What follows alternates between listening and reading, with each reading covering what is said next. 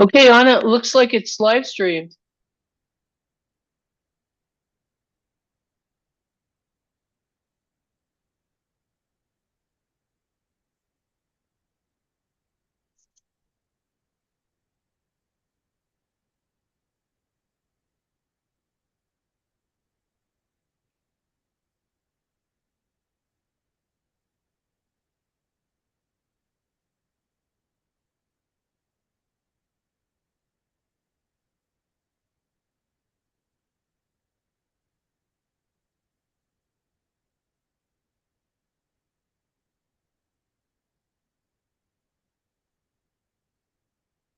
How are we doing, Miss Anna?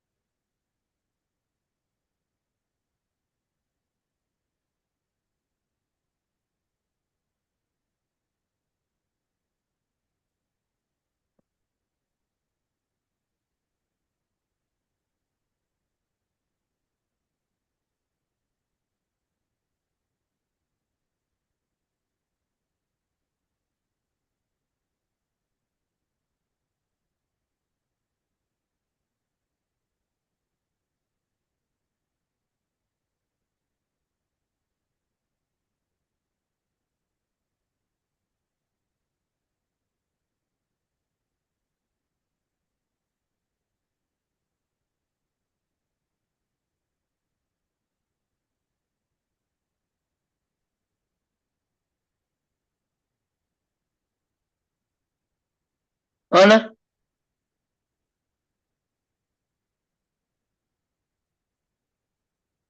Melissa, can you still hear me? Yes, I can. Oh, Okay. yes. How are you? Do you need anything? No, I got lots of prep material. Okay.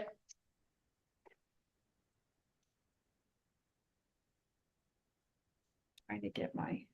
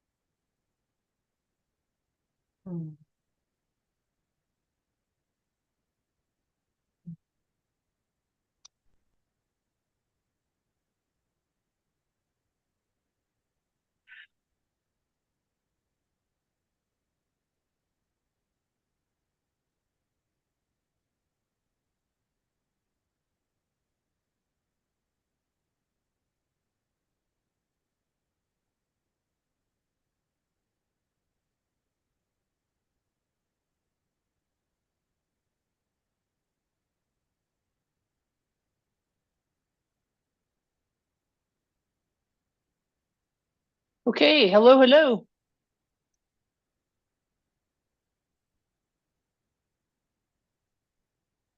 Good morning, Madam Hearing Examiner. Morning. How are you? We are doing quite well. How about you? Good, good. Having a little computer issues, but monitor is now fixed. And then it was decided they would update it. That took a little while. So I'm updated, my monitor's working, and we are live streaming on YouTube. Hearing Examiner Hurst, this is Peter Meyer. May I do a sound check? Can you hear me? You may, I can hear you. Outstanding. Thank you. Good morning. Good morning. Is anybody going to have any procedural matters that we need to deal with before we begin the evidentiary portion? Again, we're live streaming on YouTube as we speak. Madam Hearing Examiner, not from the company's standpoint. Okay, very well. Madam Hearing Examiner, it's Dan Najjar. When would Hi, it be? Mr. Hearing Examiner, or Mr. Hearing Examiner. Hello there, Mr. Najjar. Glad you're still not in Dallas Airport. Yeah, I am too. Don't fly out of Santa Fe. When is it appropriate for me to request to be excused from some portions of the hearing? Is it at the outset? Once you'll we go request- on the record, Okay. when I call for appearances. That'll be great. Thank you. Okay. Very well.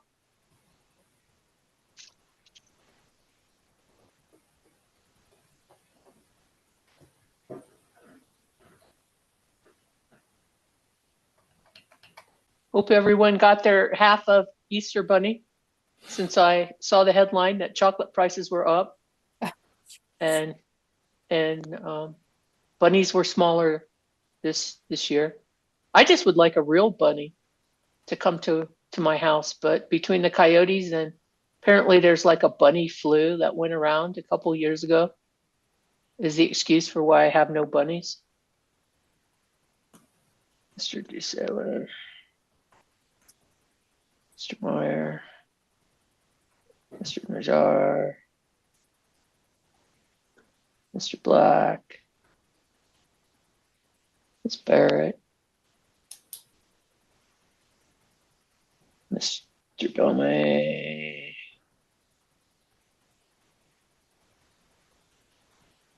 So we're still missing Mr. Gould and Ms. Nanasi. Looks like, okay, nobody's going to have any issues. All right, well, we've got like 4 minutes. So if anybody needs to go get a coffee or anything like that,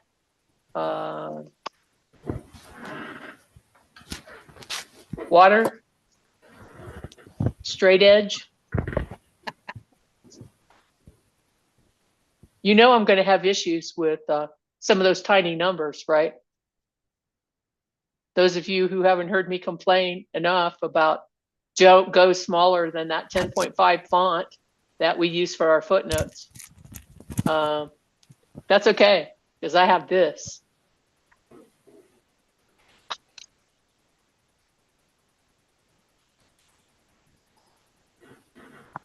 Okay. Between our pre-hearing on Friday and today, no one has requested to give public comment. There's Mr. Gould.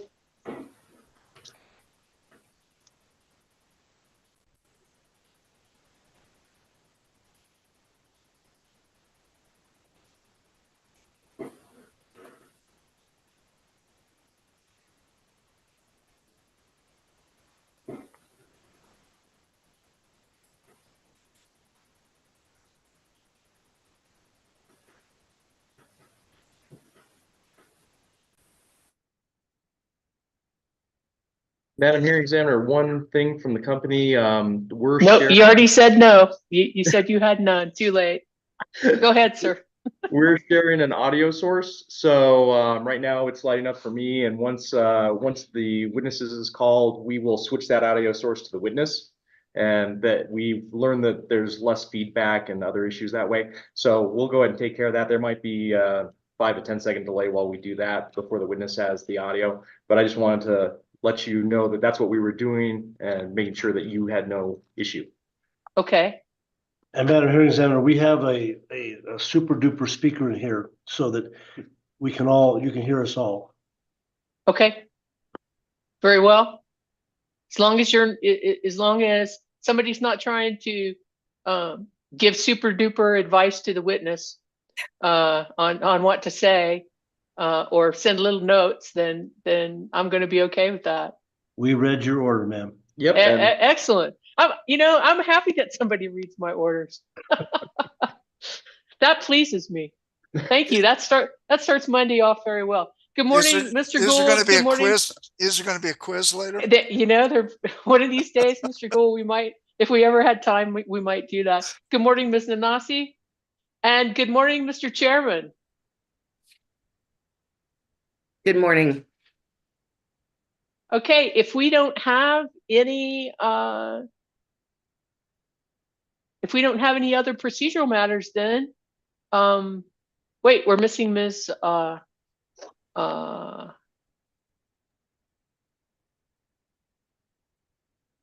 We're missing Ms. Beatles.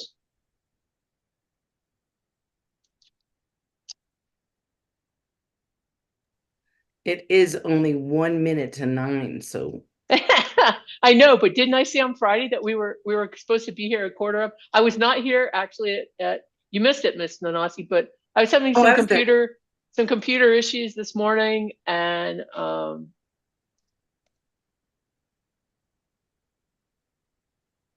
just 1 second.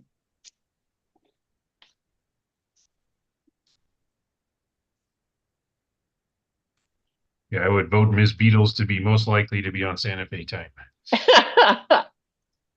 says the source that might know here.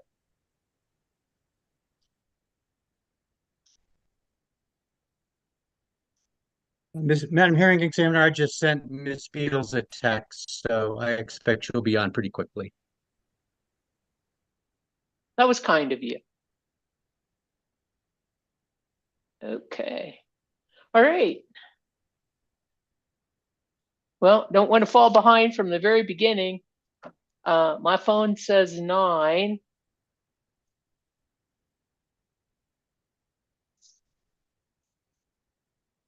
And I believe, hopefully, everybody got the schedule, the tentative schedule that I sent out, and hopefully everyone also got the corrected. And once we go on the record, good morning, Commissioner Ellison. Once we go on the record, I will add that in. Thanks to Gas Company for reviewing my my chart on rate case comparisons that we discussed on Friday that I had entered into the Dropbox as Commission Exhibit 3. You all got the email, I'm sure, and that Gas Company looked at it and they're like, I think you have 3 mistakes there, Elizabeth. So I verified that, yes, there were 3 numbers that were incorrect. 2, I think 2 were from the previous rate case that had just been erroneously copied, and then 1 was my mistake on adding this case to that comparison. Okay, well, I'm not going to get behind, so we're going to go ahead and hopefully Ms. Beatles will join us. Her witness is there. But hopefully she can tell her witness that she's going to have to wait in YouTube land, which that information was communicated on a pre-hearing. Okay, Melissa, are we good to go? Yes, You can ma'am. hear me. Everybody can hear everybody. Okay, everybody's technology is working here at least. Very well. Good morning. My name is Elizabeth Hurst. I am the designated hearing examiner for the case that we are hearing today. And this is case number 23-00255-UT. This is in the matter of the application of New Mexico Gas Company for approval of revisions to its rates, rules, and charges pursuant to advice notice number 96. Today is the date, place, and time for the hearing that was noticed in this case by publication and by individual notice. Along with me today is our court reporter, Melissa Gonsalves. should anyone need anything to do with the transcript, they're going to need to contact her directly. Also, along with me today, we have the commission's chairman, Chairman O'Connell, and we have Commissioner Ellison that are both are in attendance at the hearing today. And if we could, I would like to get the appearances of the parties on the record, and I will begin with Gas Company. Thank you, Madam Hearing Examiner. On behalf of New Mexico Gas Company, Brian Haverly and Tom Domi from the James Howe Kelleher McLeod firm, as well as Nicole Strausser, the General Counsel for New Mexico Gas Company. Very well, thank you, and good morning. I'm now going to go, even though there may not be cross-examination, I'd like to do our appearances in the order of cross-examination, beginning with you, Ms. Nanasi. Good morning, commissioners and Madam Hearing Examiner and colleagues. My name is Marielle Nanasi. I am counsel for New Energy Economy. Thank you, Ms. Nanasi. Good morning. Ms. Barrett, we could now have the formerly known as Attorney General, now known as Department of Justice, or I'm just going to call you DOJ. If you'd make your appearance, please. Of course. Good morning, everyone. This is Jocelyn Barrett on behalf of New Mexico Department of Justice. I'd also like to enter an appearance for Gideon Elliott on behalf of New Mexico Department of Justice, who will be sitting in on the hearing tomorrow. Very well. Thank you very much. We'll wait. The next in line is WRA. We'll move on to you, Mr. Gould, for NM area. Yes, good morning, Madam Hearing Examiner, commissioners and colleagues. Peter Gould for NM area. Thank you, sir. Good morning. Mr. Najjar. Good morning, Madam Hearing Examiner. Dan Najjar of the firm of Virtue and Najjar on behalf of the Incorporated County of Los Alamos. And at this time, Madam Hearing Examiner, if it's appropriate, I request that I be excused from attending portions of this hearing involving witnesses that are not of concern to the county, with the understanding that I would waive any right to object to any matters or issues discussed in my absence. And Mr. Najjar, that's the usual practice. I'm assuming that any of the parties would be granted a similar request, and hearing no objection to this request, your request for portions of being excused, subject to the conditions you've already elaborated on, is granted, sir. Thank you. Thank you. Next, Mr. Meyer for FEA. Good morning. My name is Peter Meyer. I'm an attorney with the U.S. Department of Energy. I'm appearing on behalf of the federal executive agencies, and similar to Mr. Najjar, at times I may seek to be excused from portions of the hearing, principally after our witness, Ms. Reno, appears tomorrow. And you understand, don't you, Mr. Meyer, that any portions for which you are not present, that you've waived any questions and or you've waived any input to any type of procedural issue like setting of post-hearing writings? You don't get to give input on that if you're not here, right? Yes, Madam Hearing Examiner, I understand the conditions and accept Very well. them. Excellent. Thank you, sir.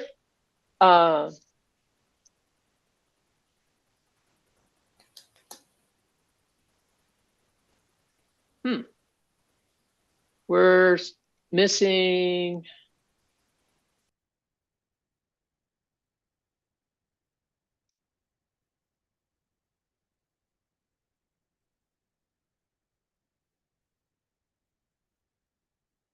Oh, I'm sorry. I was looking for Miss Lynch. Hello there, Mr. D. Salin. Good morning, sir. Good morning, Madam Hearing Examiner, and good morning, commissioners and council. My name is Charles DeSalen, and I'm representing Coalition for Clean, Affordable Energy. And I also would like to request permission to be excused from portions of the hearing. And I make that request with the understanding that we waive cross-examination and we waive our right to participate in any decisions that are made in my absence. Good morning, sir. Thank you. Your request is granted. Mr. Black? Thank you. Good morning, Your Honor. I am David Diog Black, and I am staff counsel. I also would like to enter Bradford Borman, who will be stepping in for me on Thursday morning due to a conflict in my schedule. Very well. Good morning, sir. Thank you.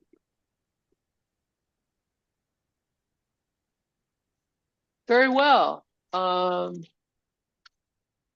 Appearances have been made, and we will now proceed to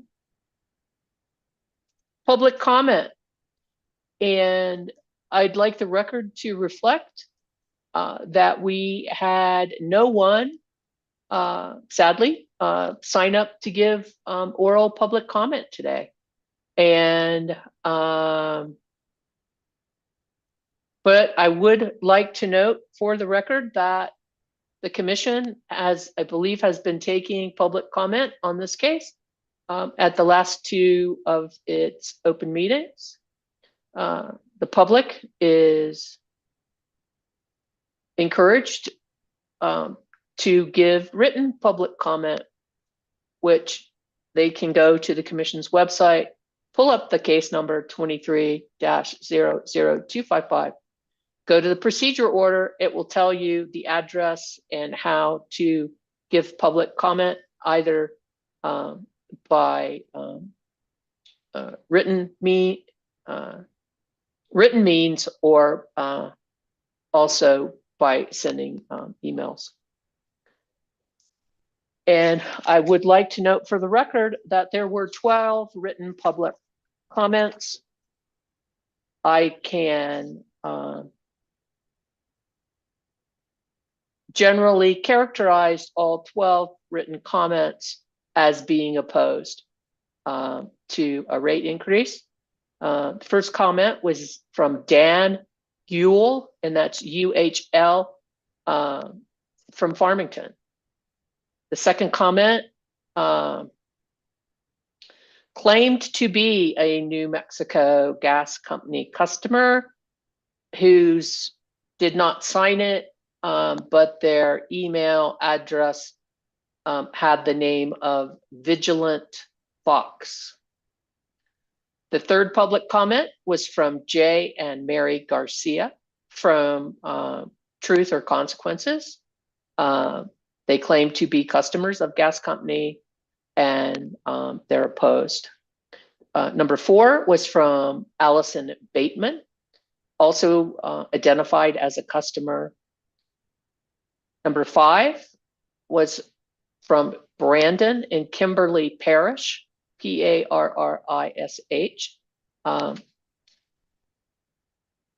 Number 6 was from Christy Perea, Perea, also identified as a gas company customer. Number 7, Atme,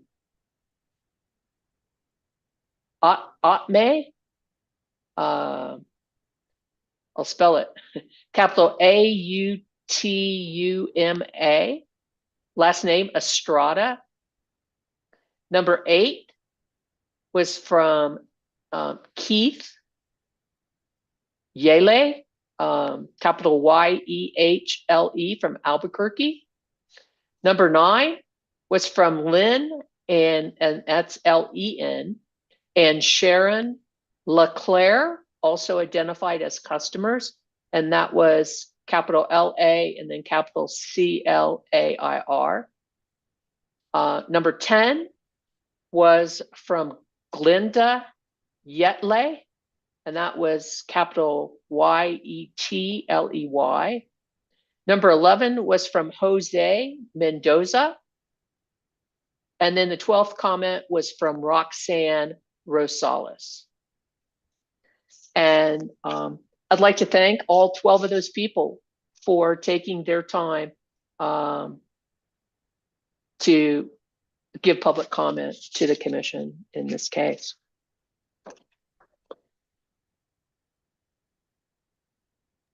Madam Hearing Examiner, I have a comment from Leonard Dennison, Denison, that you did not mention. Who's talking? Oh, I'm sorry, Madam Hearing Examiner, this is Tom Domi. Okay, I don't see you, Mr. Dome. Hold on 1 second, we'll switch the audio.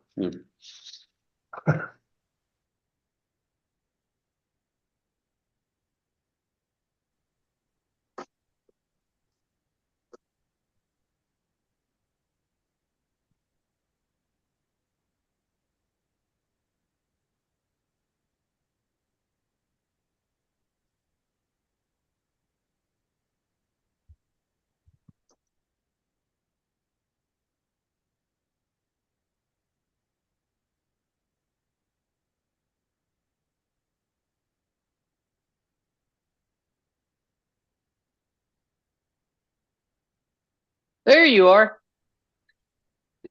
Oh, there I am. Okay. I'm Tell me what you said again. Madam Hearing Examiner, I have the packet of comments and I see one from a Leonard Dennison, Denison. And you show that was filed with the commission, sir? I do, yes. And he's in Santa Fe and he also opposes the filing. Okay. I'll check to make sure that that's in the public comment. Thanks for reporting that, Mr. Dome. Very well. If we have no other procedural, our public comment is now complete, subject to someone else signing or someone signing up. But that being said, I believe if we have no other procedural issues, we're ready to begin the evidentiary portion of our case. And I just would like to note for the record that a stipulation among all the parties was in fact filed in this case. And as part of that stipulation, the signatories to the stipulation have waived cross-examination of the witnesses. So if you're tuning into this on YouTube, this may be a little different than other commission hearings that you've seen before, where the parties are actually cross-examining each other's witnesses. So with that, Mr. Haverly, Mr. Dome, if you would like to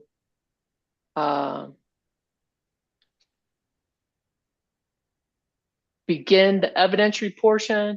I think what I'm going to do here, just so I can get this cleared from my screen, while you're getting your first witness, I believe, which is Mr. Shell.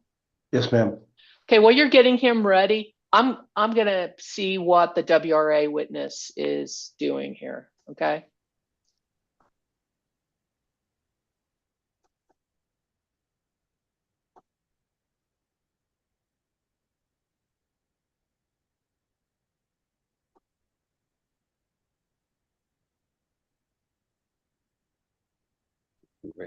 Ms. Farnsworth, are you on? Are you on the YouTube? Yes, I've been waiting and trying to get in. So okay, do you know where your attorney is? I apologize. My attorney sent me. Can you hear me? Is my audio not? Well, you're freezing off and on, but do you know where your attorney is? Oh, I'm sorry. I didn't realize I had the other audio on. My attorney sent me, Sydney Beatles, sent me the Zoom link. Yeah. And so I would have thought that she would be, in this meeting. We just moved into a new office this morning, and so I'm hoping that has not been, a problem for her. So I apologize. I'm All not right. sure, Well, maybe. I'm sorry. Here's the thing. Yeah. Mhm. Okay. Witnesses are not allowed on the Zoom until it's their time to testify.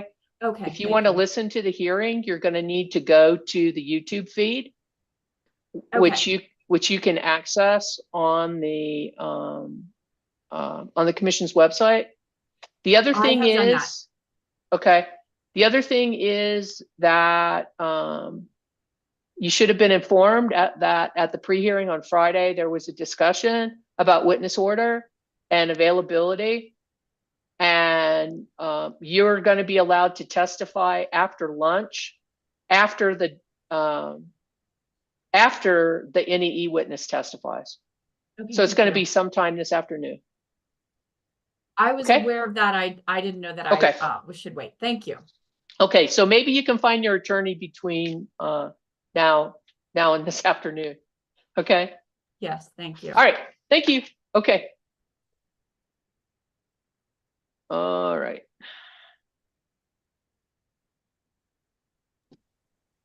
All right. Now, got that straightened out. Now I don't have that hanging out there.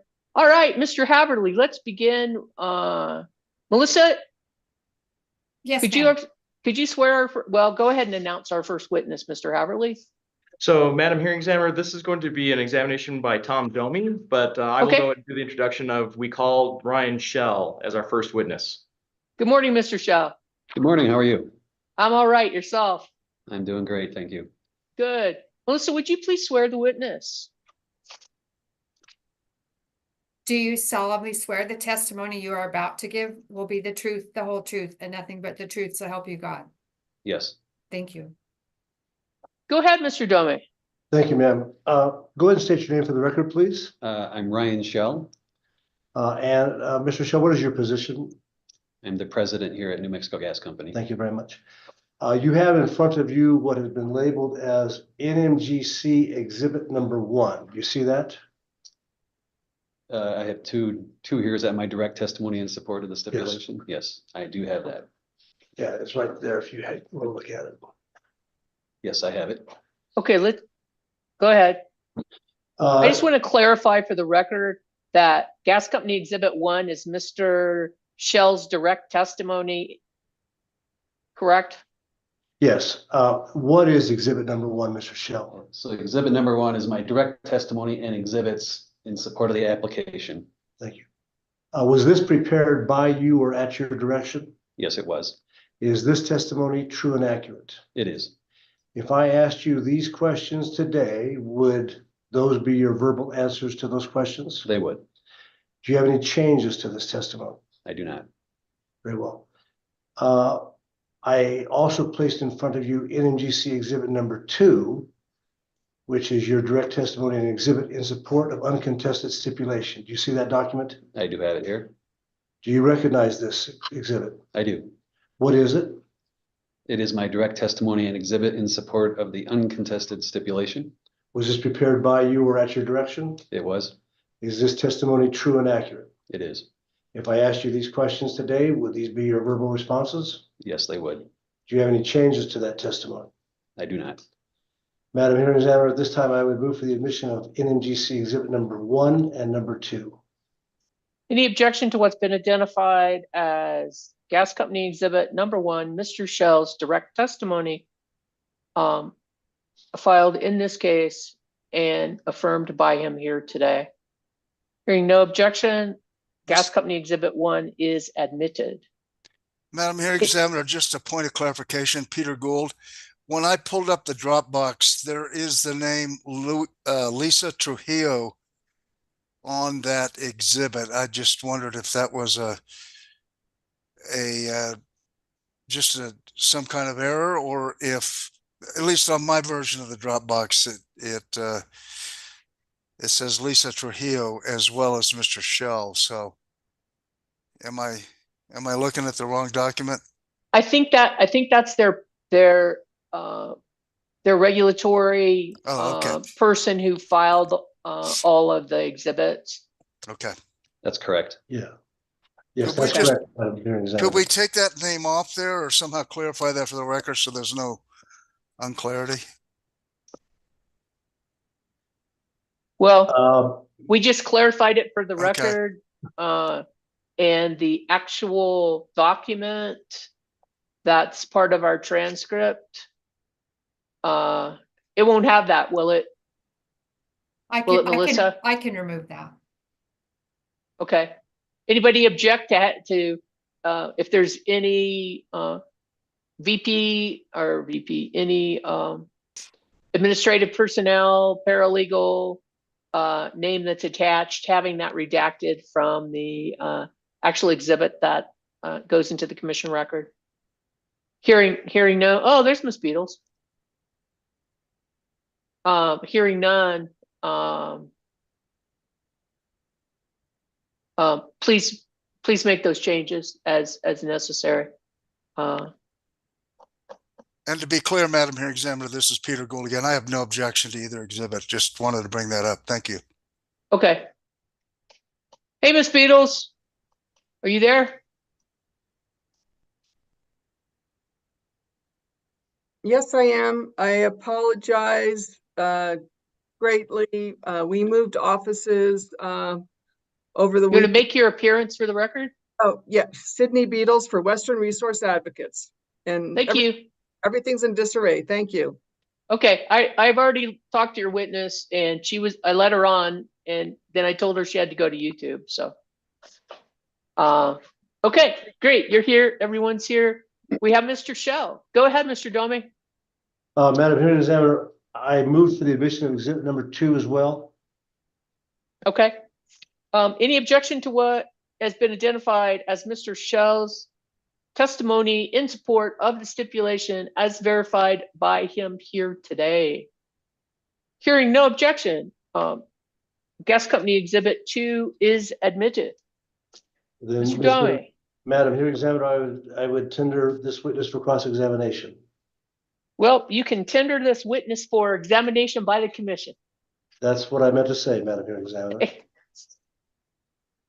It might feel like cross-examination sometimes, but I think it's just examination. That's always been my intent anyway.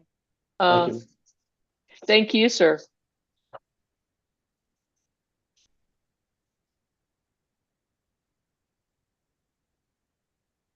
Mr. Shell, before I get into, I do have a few questions for you, sir. But before I get into those questions, I just wanted to ask you a little bit about, I happen to notice in the beginning part of your testimony, your education accomplishments. And I noticed that you went to Oakland University. Yes. In Michigan. Yes. Who just happened to have a really, really good 3-point shooter. Yes. By the name of Golke recently. Yes. Yes. Is that right? Yeah, no, that was, I would have liked to have seen them go a little bit further in the tournament, but at least they got through round 1. Yeah, I would have liked to seen them not get through on 1. I'm assuming you were rooting for the other teams. I happen to be a graduate of the University of Kentucky. Ah, okay, okay. Well, I'm sorry, man. I just wanted to kid you a little bit about that, Mr. Golke, or Mr. Shell, because Mr. Golke was awesome. Yeah, no, he had a great game. And if one learns anything about having gone to a basketball school, you always learn to appreciate fine performance. So yeah. Congratulations to you. Well, thank you. I had very little to do with the team, but but you went there, and I noticed that, and I had not noticed that about you before, and so I thought, you know what, just to to start things off on a happy note, I'm going to ask him about that. Well, thank you. And probably before 2 weeks ago, not many people knew about Oakland University. You know, that's one of the fine things about the tournament, though, isn't it? You know, that you find out about a lot of different things that aren't necessarily you would not have known if you were not interested in the sport. So very well, sir. As you indicated, you are the president, so I'm assuming the buck stops with you on what gets put in the rate case and whether or not the stipulation gets proved. Is that correct? Yes, I guess to some extent it is. I surround myself with a great team of folks that really all have input to the stipulation. But ultimately, you're right. As the president, I guess I have the final say. And you heard me earlier talking about the rate case comparison exhibit, which I entered into the Dropbox as the Commission Exhibit 3. Yes, I have it here in front of me. And I just wanted to talk to you a little bit about that. And just sort of overall, the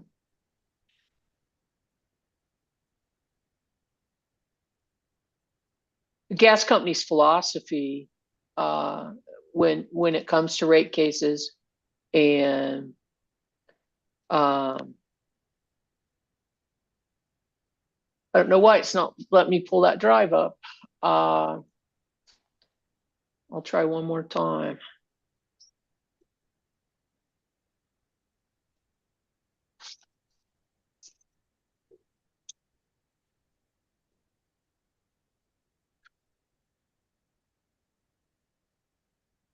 Kind of wanted everybody to see it.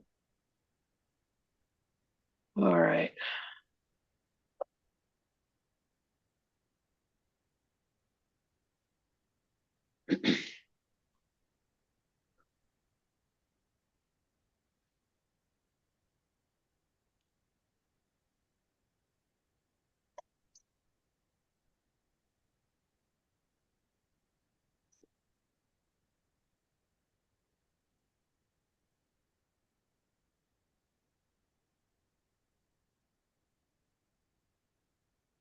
There we go.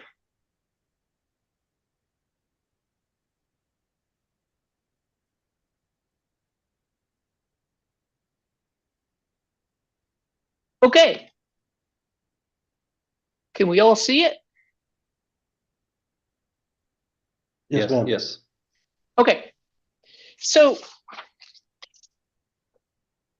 again, as I've had the record reflect, this started out a litigated case, and then my understanding is that sometime at the end of February, there were negotiations that resulted in a stipulation, which was less than what gas company had requested in the litigated case, correct? Yes, that's correct. And I'm just wondering from the president's view, and looking at what I have labeled as Commission Exhibit 3, you have stipulated your last 4 rate cases, correct? Yes, we have. And you have filed basically 4 rate cases since 2018, correct? That's correct. And so approximately every couple years? Yeah, it's roughly every 24 months. Okay. There's some variance there, but roughly every 24 months. Okay. And the first one back in 2018, 18-00038, you had asked for 8 million, but you settled for 2.5, correct? That's correct. And then the 19-00317, you had requested 13.23 and you settled for 4.5 million, correct? Yes. And then in 21-00267, you had requested 40.7 million, but settled for 19.3, correct? That is correct. And then in the instant case, the case we're here on today, you had requested 48.43 million, but settled for 30, correct? Yes, that's correct. And when I just did a quick on the envelope, the back of the envelope, whatever they call it, when I added those numbers together, I got approximately 100, and the total requests were approximately 166, round off 167 million. Let me just do some quick Sure. math. Seems a little high to me, but let me try to do something here in the back of my mind here. So about the first two are close to 20. We've got about 50 in this one at 70, and yeah, maybe that's 110, I guess is what I'm getting. Roughly 110 million. It's over 100 million. It would appear And to then- be yes, between Okay. 100 and 110, yeah. Okay. And then when you look at what you've settled for, it's less than that, right? Yes, it would be. It's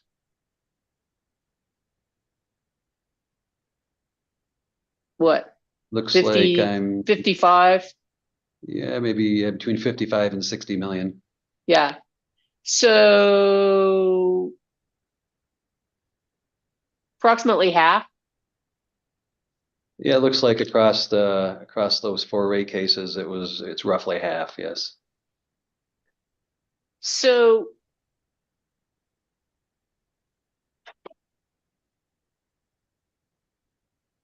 what I'm wondering, Mr. Shell, is do you believe, for example, well,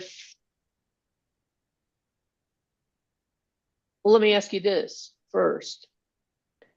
Does gas company plan to file another rate case within the 24-month period? It has been following to file gas rate cases? It's likely we would file one in approximately 2 years, although at this point we've not actually planned to, but we know through our long-term forecasting that we need to file for new rates roughly every 2 years. Why? It's largely driven by the pipeline compliance through PHMSA. We're regulated, as you know, by PHMSA, and they have a lot of new regulations that have come out in the last several years, all of which require a fair amount of capital spending on our system. So Can you say what that acronym is? Oh yes, PHMSA stands for. I apologize. In our industry, we talk in acronyms all the time. So it stands for the Pipeline and Hazardous Materials Safety Administration. It's under the Department of Transportation. And Okay, Mr. Bullard talks about that pretty extensively in his direct testimony, those regulations. Okay. And so you're saying that regulation, the federal regulation is a big reason you have to come back every 2 years? Yes, it's as we look out into the future, as we plan longer term, we know that PHMSA, apologize for the acronyms, but PHMSA has a lot of laws and regulations, or I'm sorry, regulations that it has put out over the last couple of years that require us to expend a fair amount of capital on our system. And so we know that we are going to be spending about probably 125 million a year Now that will get adjusted for inflation as we move forward, but we know that we have to spend about 125 million a year on capital expenditures as we move forward.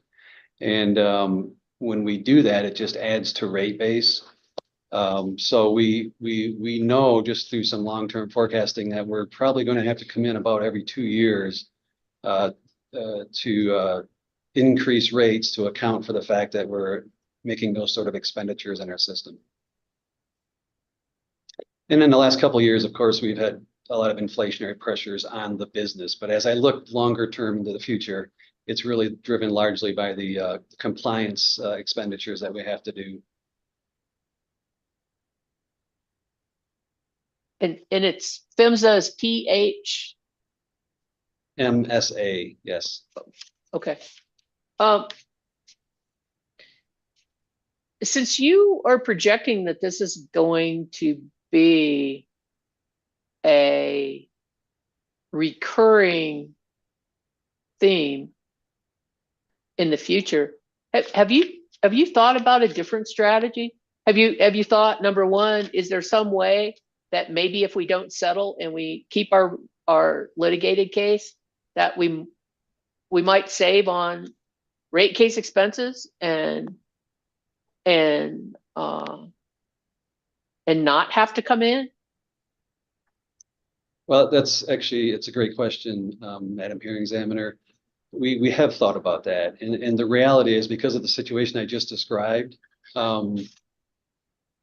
because of the capital expenditures we'll do between now and through this future test year and into the next test year, or into the next year and each year following, we know just through our financial forecast that we're going to have to come in about every 2 years, regardless of whether we settle or litigate a case.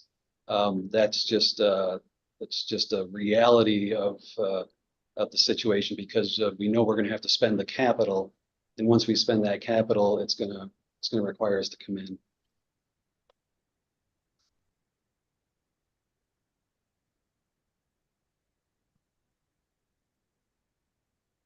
So then, in your mind, litigated versus settlement is not going to have an effect on you coming in every 2 years. You know, I can't guarantee that, Madam Hearing Examiner, but based on what I know and what's in this case, whether it was settled or litigated, I fully expect that we would have to come in again.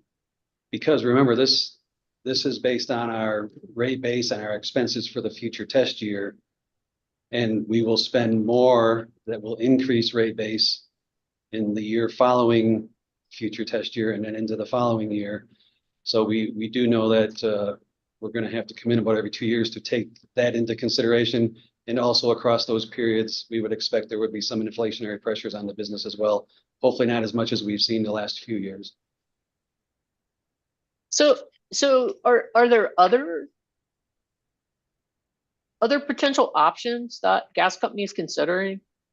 For example, would some type of multi-year rate proceeding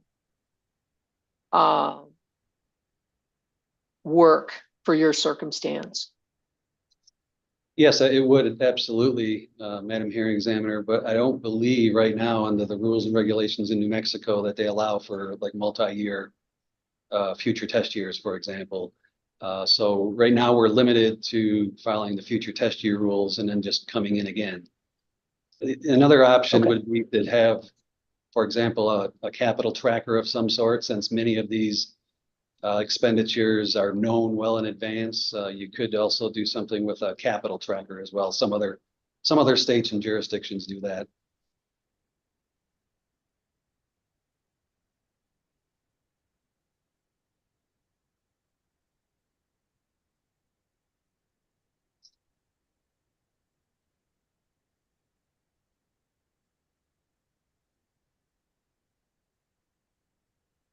Well, I don't want you to get the wrong idea. It's not that we're not happy to see you, sir. Whenever you file, it's just, you know, I mean, looking through, just looking through your claimed rate case expenses of over $2 million, And I think they were close to that. The last case, the 21-267. I didn't do the other cases, so I don't know what they were, but it just seemed like to me that if there was a more efficient way to try to process your requests and get more money in the ground or in your employees' pockets, or have the ratepayers pay less or pay differently, those options ought to be considered. So I thought I'd ask you about those. And speaking in terms of gas company's situation in this particular case, the last 3 wait cases, gas company has agreed to an ROE, return on equity, of 9.375, correct? Yes, you're right. And you asked for a whole lot more than that, didn't you? Yeah, our ROE expert had recommended 10.5%. But as the president, you're okay with 9.375. I think when I look at the settlement taken as a whole, we're willing to use 9.375 in this particular case. When I look at the revenues that we're getting, the capital structure, and a number of the other things here that make up the settlement, we're comfortable with the 9.375 for the future test year. Okay. Wanted to ask you, and I know your name is not on this response, but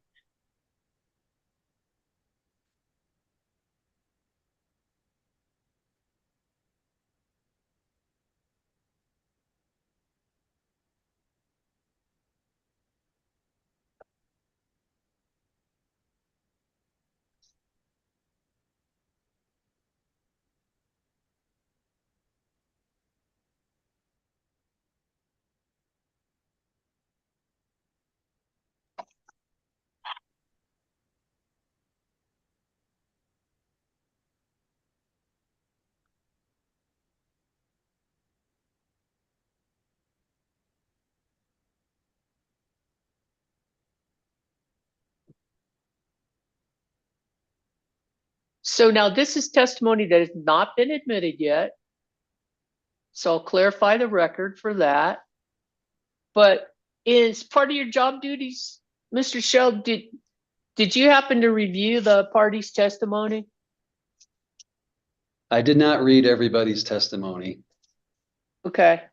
Well, you can, the person that gave the response is Mr. Buchanan, and he's under your supervision, isn't he? He is. Okay. So I just want you to look at this. This is attached to Mr. Stanberg's testimony, who's the NEE witness. And Yes. this is gas company's response to an Attorney General, now Department of Justice, interrogatory 1-10. Have you seen this before? I have seen these ROEs, yes. And Okay. when you said, did I read everybody's testimony? I thought you were talking about all the interveners. I haven't read all the interveners, but I have read Mr. Buchanan's. Okay. Well, this wasn't part of, I'm just identifying for the record. This is Mr. Sandberg's exhibit. Okay. Yes. So but you've seen this before. I've seen this table, yes. Okay. Do you think it's correct? Yes. Okay. Well, I'll just state one thing. The bottom number, that was for an interim period. We've now closed out 2023, and I think our regulated ROE for 2023 was 9.2. Okay, so if you were gonna update this chart where it says 9.4, you would make that 9.2. Yeah, 9.2%, and you could, over in the left column, you could call that 2023 instead of the 12 months ended June 2023. Okay, That's just the most recent data. That's why I suggest that. and I appreciate that because I want to. That was my second question. All right. So that We're being very efficient. I appreciate that. I just wanted to first. Actually, that was my third question. My first question is, if you were going to define allowed under this column, when you're looking at the little table, allowed is what the commission has approved. Yes, some people call it allowed. I tend to call it authorized, but it's all the same thing. It's essentially what's been approved in the most recent rate case to set rates at. So it's what's approved in setting rates. Okay. And how do you define regulated? Is that actual? No, regulated, what we do for regulated is in the cost of service, Madam Hearing Examiner, as you know, we work our way through a cost of service formula that includes an authorized ROE. It includes the cap structure. It adjusts for expenses that are not allowed in rate making. There's a number of things that get adjusted as you work your way through that. It's basically the cost of service that's in this case is a good example of it. And you come down to a revenue requirement. What we do to actually measure how the company is doing is we actually plug in the actual revenues for that period and work that formula backwards to come up with the regulated ROE. So that's how we come up with our regulated ROE. How does the regulated ROE compare to what you the actual ROE? Yeah, so if you just took everything, so in the regulated ROE, we're just looking at a base rate case, but there's other things like the PJC mechanism and the energy efficiency program that are separate. They're all separate, and they have their own cases that define how those programs work. But if we throw everything together, we actually, so in other words, I think what you're asking is if from a financial perspective or a GAAP accounting perspective, how would it compare to that? Is that what you're asking? Well, I'm just saying what you actually earn. Yes. So I think what you need to do then is you simply just take our net income divided by our equity instead of going through the rate case model. So if you were to do that, you'd take our net income for the year, which would include all of our different basically it'd be our entire business, and you divide by our equity. And in that instance, I believe, and we don't periodically calculate that because we focus more on our regulated ROE, but I think that would be 5 or 6%. And the reason for that is because you're probably puzzled by that. The reason is our capital structure, our actual capital structure is more like 60 to 70% equity as opposed to what we agree to in the rate case, which is a 52% equity thickness and a 48% long-term debt. So and is that why in response you say the term regulated ROE excludes goodwill? Yes. So you're saying your actual equity structure is higher because you include the goodwill. Yeah, because I would come at it from purely a financial perspective. Like anybody who describes our financial statements and looks at them is going to just take our net income divided by equity. So that's what you would get. Now, in reality, and we've agreed to all this, we've agreed, even though we have a 60 to 70% equity thickness in our capital structure, we've agreed, and this goes back many, many years, to use a pro forma capital structure. So we use we've been using the 52%, 48% for several years. Well, through many, many rate cases, actually. I think it goes back as far as I've been here. So that's about 15 or 16 years. So regulated is not actually earned. Correct? You're correct. But it is how Because we measure ourselves essentially, because we measure ourselves against the rates we get. And the rates we get are built off of a 52% equity structure and 48% debt, and exclude certain things like share-based compensation and lobbying expense and those sorts of things. So we try to measure ourselves against our most recent rate case. And so that's why we do that. And we call it regulated because we don't want people to get confused with just taking our net income divided by our capital structure. right, because if you did that and you look at these numbers, it looks like you've been over earning. Right? Yes, and I can talk specifically about the numbers here if you want. Sure. Okay. Yeah, so in some years we're earning above our ROE, and some years we're earning below. I'm gonna leave 2018 out for a minute because it was back under our old authorized ROE of 10%. So, but when you look at 19 is a bit deceiving because in 2019 it was the first year we did our weather normalization adjustment mechanism. So that weather normalization adjustment mechanism became effective in the fourth quarter of 2019. And in the first quarter of 2019, the weather was really cold. So you can see how it drove our earnings in that year. It drove us into a really high ROE, a regulated ROE for that year. That would not have been the case if the weather normalization mechanism was in place for the full year. So we're seeing significantly higher ROE in that year than what was authorized. But again, it was driven largely, if not entirely, by weather.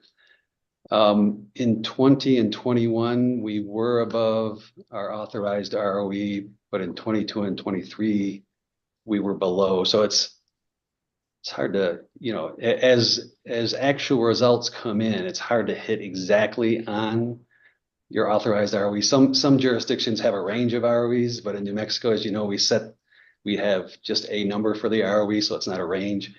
And so you're probably not going to hit exactly on that number in each year. But you don't have anything like a revenue sharing mechanism where if you were over, you'd have to credit the ratepayers back, right? No, the only thing that would maybe come a little bit close to that is the weather normalization adjustment mechanism. So if we earn, that kind of does what you're describing. If it's really cold one particular year, we credit revenues back to customers, or if it's really warm in a particular year, then we get credit for that. So, but you're right, we don't have any sort of a true up mechanism around our ROE. I don't believe any utility in the state of New Mexico has any, as far as I know, has a true up mechanism like that, but I could be wrong. So some states have them though, right? I believe some states do if you are outside a ROE range, and maybe some states have them for a specific ROE number. I don't know, but I have heard that some states have something along those lines. But my takeaway from this, you're saying that the regulated ROE looks like you are over earning, but if we looked at your actual ROE, that would not be true. Is that correct? If you're looking at what I would term our financial ROE, which is net income divided by our equity, then you're correct. Okay. And you believe those numbers are closer to what number? I want to say 5.5%, but honestly, we don't calculate it, so we don't have it readily available. It's not something I can pull out of my file but okay. But I think it's around 5.5%. Consider it a bench request, Mr. Domi. I want the actual financial ROE as Mr. Shell has described it for the years in this exhibit. Yes, ma'am. Okay, That'll be number 4, Madam Hearing Examiner. yes.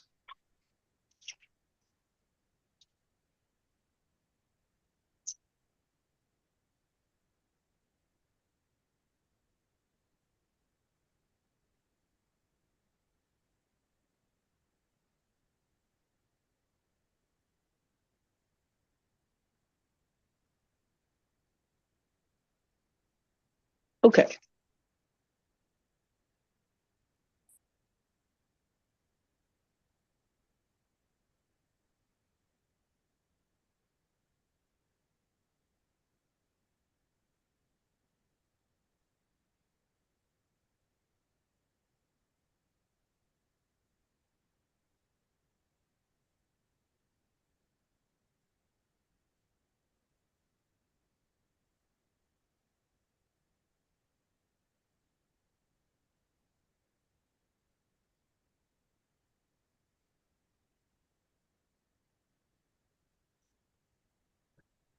Since I'm in my documents file, I'm going to go ahead and ask you, Mr. Shell. Can you see this?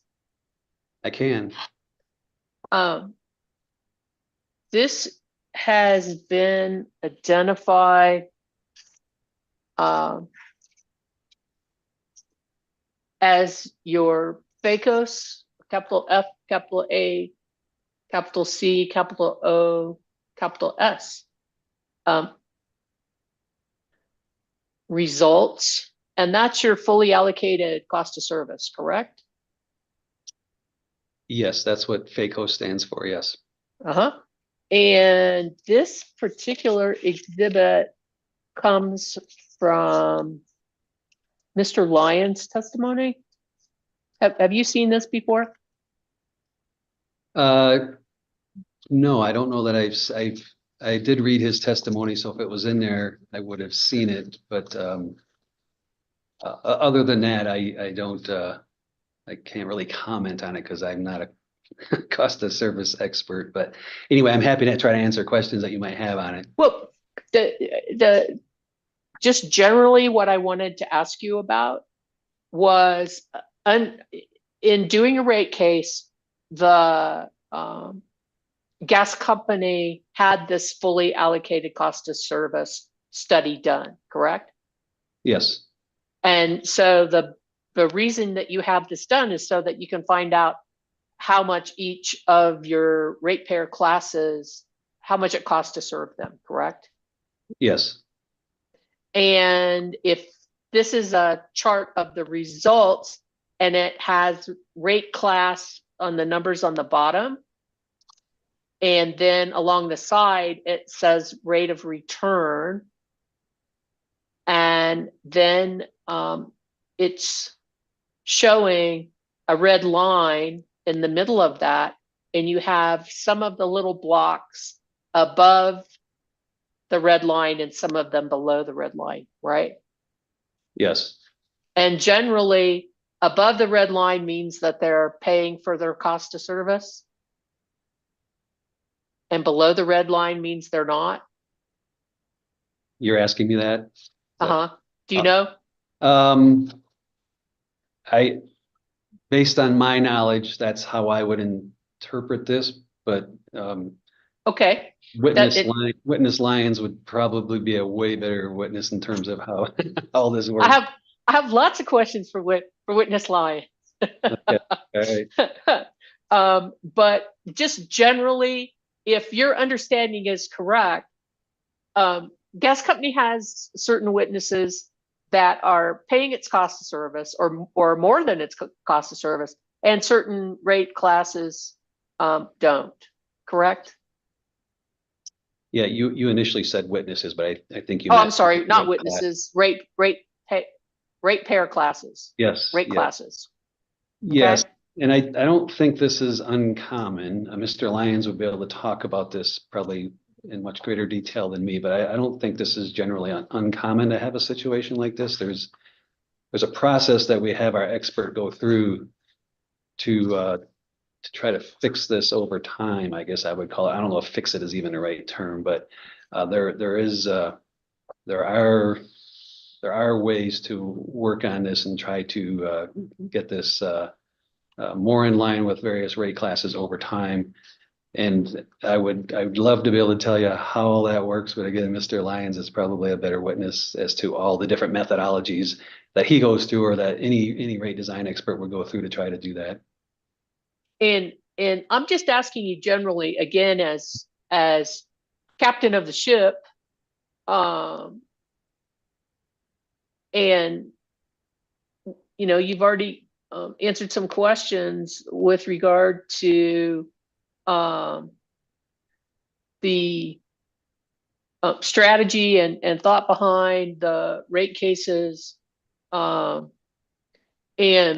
so knowing that all of the rate classes are not paying the cost of service, and if the goal is the goal to have each of the ratepayer classes pay the cost of service? Yeah, I think over the long term, I think we definitely want to move in that direction. And so that's why we hire a cost of service or rate design expert, essentially, to help us with that. And of course, then different interveners in the case have different views on how that works as well. So I don't think there's like one set way that you would do rate design. And anyway, that's why we hire an expert. And from my perspective, I just want to do what would be fair to all customers, but then also recognizing that we don't want a big, huge adjustment for one customer class in 1 year. So we try to smooth that. So that's generally from my perspective, how we want to approach it is to hire an expert who knows what they're doing in this area, and try to fix the issue you've identified, but fix it over time, and not cause any rate shock to any particular class in any particular year. So. Well, I mean, I understand that there can be problems. I mean, it's kind of like my job. You're juggling chainsaws, right, Mr. Shelf? Some days it feels like that, yeah. And you're trying to be fair to everybody, but I'm just sort of wondering, so for example, your rate design expert and all the consultants and all the studies and that that you did in this case, you came up with a plan, you came up with a strategy, which I'm assuming what you thought was fair, and that's what you asked the commission originally to approve, correct? Yes. Okay. And so, for example, one of the recommendations, since approximately around 90% of your revenue comes from residential customers. Let me think about that. I think 90% of our customers are residential, but I don't think that much of our revenues comes. Yeah, I think I think revenues are more, and again, I don't have anything right in front of me here, but I want to say it's closer to 70%. Okay. A substantial amount of your revenue comes from residential customers, and they're your highest number of customers, correct?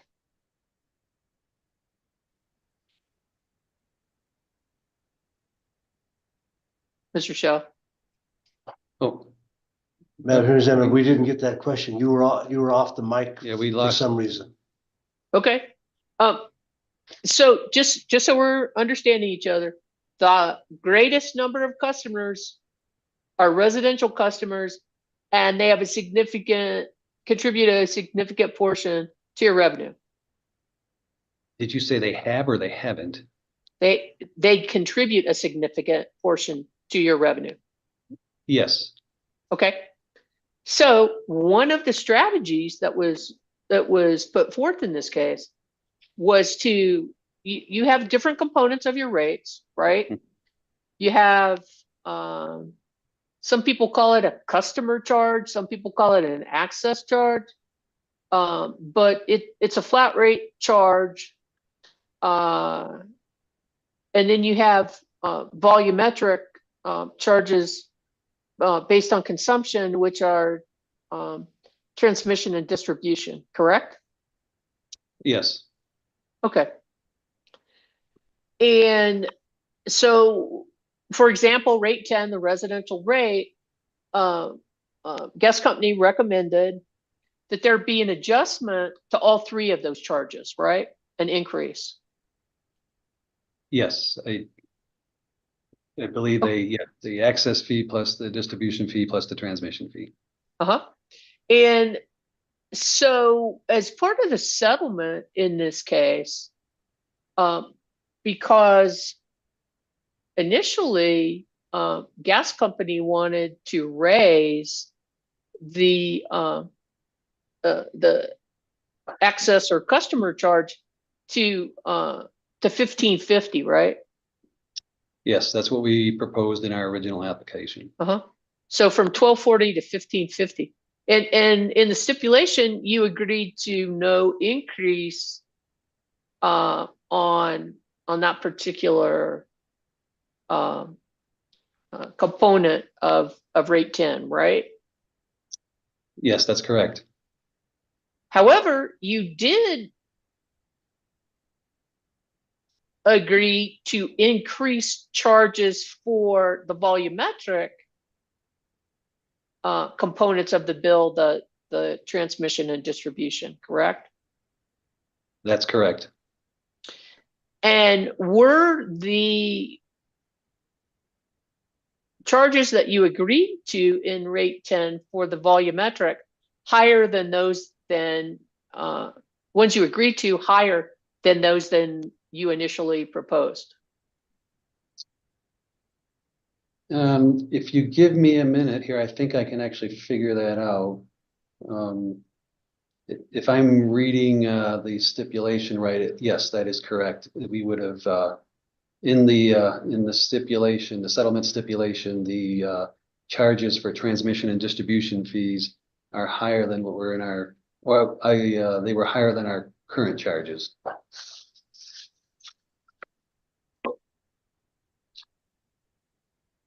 But not.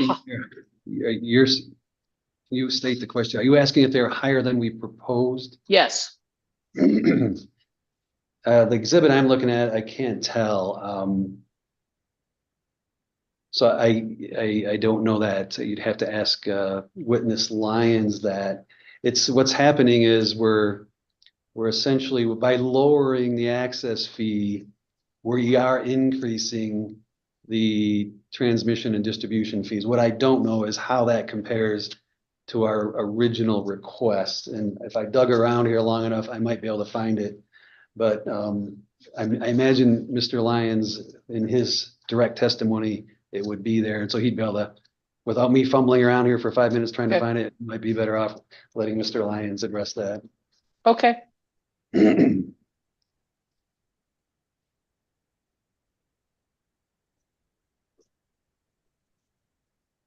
So ultimately what I'm trying to figure out here, Mr.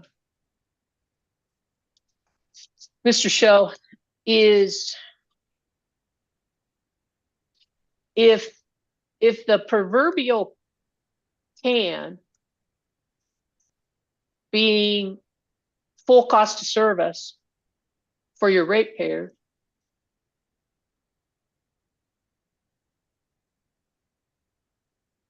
keeps getting kicked down the road,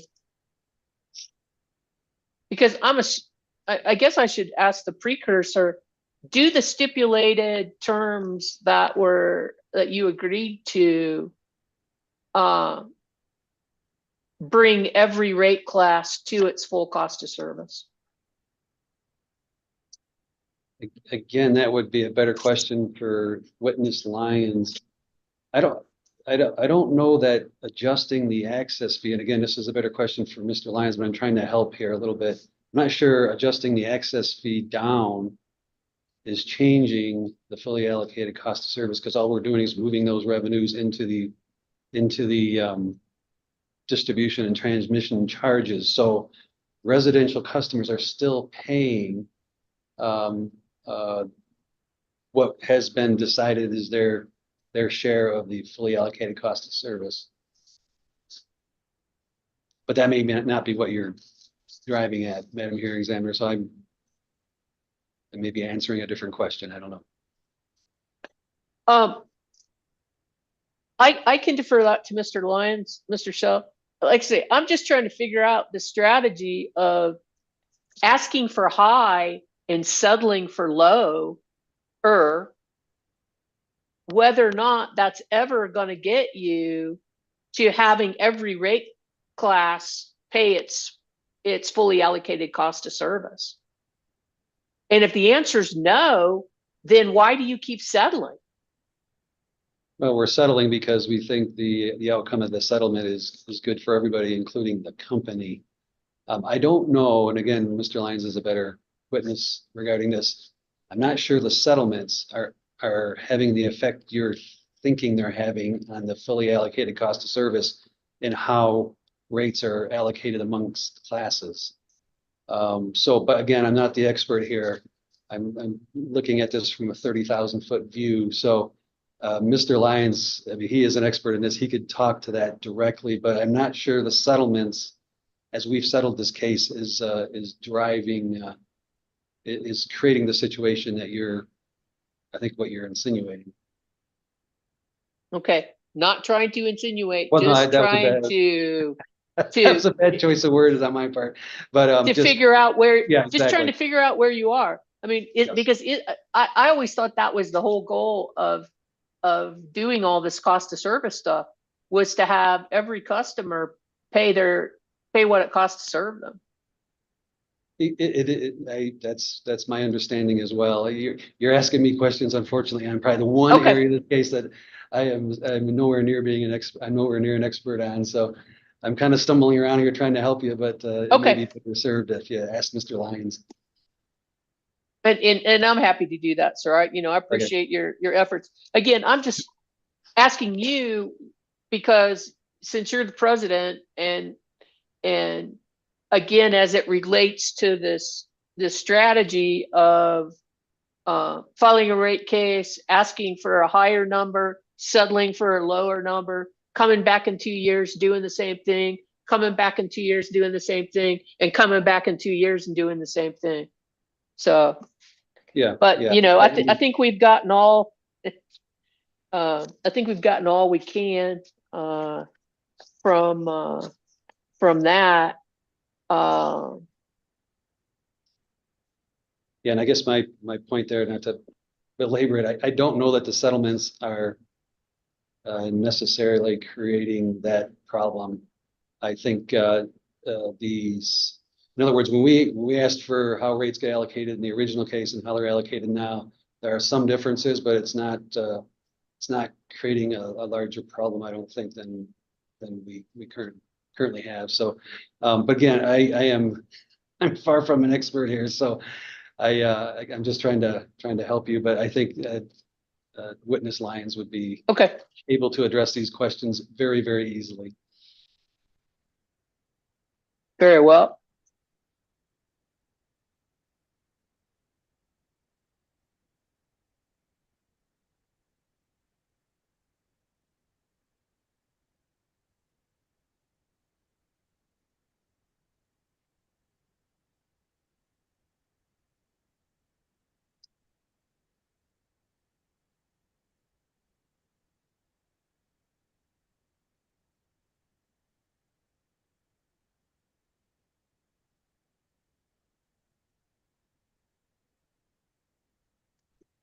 In your stipulation testimony on page 8,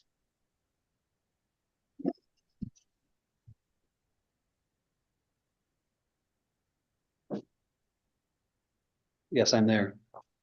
you refer to the stipulation exhibit number 1,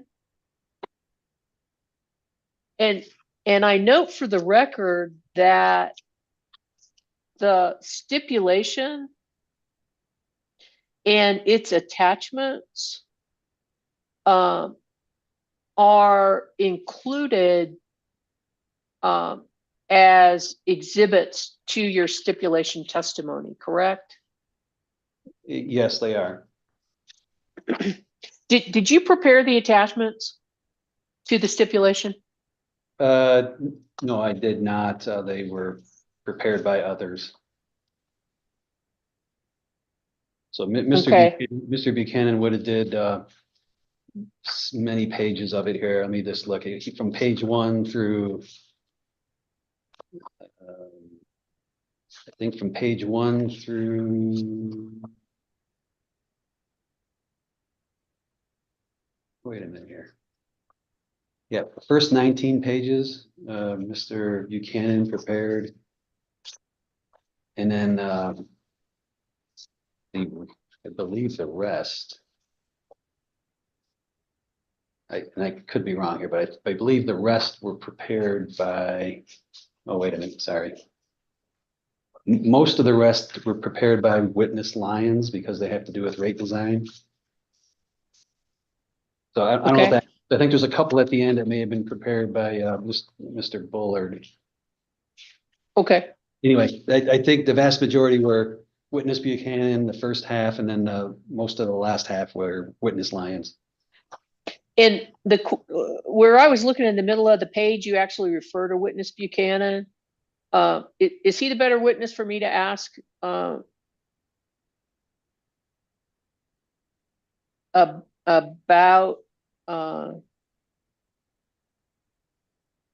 your weighted average cost of capital calculations? He's probably more familiar with them, but I'm fairly familiar myself. But if you want to ask, I can try to answer them, or we could certainly wait for Mr. Buchanan.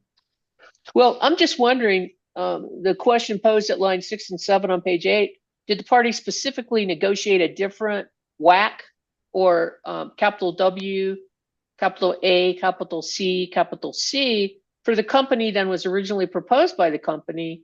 And you answer no. And then at line 10, you say, as reflected on page 16 of 19 of the stipulation exhibit number 1 attached to the stipulation, and as discussed in more detail by gas company witness Buchanan, the company used these two components, referring to the above mentioned return on equity and the equity debt ratio, along with an anticipated 3.99% cost of debt to calculate the WACC at 6.79%.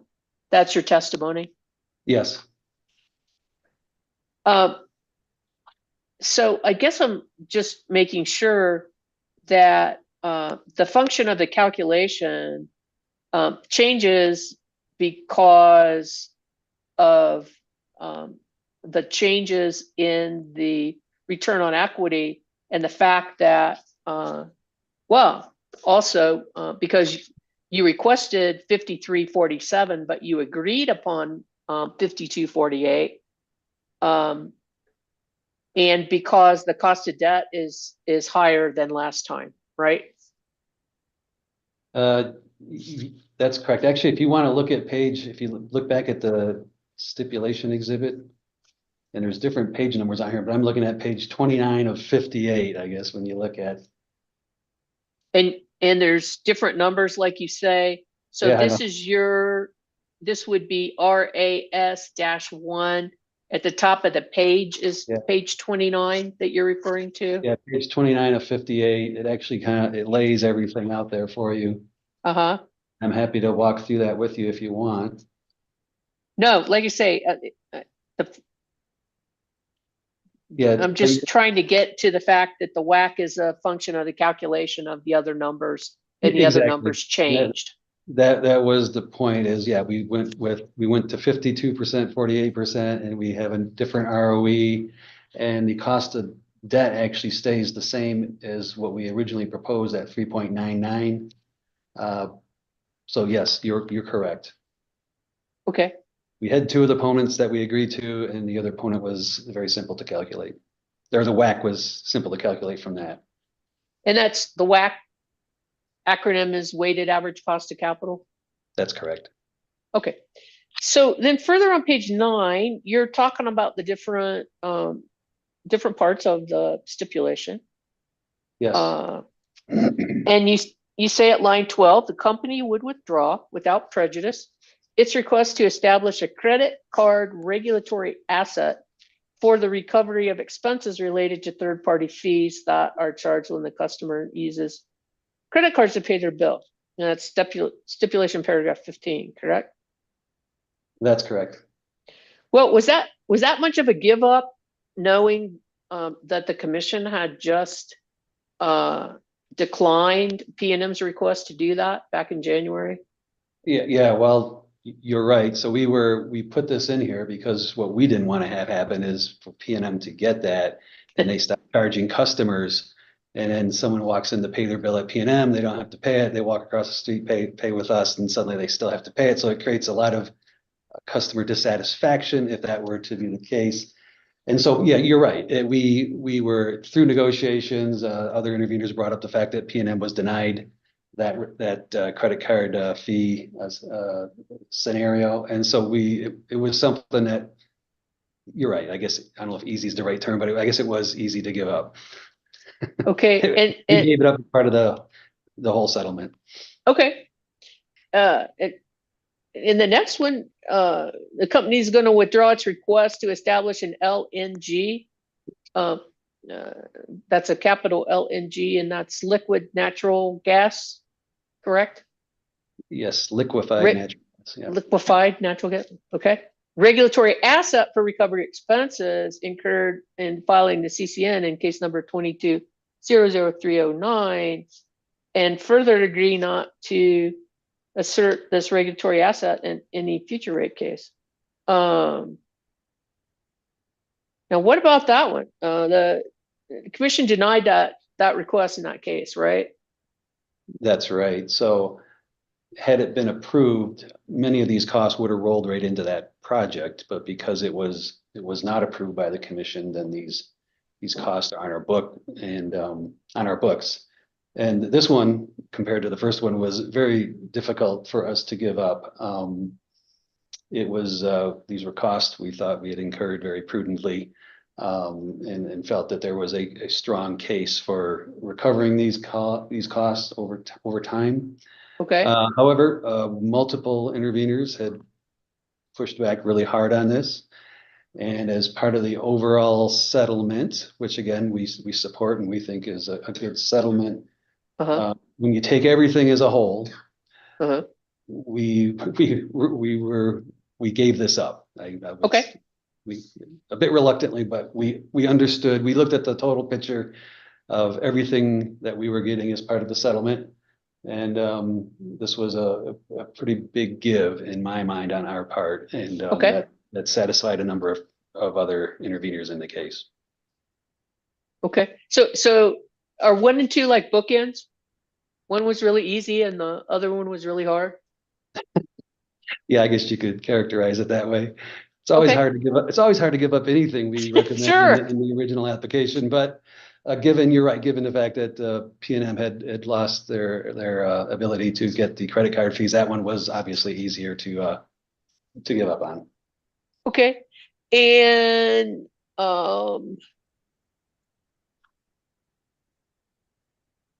as part of paragraph 16 and not agreeing not to assert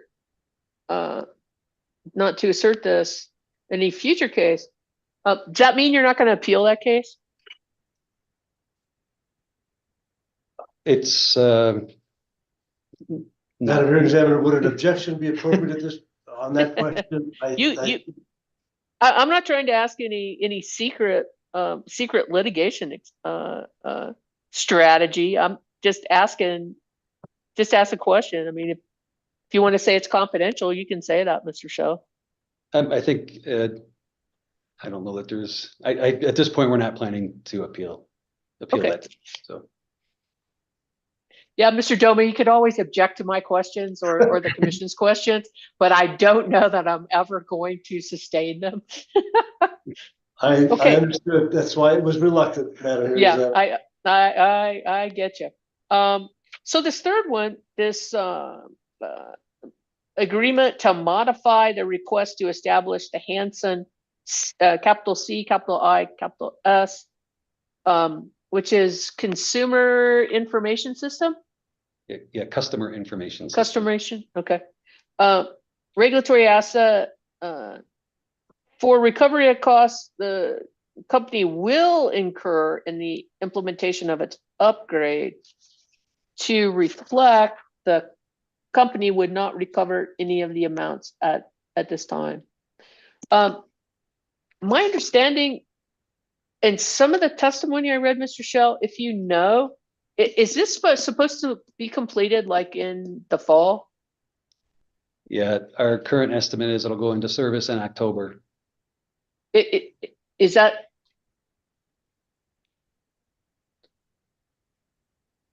I mean, you're feeling good that that's going to happen?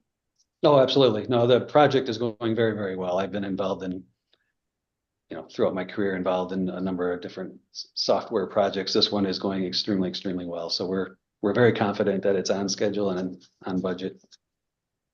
Okay, so then you would be asking for that in the next rate case. Yeah, all we were really doing here, I think some of the interveners, we had, because it's a future test year, we had to estimate what the costs were going to be going into this reg asset. So I think there were, and I don't want to put words in anybody's mouth, but I believe at least some of the interveners wanted to fully understand the costs that were in there, and they felt that by waiting until the next case, they could see all the costs and understand all the costs and take whatever position they want to take on the cost themselves. So we agreed that we would collect those costs. We agreed that we would establish the reg asset, collect those costs, and it would be subject to, the next rate case essentially. Okay. Then the next point on page 10, you're referring to the remaining regulatory assets proposed in the case. Yes. So there were several, right? There were, yes. So is that part of the, just like filing every 2 years and stipulating, is asking for a bunch of regulatory assets, is that part of the company strategy too? No, not necessarily. I think it just had to do with everything that was happening in the business. For example, we don't upgrade our customer information system very often. So that was very unique to the customer information system. LNG was obviously related to a CCN that we filed in response to a request from the commission. So there were some things going on that were just happened to be occurring at this point in time. And the credit card, you could argue that's similar. There were things happening with the P&M case that we just wanted to make sure that we didn't end up in a situation where they weren't charging for fees and we were, and our customers were unhappy. So I think the three of those were very unique to what was happening in the business right now. And COVID's the same thing. COVID was something that's was very unique to current circumstances, I guess I would say. So really, if you take those out, I think it's, and I don't know for sure here, but I think it's mostly the rate case costs. So there may be a few others, but. I'm sorry, I didn't hear that. The last thing you said. I said that was basically the rate case cost, and there might have been a few other minor regulatory assets and liabilities. Right, and you're as far as the rate case cost, I mean, you're still trying to get rate cases from 2 rate cases back, right? Yeah, it's interesting because we were amortizing those over 3 years, but obviously, given that we're going in every 2 years, that was creating a problem trying to get those amortized. So what we did agree to in this case, and that's what I'm referring to there on page 10 of my testimony, is to resolve this, because a number of interveners had issue with that. To resolve this, we agreed that all those other assets, including the rate case cost in this case and some that were carried over from prior cases, they're all going to get resolved in the 30 million in this case and will be fully amortized before we come in for new rates. So does that mean then that the ones that you were not, that were not currently already considered to be regulatory assets or liabilities, do you consider what you agreed to then in this particular section of testimony that the commission is going to grant you regulatory asset status for those and let you amortize those over that period of time? What we agreed to with interveners, and I think we've captured it here, is that the 30 million essentially will resolve all of those reg assets and liabilities. So in I guess arguably, I guess I'm trying to think of how I answer this. I think we are asking for regulatory approval to do that, but it is built into the 30 million. So in other words, interveners didn't want us to continue to come back. So this essentially the 30 million is resolving these regulatory assets and liabilities.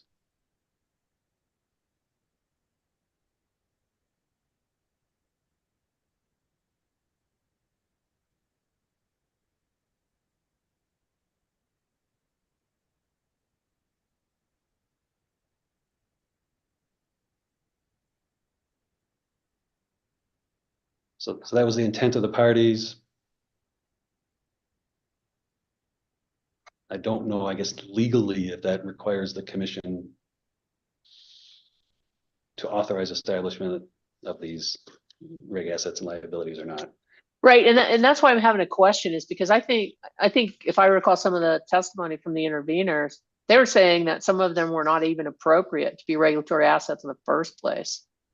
So that's why I'm trying to figure out within your all-encompassing, we're going to take care of all of these, minus the ones that you specifically say, like the Hansen CIS.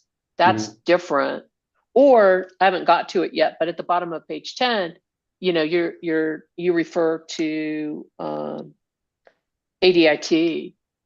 Yeah. And so, you know, the ADIT and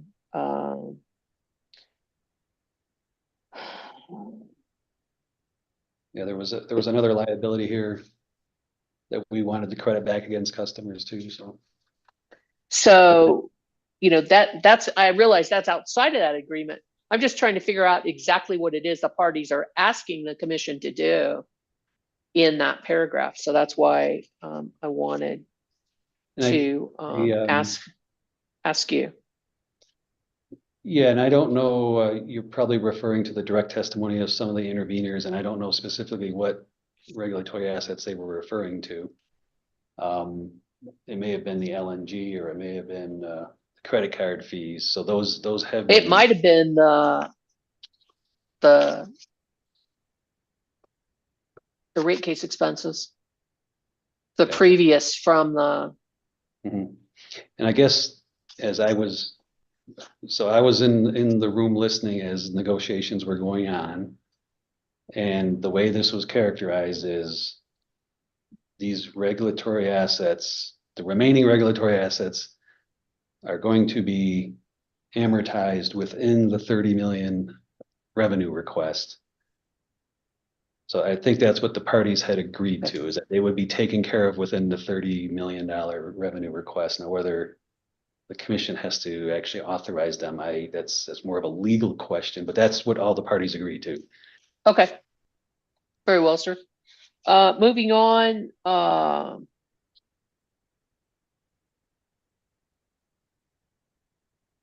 page 11 of your testimony, where you're talking about the weather normalization adjustment, or W in capital W, capital N, capital A.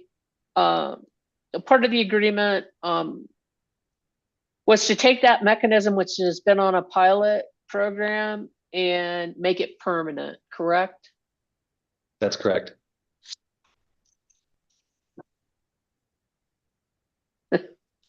I like the way the parties said that. Request to continue it as a tariff provision without any automatic termination provisions as opposed to a pilot with a sunset provision, should be granted. Make it permanent. Might have been a little shorter there. I think there was some funny discussions around that. I think this was this was language that certain people wanted, I believe. Wanted, So, yeah. Okay, well, I don't get a kid then, so you know, you're the first witness, so I get to ask you about it. I'm sure somebody will tell me if they didn't appreciate my characterization. They usually do, but and I really want to ask about discounted transportation rates. And I realize that they're discussing Mr. Bullard's testimony. How can you talk to me about discounted transportation rates, or would you prefer I defer that? I'm happy to try to answer your questions. Mr. Bullard actually works with our discounted transportation customers, and he's the one that does the assessment along with his team on discounted transportation customers. But if I can answer a question you have, I'll try to answer it. If not, I'll defer it to Mr. Bullard. So however you want to proceed, Madam Hearing Examiner. Okay. Well, you say on page 12 of your testimony, the question posed at lines 14 through 16, please identify the remaining exhibits attached to the stipulation as filed and is attached to the testimony RAS-1, and you say attached to the stipulation is stipulation exhibit number 5 is a table of discounted transportation rates. These are discussed in witness Bullard's testimony. Yes. So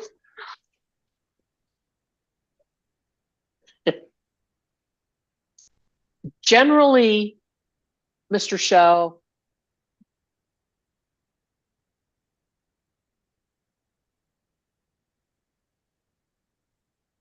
gas company provides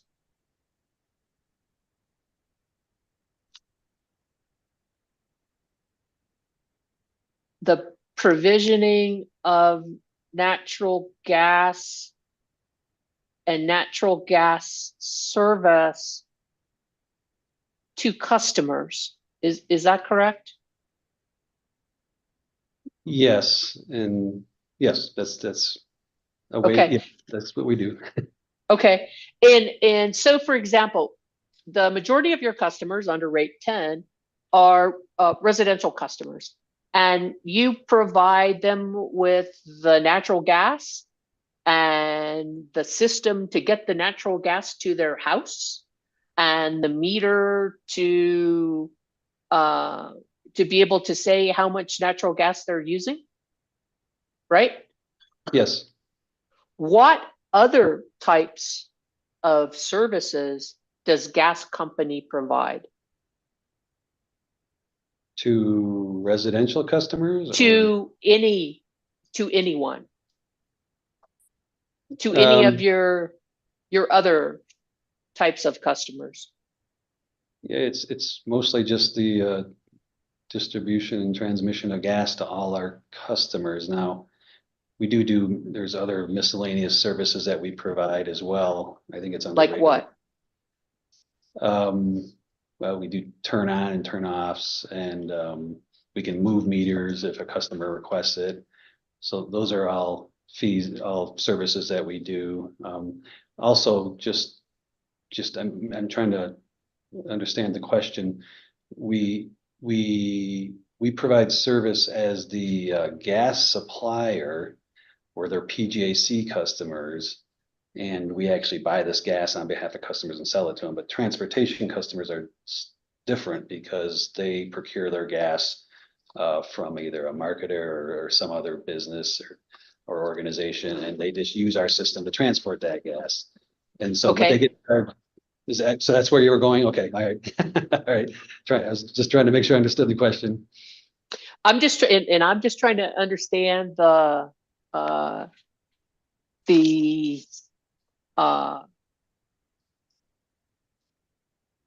exactly what services gas company provides.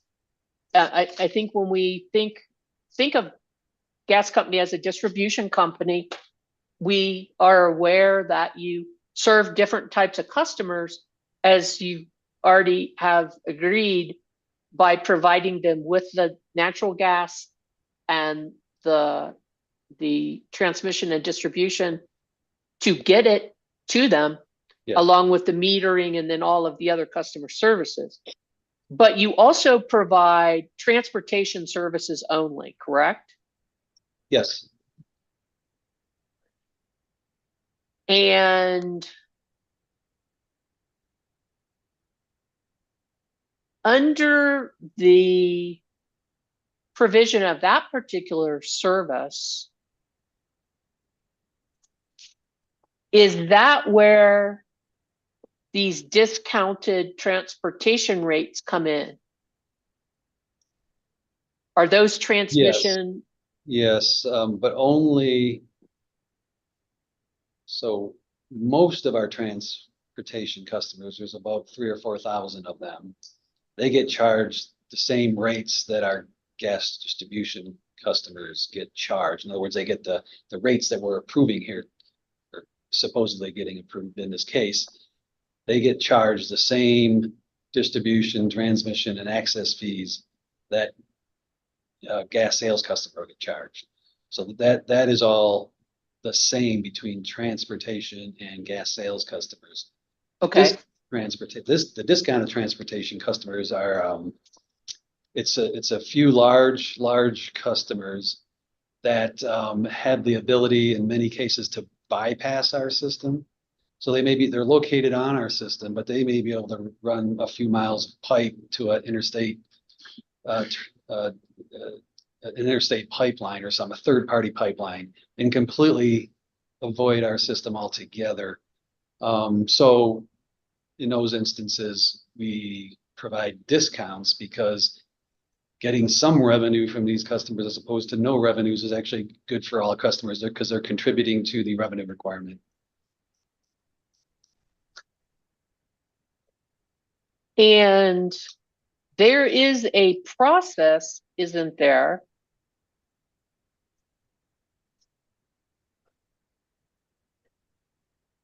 where you file contracts with the commission? Yes. For these discounted customers? Yes, all of these discounted transportation customer contracts, I think they get their own number, get filed with the commission. And so they should all be on file with the commission. Okay. So subject to check, or if you know, Mr. Shell, the commission has a rule 17.10.660, which is called natural gas transportation. And then subsection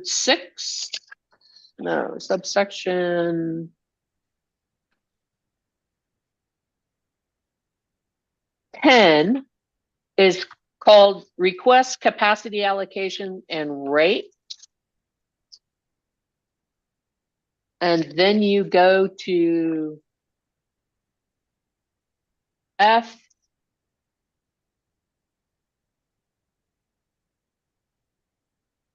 which is called rate terms and conditions for services.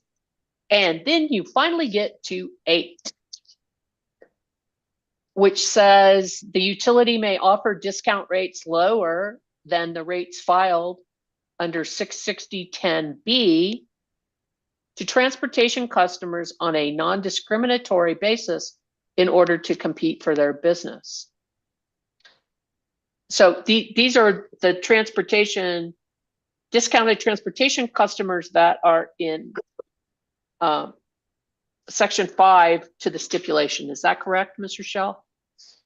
Based on what you're reading, that does sound correct, yes. Okay.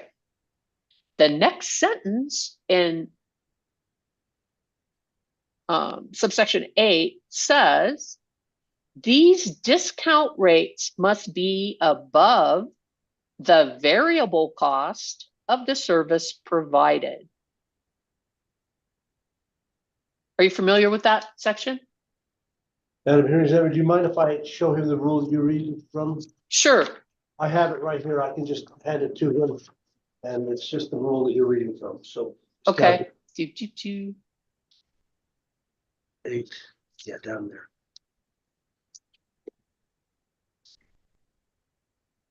Yeah, okay, thank you. I do see it, yes.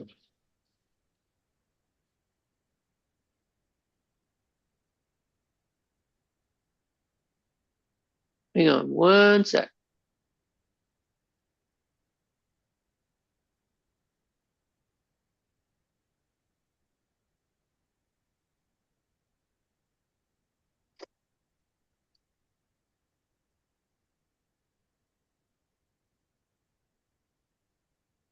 There Okay. it is. Oh, there you go.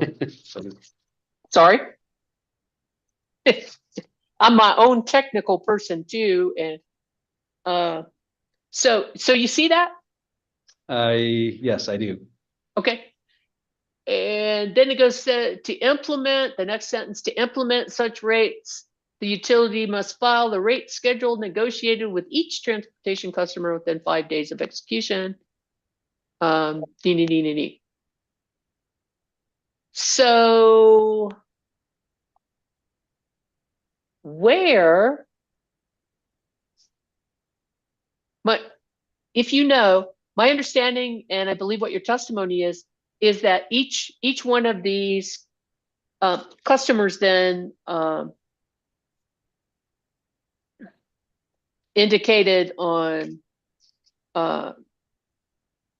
tab 5 of the stipulation what would be referred to on the numbering on the top of the page of 49 to 58. Each one of those would be filed with the commission, right? Yes, that's my understanding. Okay. So is there a distinction made between an on-system transportation customer and an off-system transportation customer? Yeah, I believe, and I may have to actually go read how the term is defined, but when I think about it, again, just as at a high level, the on-system transportation customer is someone who is taking gas from us and using it as an end-use customer. And off-system transportation customer is using our system to move gas off our system, so maybe onto an interstate pipeline or something like that. Do discounted transportation rates apply to both?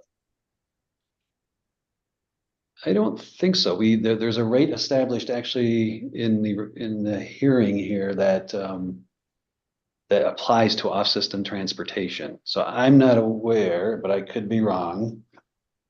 I'm just looking here at the list of I'm not sure any of these people are taking gas off system. I think they're all using it. I think they're all using it on system. And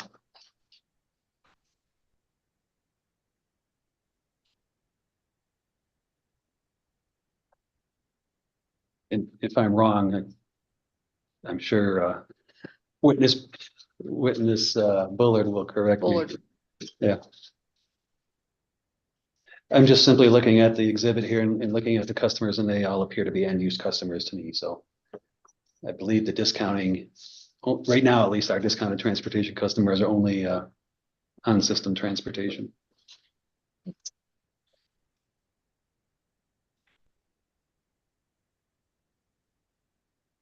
Okay, so you can see on the screen, I just moved to what is referred to as second revised rate number 742 transportation to Mosaic Potash. Yes. And that's from last September.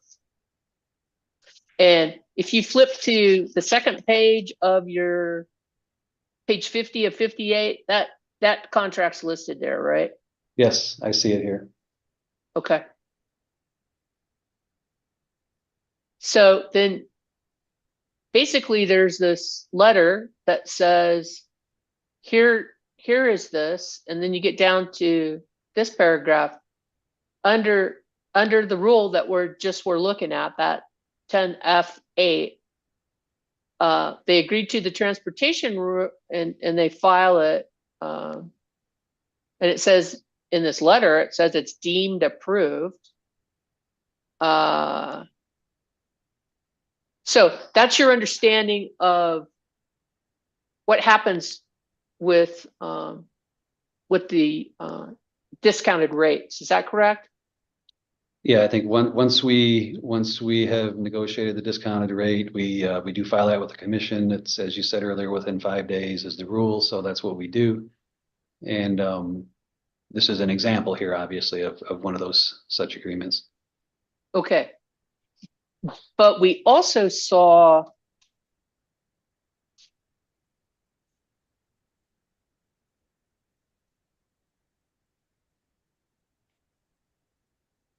okay, now we're back to the rule. Okay, section 8. Yes, I see it on the screen. These discount rules must be above the variable cost of the service provided. Do you know what can you define what the variable cost is? I can see here it's a defined term, so it's obviously defined here in the rules somewhere. Or it's capitalized, so I'm assuming it's a defined term.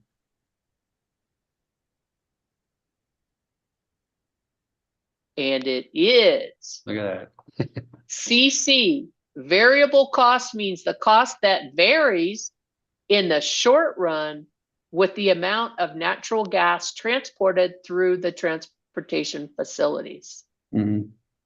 So that means if you're only going 2 miles, it's going to cost less than if you're going 10 miles. I guess I don't know the answer to that. Okay. Well, let me ask you this then. Oh wait, I can ask Mr. Bullard that. But what I'd like to know. Yeah. Go ahead, sir. He would be better in terms of understanding the rules specific to this, but when I think of variable cost, I mean, it's not being allocated the fixed cost of the business, so it'd just be the variable cost. But again, I'm sure there's been a lot of thought and effort that's gone into this on the part of Mr. Bullard and our regulatory team here. So I'm sure I'm sure the team here knows exactly what that is and has done a thorough analysis of that. I'm not privy to those, so. Okay. And so my question is,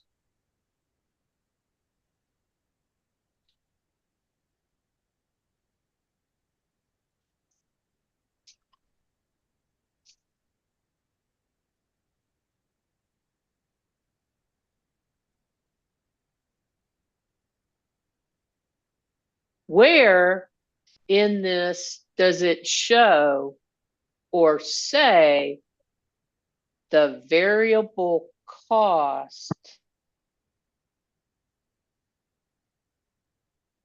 that the discount rate is above the variable cost? Well, where could I go look that up? Because I don't see it in here. How's the commission supposed to know that this discount rate is above the variable cost when you all are saying that this is deemed approved? And it's like, well, okay, but where's gas company meeting the requirement to tell me that you've complied with Section 8? Yeah, I'm certain that there's an analysis that's done here, but I'm not sure the reasoning, but apparently it's not in the cover letter. Okay. If that's something that the commission. Ask Mr. Bullard. You could ask Mr. Bullard, and of course, we always want to make sure we're as transparent as we can be with the commission. So if we need to change our cover letter on these discounted transportation filings, then we can do that. Okay, somebody's going to have to show me in some documentation that you filed that these discounted transportation rates are covering the variable cost. So whoever needs to tell me about that, consider that, I guess, my bench request 5.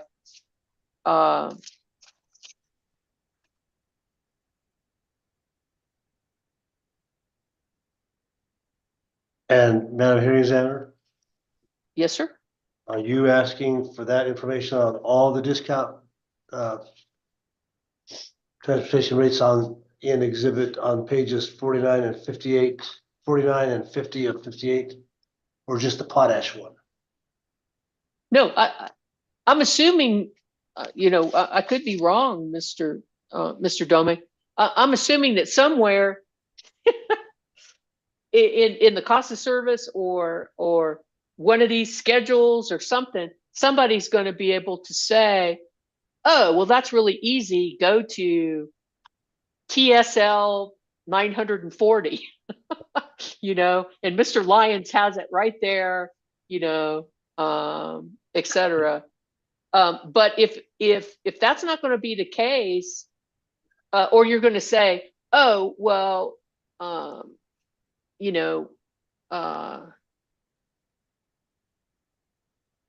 it's in an annual filing somewhere. I mean, I tried looking at the annual filing and I didn't have much luck. So No, ma'am, we'll pull that for you. I just was wondering okay. whether you're asking for all of them or just for the potash one. So no. If there is not subject, Mr. Dome, if there is not some document that's already been filed with the commission, or there is not a document that either as a compliance filing, or if there has not been a filing in this case, then yeah, you're gonna have to give me everyone.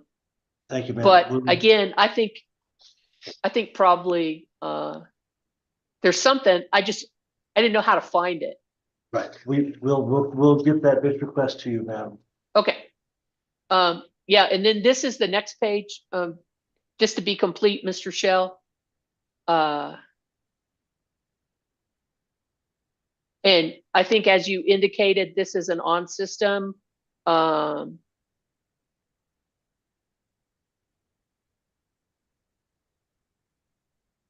Yes. This is a gas service customer, right? This isn't transportation only. If it is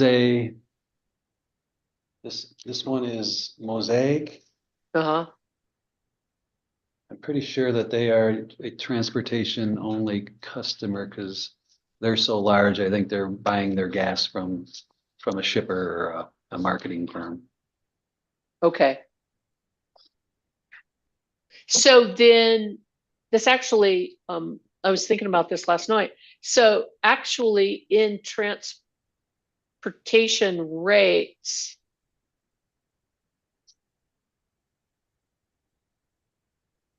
there is a transportation volumetric and an access fee. Correct? So on this particular one, yeah, you can see there that it's Yep. 15 cents per MMBTU plus an access fee of $1,000 a month. I don't know if every one of them is structured that way, but certainly this one is. Okay. And I can ask Mr. Wasim about this. I had a question about this term. What term? See where it says term? Oh, term. Okay. I'll read that. I didn't see that.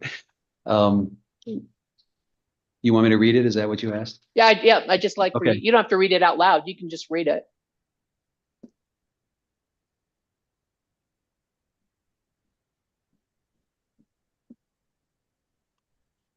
Yeah, it looks like there was an initial term on that, and then now we're in, obviously, since the term ended in 2014, it must be going on a year-to-year basis. Okay. So in these particular filings, you don't go back and change the original documentation?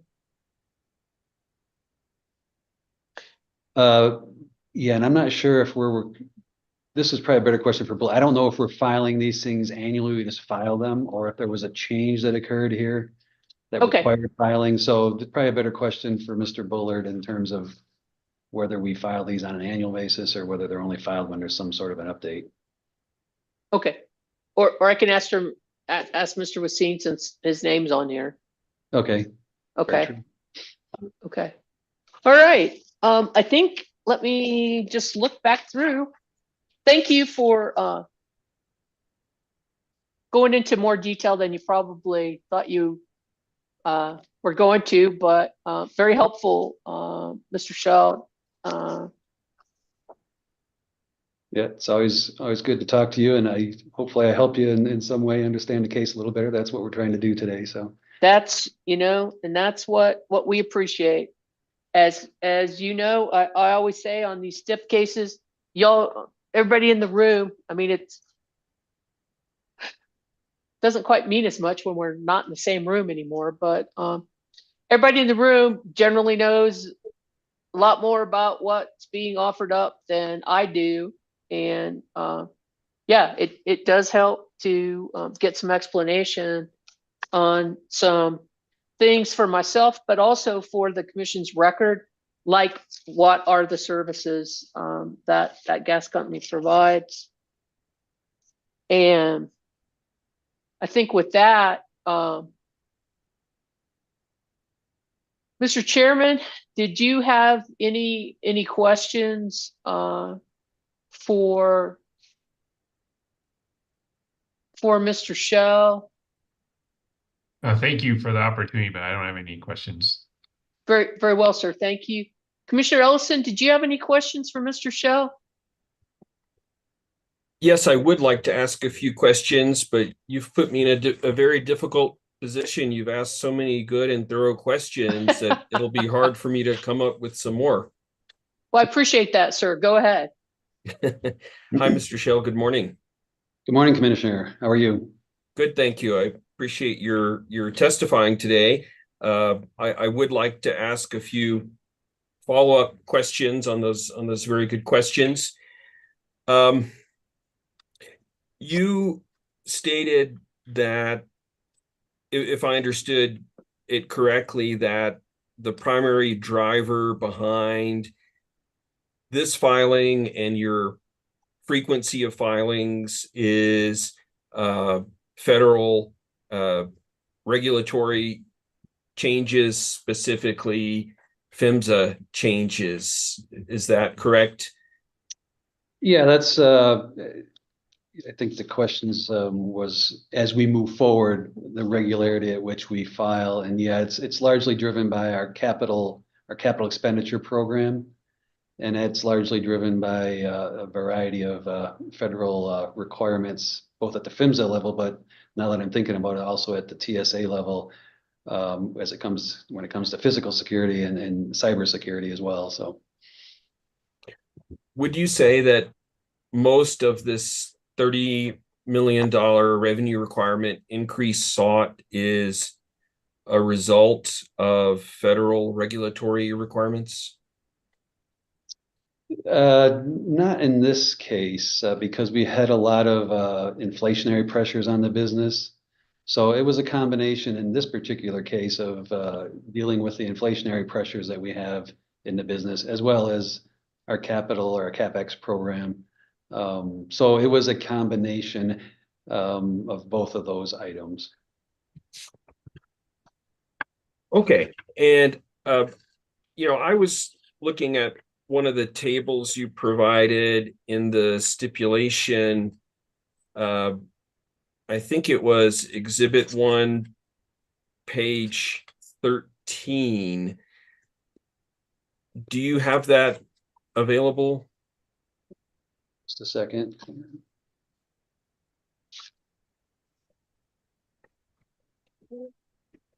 Is it so there's two numbers. There's a number at the very top that's a number of 58, and then there's a number page X of 19. Are you looking, when you say 13, are you I'm looking at page 13 of 19. That helps. Thank you. Yes, I'm There's there. a table. Yes. That's comparing the filing as adjusted and a reconciliation with the stipulation. Yes. And what I wanted to ask is, have you provided, or could you provide what are in rates currently? So, for example, you've got expected future test year revenue at existing rates, and you've got a number of 216 million there. Could you provide a breakdown of these revenue requirement categories using existing rates for the future test year? I think, well, first of all, I'd say Witness Lyons is probably would be able to walk you right through all of that. But I guess as I turn over a couple of pages in that same stipulation, I'm just trying to see here if I can point you to. So yeah, if you look actually at page, well, now it's the page 33 of 58 at the top. Okay, that's not going to help. That's not going to help me. Oh, I'm sorry. Because I got your stipulation separate. I didn't pull it from your. So can you just read me what the other designation is? So at the top of this one is NMGC Exhibit RAS1 stipulation. No, go down. I'm sorry. This is stipulation exhibit number 2, class revenue targets, page 1 of 1.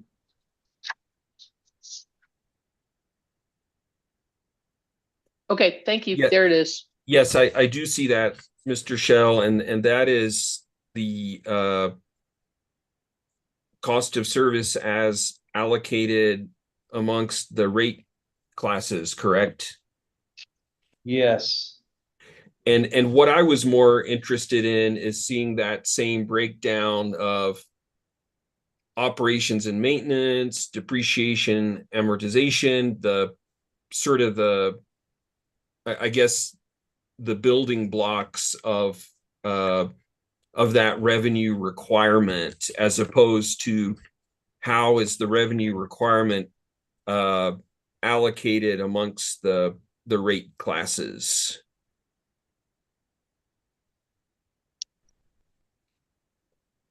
I believe, and maybe Mr. Buchanan can help with this too, but I'm going to tell you what I believe is the 216 is just simply our current rates multiplied by the throughput anticipated. So you would have to actually go back to our last case to actually get those costs. Once we have the rates established, I'm not entirely sure that we would track it by the different cost areas. We would have rates and we just simply apply them to customer throughput. So I'm not sure we would have that in this filing. I'm not even sure it is attainable, but now you're getting into a lot of financial, this question is largely a financial question. So I think Mr. Buchanan may be able to correct me if I'm wrong, but I'm not sure we have that detail in here. Okay, well, I may be asking Mr. Buchanan this information, and it may need to be a bench request if that's not currently available. And just to, Commissioner Ellison, you want to know where the information is for each of. So if you look back in that stipulation exhibit number 1, page 13 of 19, there's a chart with that breaks down how the revenue requirement is built up. Right, okay. And what I'd be interested in seeing is, sort of a column B that shows you the breakdown of that 216 million. That's my understanding as well, is that you would take the existing rates and then you would apply your expected throughput in your future test year.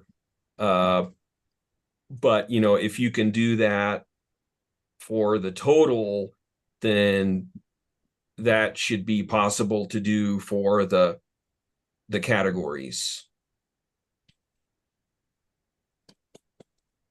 Yeah, Do you understand, Mr. Shell?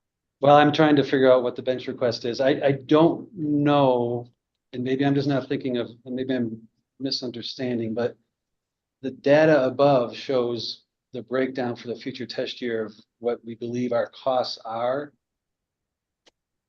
And the 216 is just simply taking our current rates and multiplying by the expected usage by Right, all right. classes. So I And- don't know that.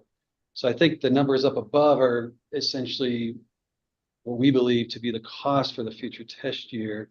Well, aren't the numbers above, in column C, you've got what you've filed for in the rate case, which are not your current costs, but what you're asking for. Yes. And then in column E is what you're stipulated. And so neither of those columns have, reflect current rates. They reflect what you're Yes. seeking. I guess if let me take that away and ask Mr. Buchanan, because maybe I'm not fully understanding what you're asking for. The only way we can get back to the 216 is we went back to the prior case and looked at our costs in that case.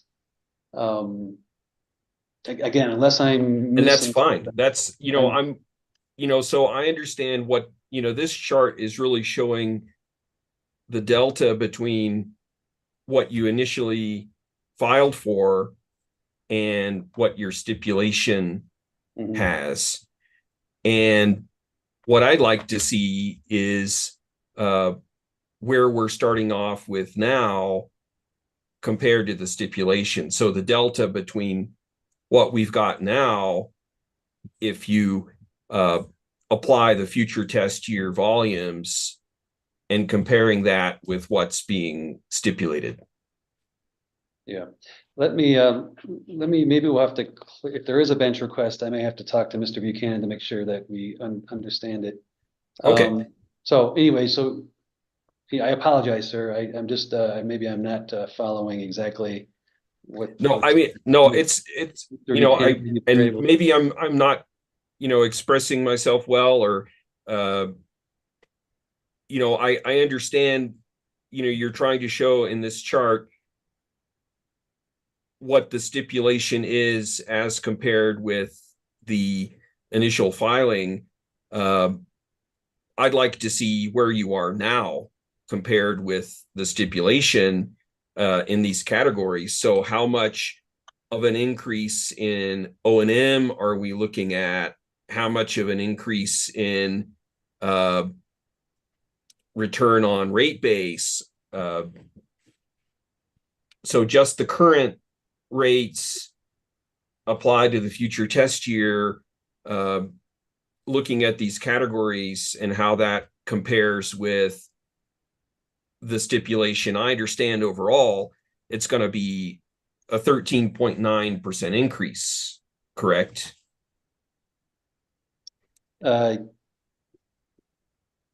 Yes. Yes, because, if we start with a base of 216 million, 30 million is 13.9% of that. So the overall effect is a increase in revenue requirement of 13.9%. Yes. But I'd like to better understand that breakdown, which categories are increasing more. Yeah, I now know what you're trying to do. And so what I'll do is when I get off the stand, I'll talk to Mr. Buchanan. Ultimately, he's going to be the one that prepares this. He may have further questions, and when he's on the stand, he can ask those questions. I just want to make sure we are responding to what you're looking for. I think we're going to have to build in some assumptions into this, because we can't just go back to the last rate case, because we've got new customers since the last rate case. So the last rate case probably wouldn't have showed 216 million of revenues. That's just the current state of affairs.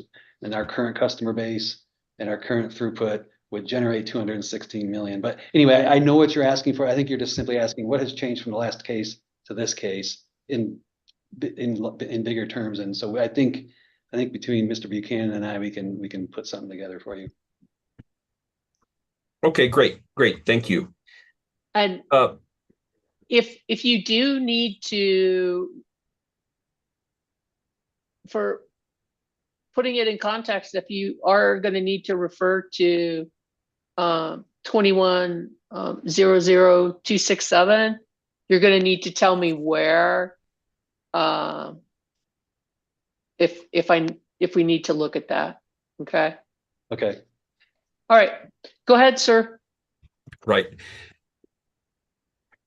Because, I understand, the question is being framed as, gee, instead of a $48 million revenue requirement increase, we're willing to take a $30 million revenue requirement increase. But, I'm looking at it as, gee, it would have been 216 million and you're asking for 246 million. And so have you provided us the information we need to really make a judgment as to whether that increase is warranted. And I'm wondering if you could, characterize that $30 million increase. I understand it's a black box to a certain extent. Would that be a fair characterization?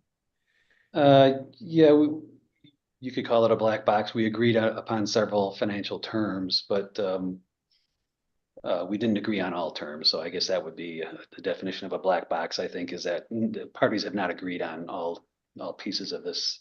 It's just on the things like the ROE, the capital structure, the access fee for residential customers. So those were largely what were agreed to. Right. Those would not be in the black box, but things that were not disclosed would be. Yes. And so how would you characterize that $30 million revenue requirement increase as compared with current rates? What amount of that is due to labor inflation? What amount of that is due to capital investments that you need to make? Yeah, so you're making it much clearer now as to what you're looking for. So I think we could probably go back. In this case, in the model to the case, it rolls from the base period through the linkage periods all the way to the future test year. So you can kind of see how costs move through that. But in terms of a simple little schedule kind of showing where we are and what drove the 30 million, I don't know that I have that here available. So there's going to be a fair amount of it's going to be O&M because of the inflationary pressures on the business.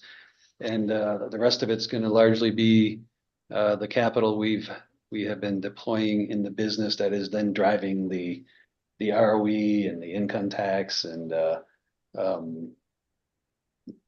basic and depreciation as well and property taxes. So it's a combination of both. I don't have the specific. I couldn't say, well, it's 50% this and 50% that. I don't have that. Mr. Buchanan might be able to give you some insight into that, but I don't have that here with me. So.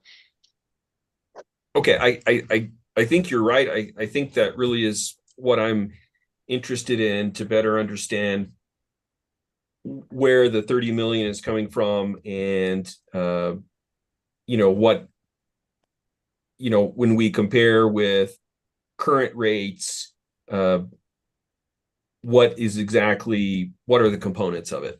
Yeah.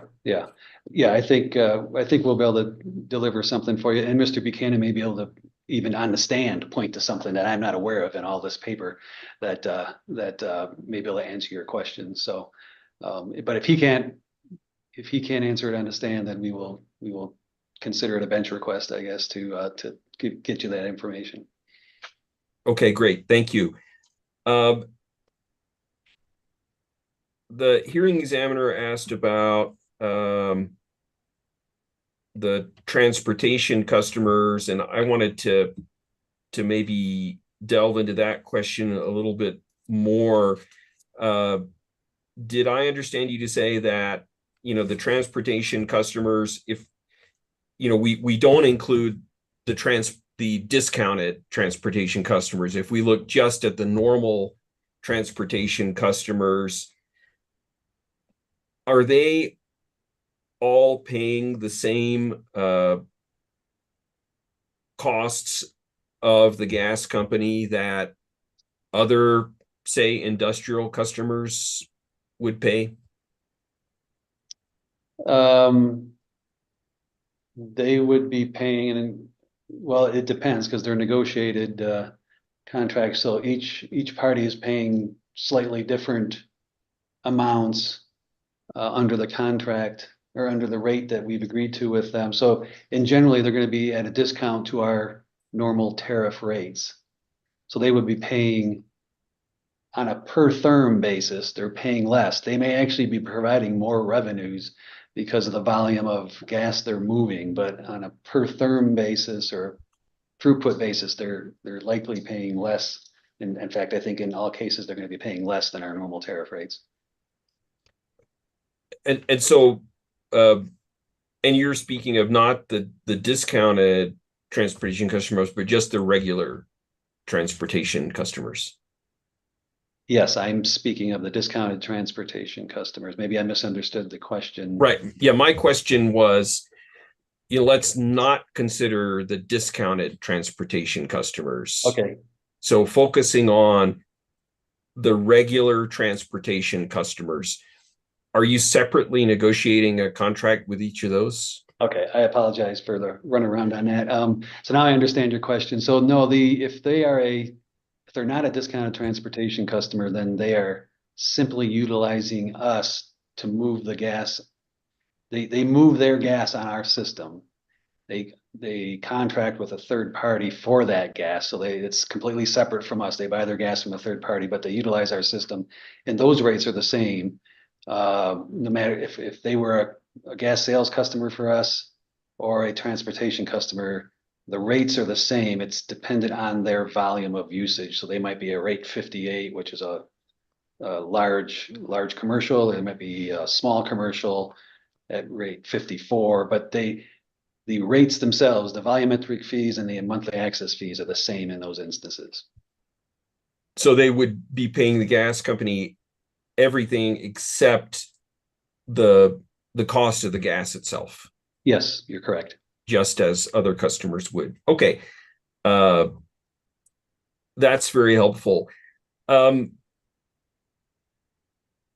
These transportation customers then logically would only want to do that if they think or they actually are able to get gas at lower rates than what you're currently providing from the wholesale market. Yeah, that would be the theory. They think they can acquire gas cheaper than what we would sell it to them for. Does that seem to indicate that the gas company has a less than optimal gas purchase policy? No, not at all. So the gas company, we're the supplier of last resort, essentially. So we have to make sure that we have the interstate pipeline capacity. We have the necessary storage to make sure we can meet customer needs. Companies that go to a third party to get their gas supply, they may not be incurring those costs. So for our customers, we're ensuring that we've got a hedging program in place and we've got the necessary interstate pipeline capacity. We've got the storage that we need. All those flow into our PGAC cost. And so the people that go to a third party marketer may not have all those services. They're just paying to have gas delivered that day. So that's not, they're not necessarily paying for all the other backup services or services to ensure that they get their gas at the end of the day. So I understand. So in some cases, they may be willing to accept an unhedged position with their purchases. There could be reasons why the gas is cheaper. and I can't say that it's always cheaper, to be frank. There may be months when they would have been better off buying gas from us. So while that's the theory is they can get their gas cheaper, that I don't know that that is actually the case, that they're getting their gas cheaper. I see. And if a transportation customer has not, doesn't receive the gas that they're using on a given day, if they're short, what are the consequences of that? Well, as I said, we're the supplier of last resort, so they would get gas because we're making sure our system has to be pressurized and have gas in it. So the gas is flowing to them regardless of whether their shipper delivers it to us. Now there's a whole bunch of rules in place that I don't know the specifics of all those rules, but I know Mr. Bullard is very well versed in the rules around transportation customers and daily balancing and that sort of thing. I know if there's an event, a weather event going on, the balancing has to occur more frequently. But I'm not as knowledgeable upon all the rules as Mr. Bullard is, so he'd probably be better at addressing specific consequences of not having that gas delivered. Okay, thank you. Mr. Shell, you also mentioned that your company has much more in equity than your, I guess, authorized regulatory capital structure. Yes.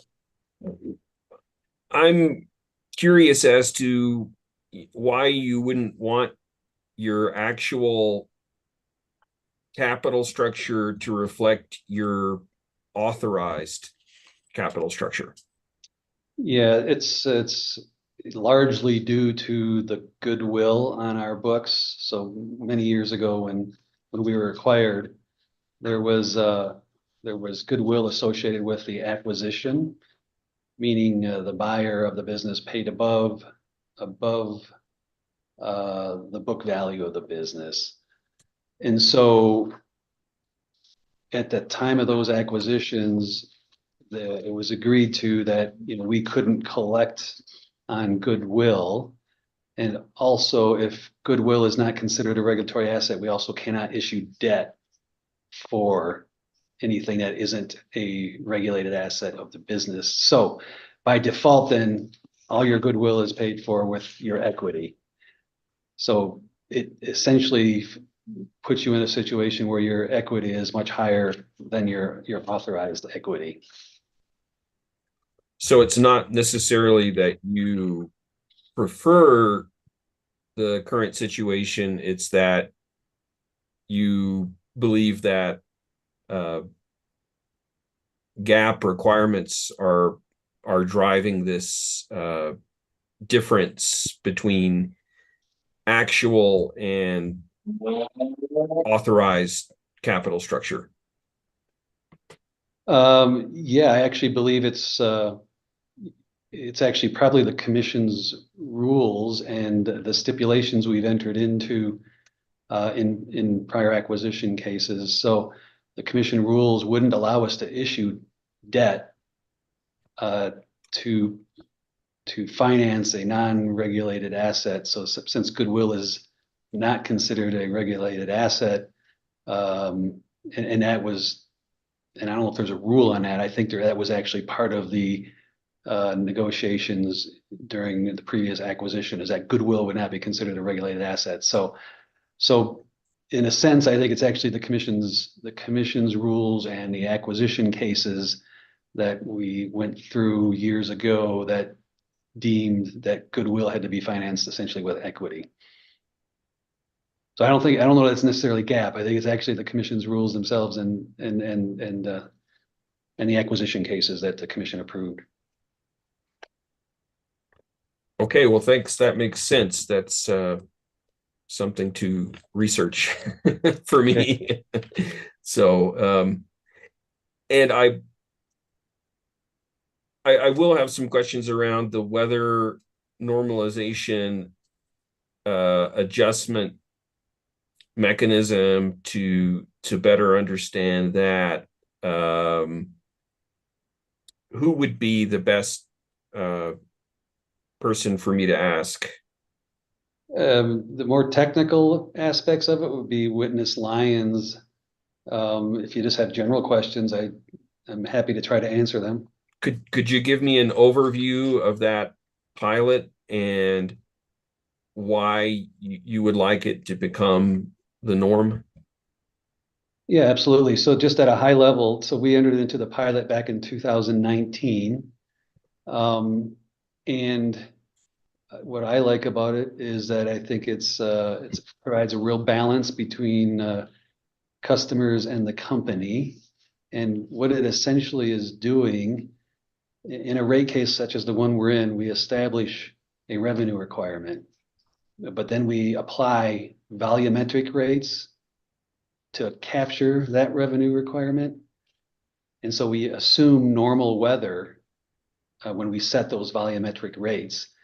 And in a particular year, if it happens to be cold in the future test year, because we have volumetric rates and more throughput on the system, we will collect more than the revenue requirement that we're establishing in this case. And if that's the case, we want to refund that or credit it back to customers. The opposite can happen. So we could also have a warm winter, and those volumetric rates are not enough to recover our revenue requirement from customers. So in that instance, the following year, customers would pay us. So either we're paying the customer to kind of true that up, or customers are paying us. But essentially, what we're trying to do is just make sure that customers aren't paying more than the revenue requirement of the business, and or they're not paying less. So I think it really benefits both parties. It's really balanced, and at the end of the day, we're just trying to make sure that we're actually collecting the actual revenue requirement. I might get in trouble by using the word decoupling, but this sounds like a very similar concept. Yes, it would be. I think we just, you could call it decoupling, I guess, but in our view, it's just making sure that it's fair on both sides for both customers and the company, and that essentially they're paying what our true revenue requirement is. Great. Thank you. I think those are all the questions I have for now. Thank you, Mr. Shell. All right. Thank you, Commissioner. Thank you, Commissioner Ellison. Melissa, I'm really sorry. That's okay. I forgot about a break. I was having so much fun, I guess, that Me too. Me too. Yeah. All of us. We are all having fun. Nobody wanted a break, but I think maybe a 10-minute break might be in order, and we'll come back and we'll see if there's any anybody has questions based on the commissioner's questions or my questions. If not, we'll move on to the next witness. What I'd like to suggest is thinking about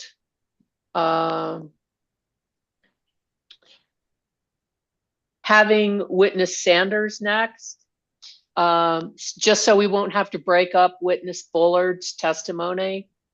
I just have very few questions for Mr. Sanders. And then if parties will recall, after the luncheon break, it was agreed that we'd hear from NEE witness Sandberg, and then from WRA witness Farnsworth before we go back to the gas company witnesses. So let's think about these things. I have that it is, let me find the phone. It's like Okay. it's about 40. Yeah, it's 11:40. Let's come back at 11:50. We'll see what we can accomplish then, and probably take luncheon at 12:30. Thank you, ma'am. All right, thank you. Thank you. Remember the YouTube.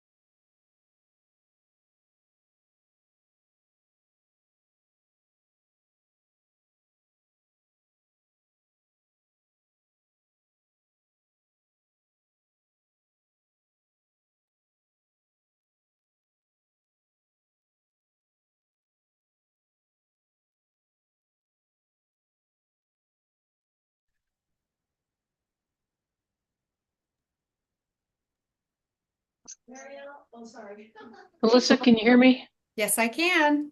Awesome. Madam Hearing Examiner, may I ask the court reporter and you a question simultaneously? Sure. Sure. My witness would prefer, and has been done in other cases, not to be sworn, but to be asked if he affirms. Is that okay? Both of Yes. you?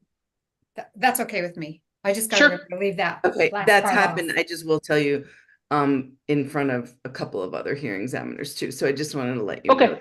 Madam Hearing Examiner. Thank you so much. I really appreciate the accommodation. Great. Thank you. Okay. I think we're ready to go back from our break. And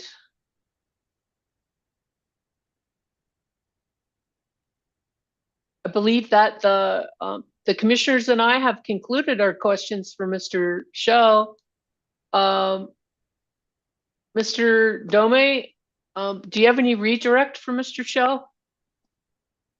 Madam Hearing Examiner, yes, I do. I have a very, very brief.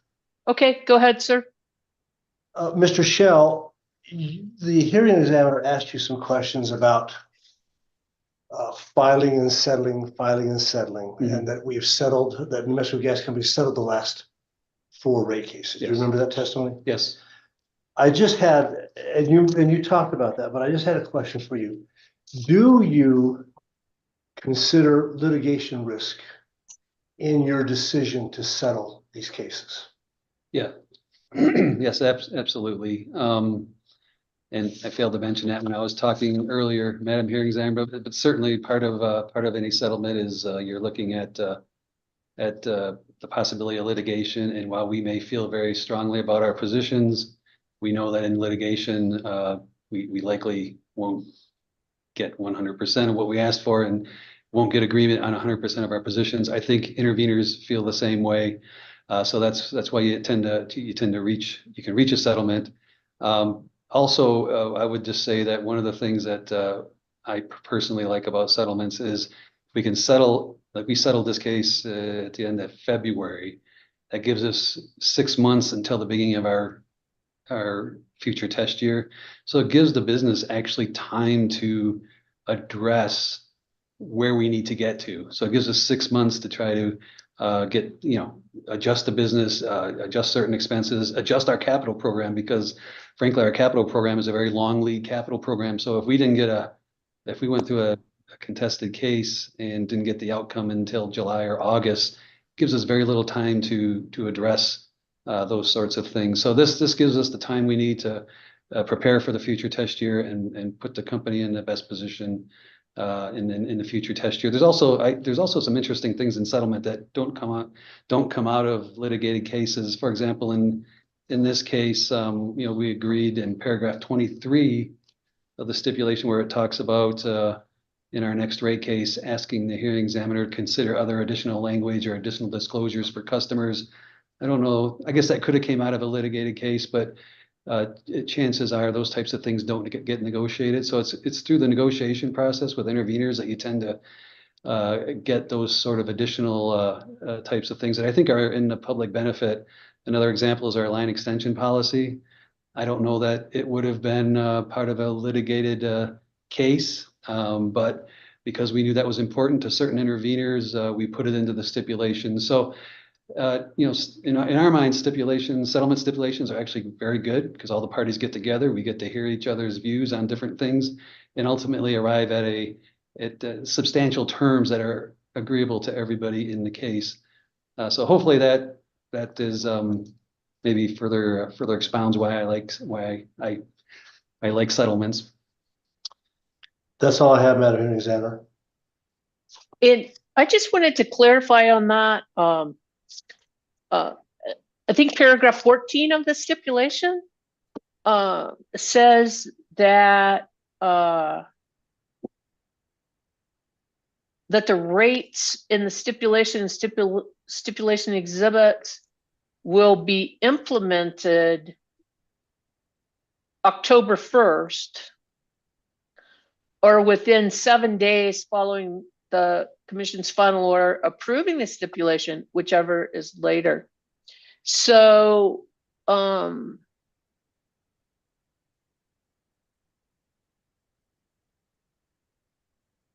about a lag time, if the commission were to implement this prior to October 1st, your rates are not going to become effective until October 1st? Is that what implementing October 1st means, Mr. Shell? Yes, could you point me to where you're I just want to make sure I'm Sure. reading what you're reading. Let me, we I gave him we could pull that one up. I'll take back my paper. You can pull it up. Yes, so Poor fella got a porcupine in his porcupine. Oh yeah, I see it. Wow. Yeah. That's actually not what I wanted to share with you, but I did want to share it because it's kind of fun. Mr. Domi just handed me the paragraph 14. I read it, so I just want to make sure I was reading what you were reading.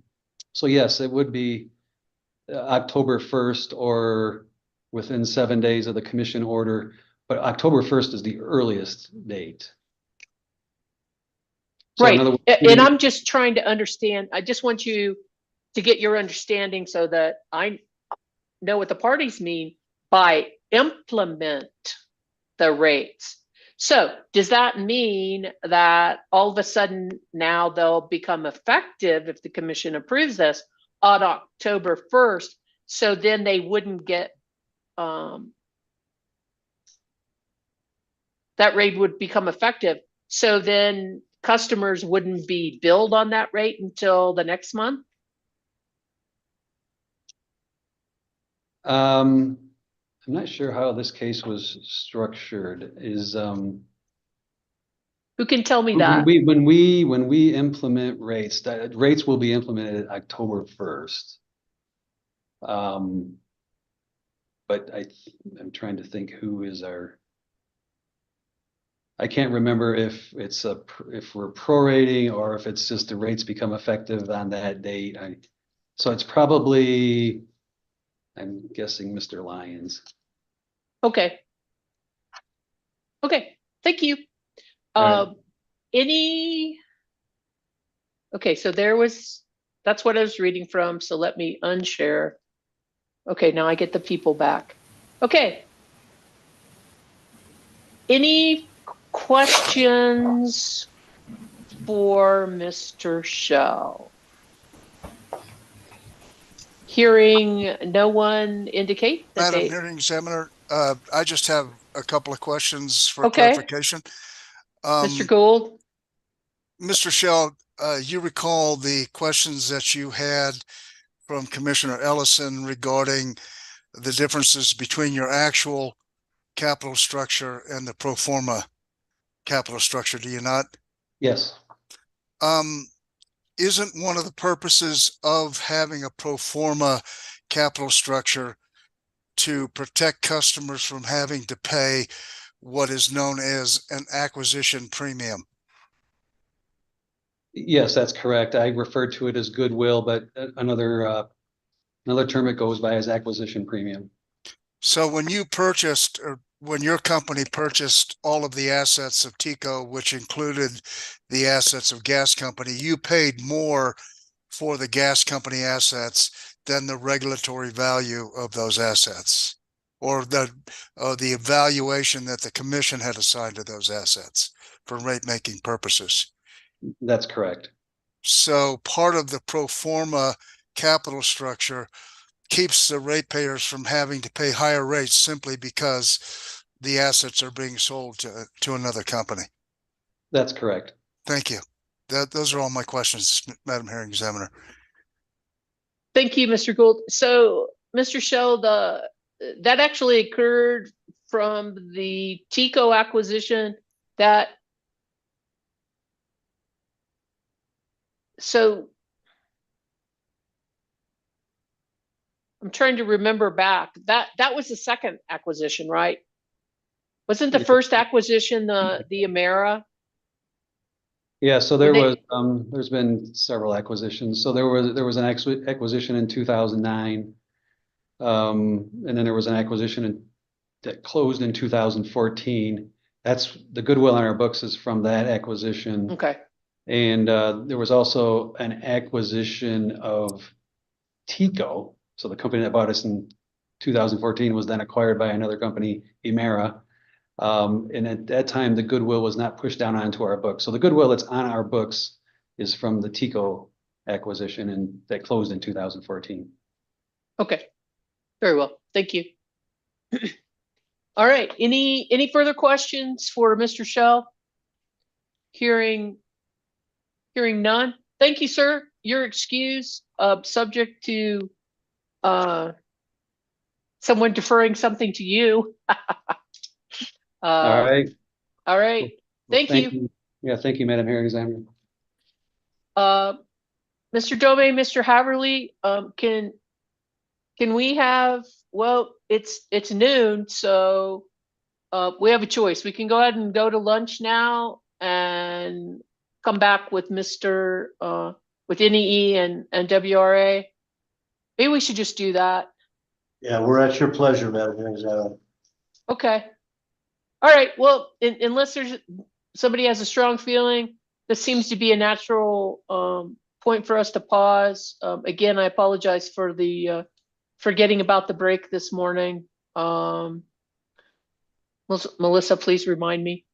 Oh, okay. I don't want to wear you out here on the first day. Very well. People just remember that to shut off your YouTube or mute your connection or whatever. Or you're going to be on YouTube the whole time because I'm not shutting it down. Madam Hearing Examiner, what time do you want us back? Right. Well, I have now my monitor says noon. We're going to come back at 1 o'clock and we'll hear from per agreement.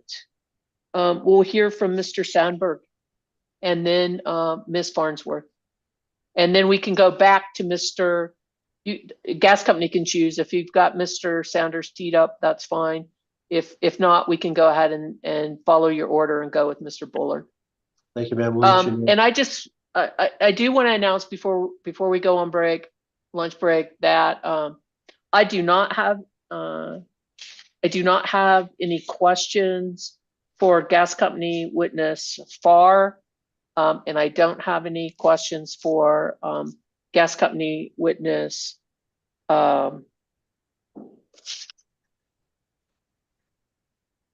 Avalon. Okay, thank you, ma'am. That's subject to, again, deferral, or if the commissioners have questions of those two witnesses. But I thought I would just go ahead on today's listing and let you know I don't have questions for those two witnesses. And I will allow you to stipulate their testimony in when we come back at the appropriate time. Okay. All right. See you all at 1. Thank you very much. We are recessed until 1 o'clock. Thank you.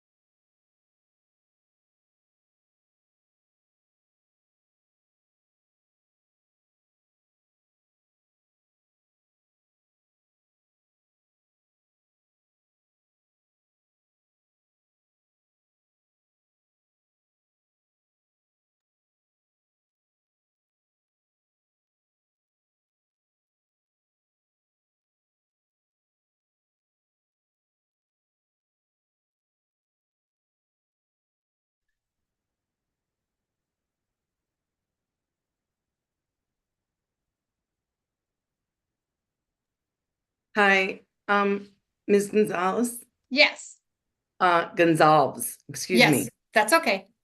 So you remembered to ask about affirmation, right?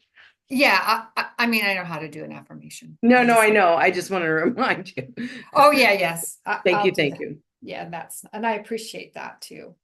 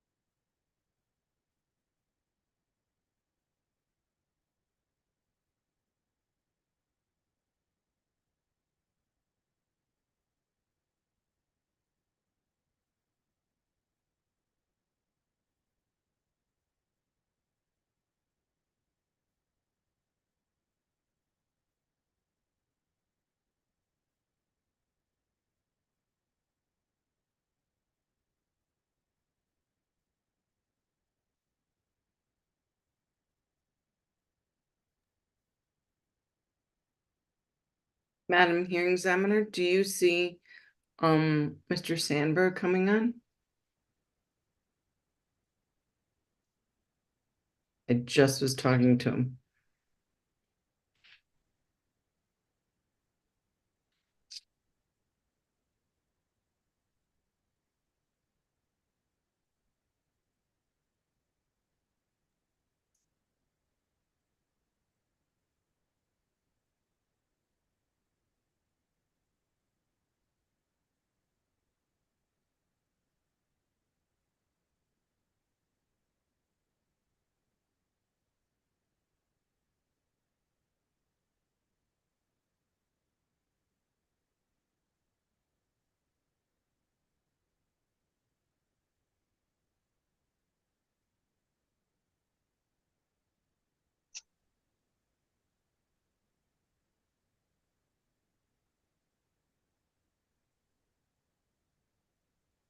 How are we doing, Melissa?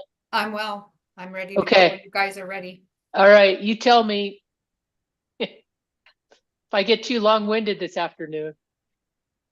Oh, Well, and I can't kick you under the table if I was there. that's true. I've used that a couple times, actually. Hopefully for a witness. It was for a witness. Oh, good. Not the court reporter. Doing? We don't want to hurt our court reporter. Well, No, we don't not wanna, for a court reporter. no, we don't want to hurt Only anybody. for a witness.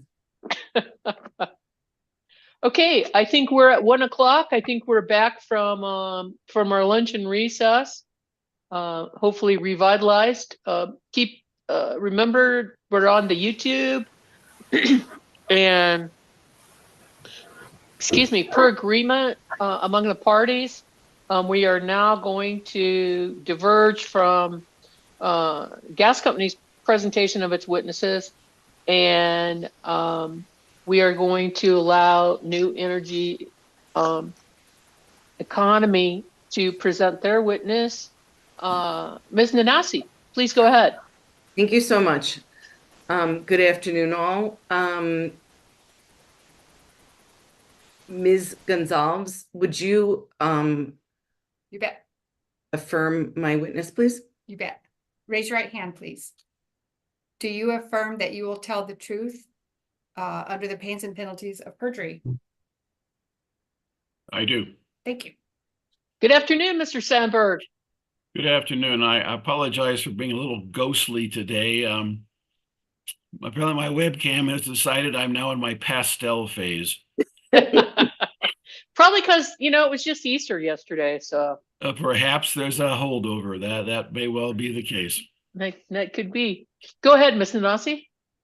Mr. Sandberg, could you please state your name and then spell your first and last name for the court reporter?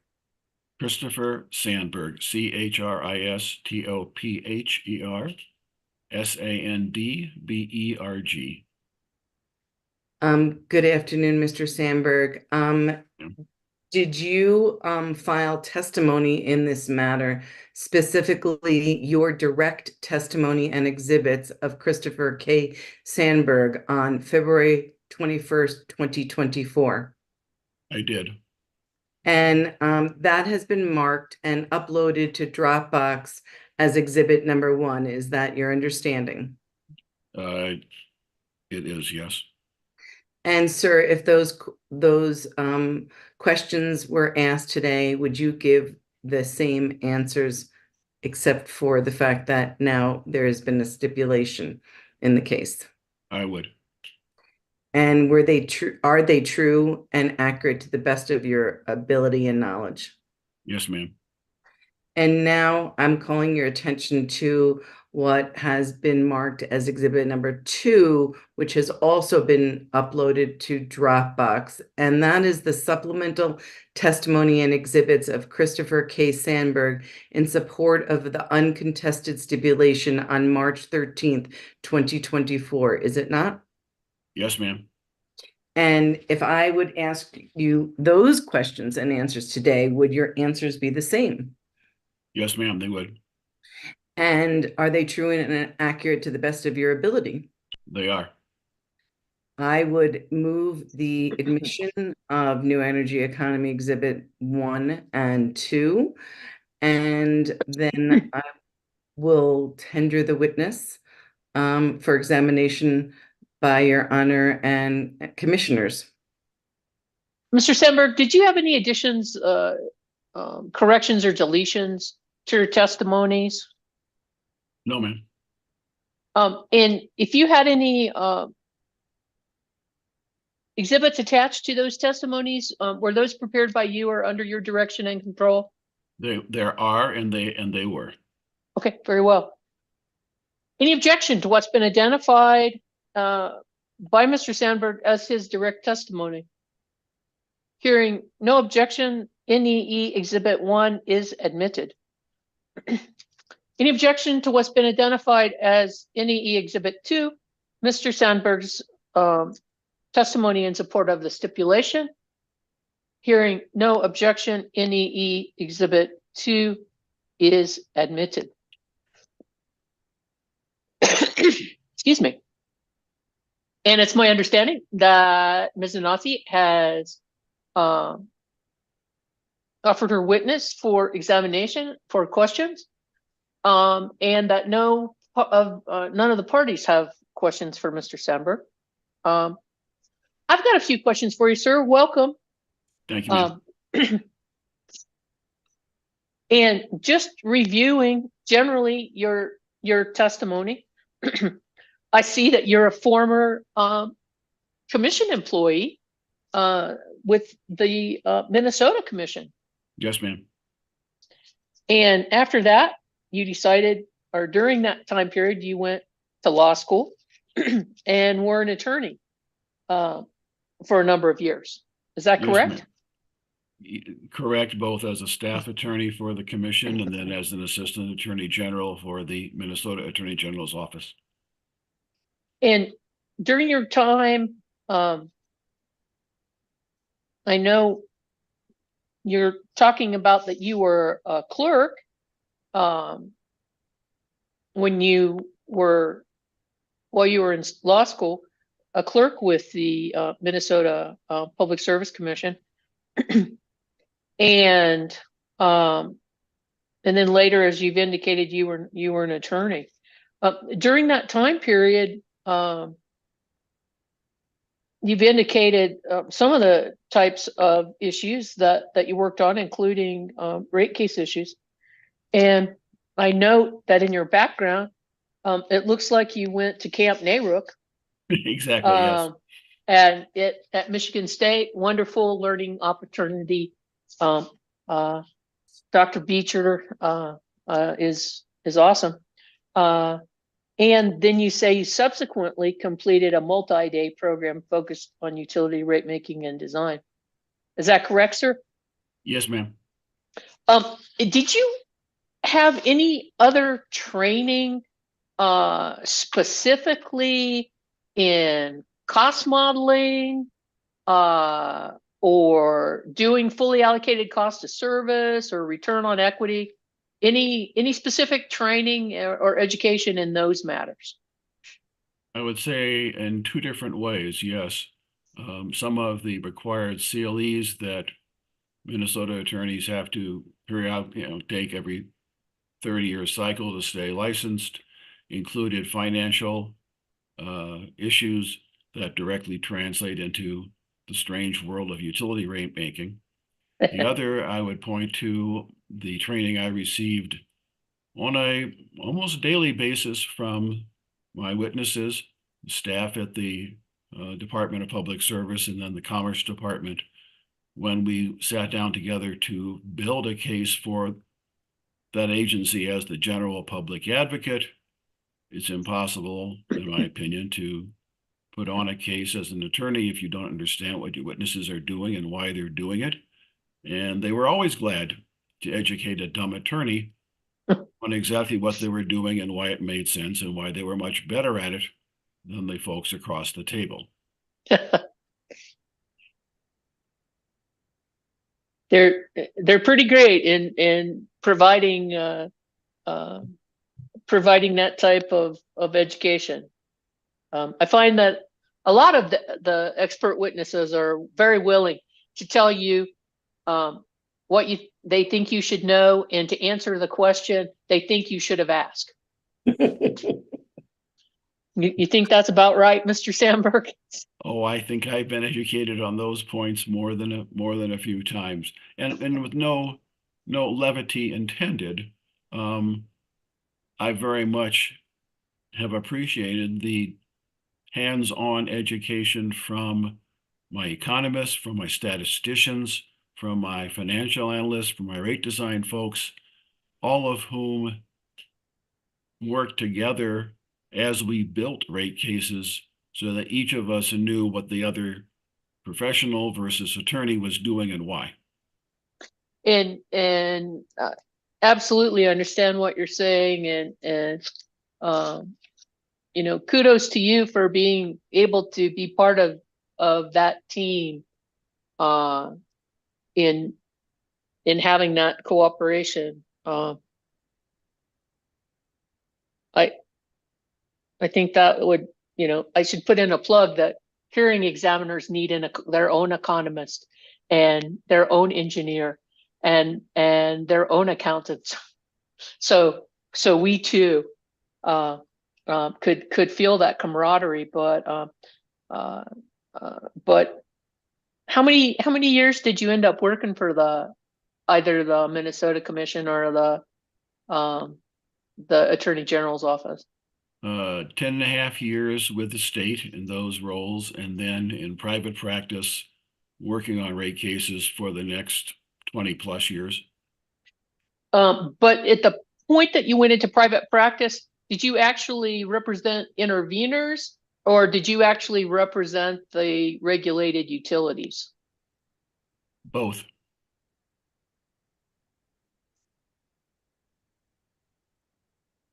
And in those particular positions, you also were working with cost of service and return on equity, rate-based issues. Yes, ma'am. And I should add, at least for one client, the Midwest Independent System Operator on more specific siting and routing issues. Okay. And I think it's pretty fair to say in reviewing your direct testimony, Mr. Sandberg, you did not agree with Mr. De Ascendis the gas company return on equity expert witness, did you? I did not. And essentially, from page 7 of your direct testimony, you're indicating that you have 3 main issues in the case. One of them was return on equity, and contrary to Mr. DeAscendis, 10.5, you thought the more appropriate range would be from 8.5 to 9. Is that correct? Yes, ma'am. And then the second point of interest for you was also that the residential rate 10 customer or access charge not be increased. Is that correct? Yes, ma'am. And then third, you were also interested in the request for a regulatory asset for the LNG costs in the 22309 case, correct? For that proposed facility, yes, ma'am. And then subsequently, you also became interested in notice issues, correct? I don't know if I'd say subsequently, but it was an issue arising out of my work on the Schedule 10 rate design generally. Okay, well, you don't have that as a bullet point though here in your testimony, right? Fair enough, in the sense that the notice was long gone, so there was no opportunity to say, here's what it should be going forward. I could say what it should have been. Right. Okay. And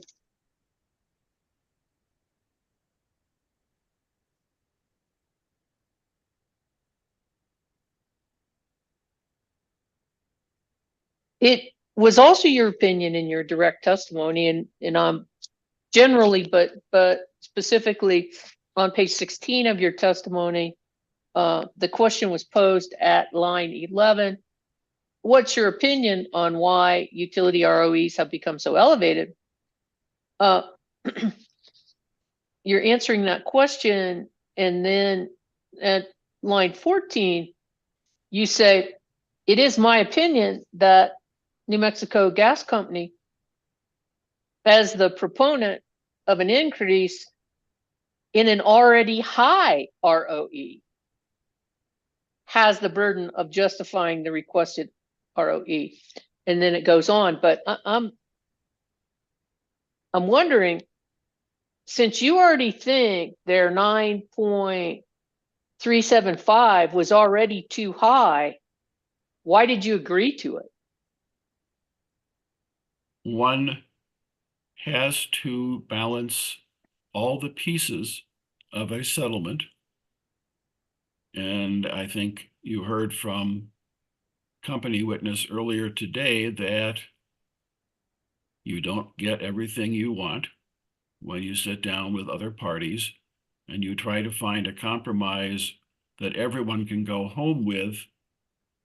I would, of course, been much happier to have the commission adopt a range within my proposed testimony, but being a little higher than that and getting a significant reduction in the overall revenue requirement was a reasonable compromise. Okay. I also wanted to ask you, again, generally reading your testimony, but then also specifically beginning at the bottom of page 22, actually all of 22, you're talking about automatic adjustment clauses. Yes, ma'am. And their impact of the regulatory process. And continuing on page 23 of your testimony, is it fair to conclude that you're not a real big fan of automatic adjustment clauses, nor are you a big fan of future test years? I think of the two, if I had to discourage one more than the other, I would discourage pure future test years, which would become a wonderful exercise in everyone guessing what's going to happen 18 months out in the future. Automatic adjustment clauses, I have no quarrels with purchase gas adjustments or with purchase power adjustments when they are things that can be actually tracked and are truly beyond control of the utility. Some of the other things that have crept in, I feel differently about. Are you a fan of the weather normalization? It was an interesting, I listened to the discussion this morning trying to see if my somewhat jaundiced view of that was changed by the testimony. And I don't think so. I think it is still a way to insulate almost exclusively the company from a risk. The small amounts that a customer might see on a true-up bill on an individual basis pale in comparison to the huge reduction in risk benefiting the utility. And isn't that one of the, I mean, as somebody that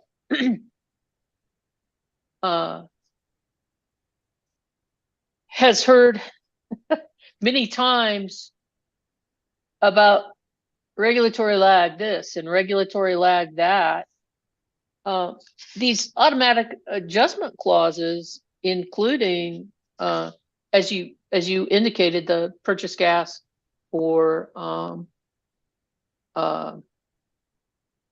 fuel, they actually reduce regulatory lag, right?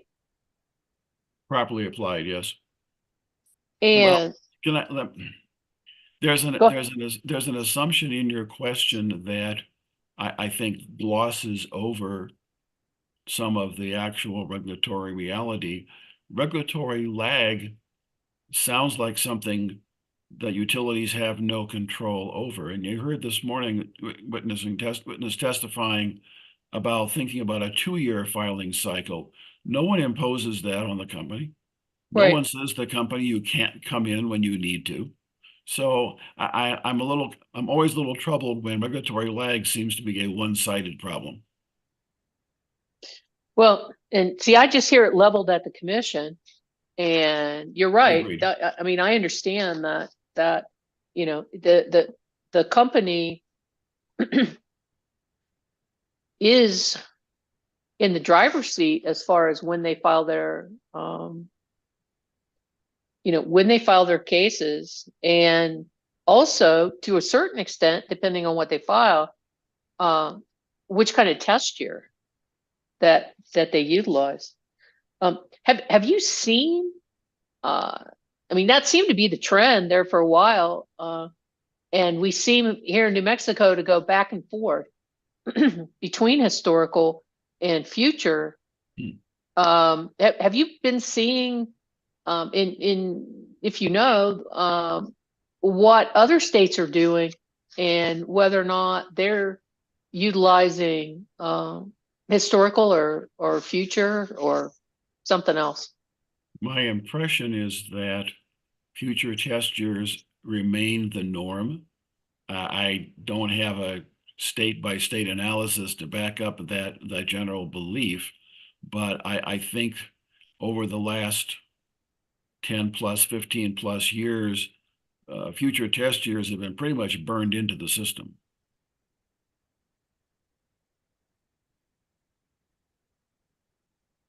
Well, if they're so speculative, why haven't they gone away? Well, you have statute, and I believe in this state that We allows do. them. So I don't think that, I think it would be hard to go away here. The genesis of the future of a purely future test year was a period of high inflation in the 70s. when utilities came in and said, if I file a case today and it's based on current data, by the time the case is over, I'll be losing 10% because inflation ate everything up. And that argument turned into well, let's do a partial historical, partial future test year, insulate you from some of that risk.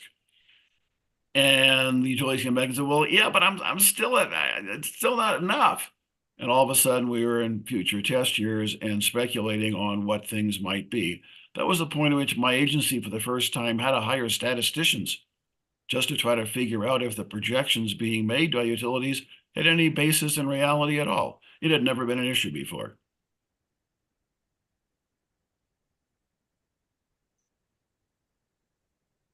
Okay.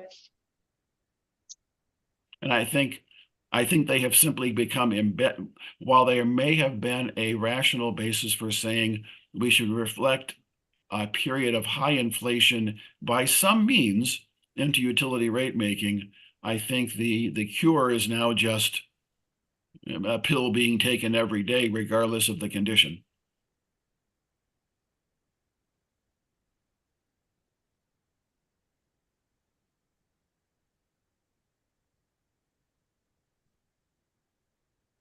Well, let's move on to your second point, that you believed that, and actually, so if we were scorekeeping, you did pretty well on your first point, even though it wasn't within your range. The 9.375, even though you thought it was high, was a lot better than the 10.5 than they asked for, right? And better than several of the witnesses had proposed, yes. Right, right, including the commission staff that was recommending 9.85. Yes, ma'am. Right. So then your second area of emphasis was on the rate design, specifically with regard to the monthly access fee for rate 10 customers, which they wanted to raise $3.10, right? Yes, ma'am. And in your testimony beginning on page 33 of the question posed at line 8, why do you recommend that the request be rejected? And you begin at line 9 listing 6 different reasons why you believe that the increase to the residential rate 10 should be rejected, correct? Yes, ma'am. And I guess generally, did you look at any of the other rate classes and evaluate whether or not their potential increases in customer access were you thought inappropriate? I was not asked to look at any of the rate classes, so no, ma'am, I did not. Okay, and just looking at the stipulated rate design, there are increases that were requested for the other rate classes that are being approved in increases in that access fee, aren't there? I would accept that, to use my favorite phrase, subject to check. Okay. I don't have those in my hand, no. Okay, so basically then you're Mr. Sandberg, your focus was on residential rate class in this case, right? Yes, ma'am. Okay.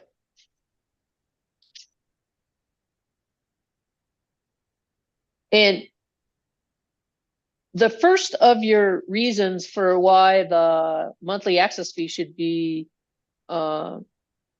rejected, the increase in it, was that as a fixed charge, it was your belief that since it didn't have anything to do with how much gas the customer received or used, it was going to have a detrimental effect on discouraging conservation, correct?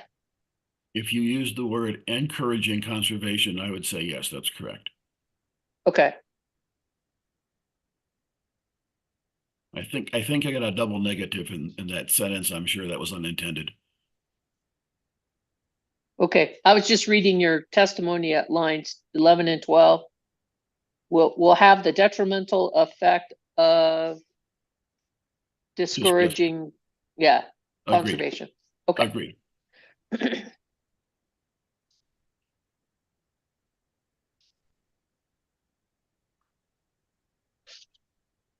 For the residential class, aren't the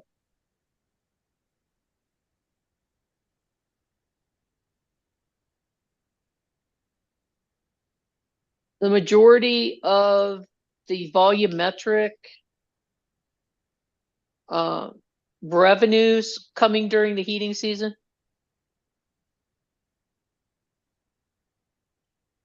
Majority of revenues. The volumetric ones. So in Yeah, other words, I understand the question. I'm trying to think if there was a stratification that led to that. I mean, winter months certainly are a huge peak in volume for New Mexico gas. I guess I don't think I have enough information to answer the question as you pose, because I don't know. As I sit here today, I don't know what the actual percentage of revenues might be in the way you frame the question. okay. And I'm just trying to get an idea. I mean, I understand your testimony that the flat rate is going to give them more upfront costs rather than waiting to see how much gas that people use. But and then I think I also understand your second point about a higher fixed cost having a negative effect on poorer customers. I'm just trying to put it in context with just how much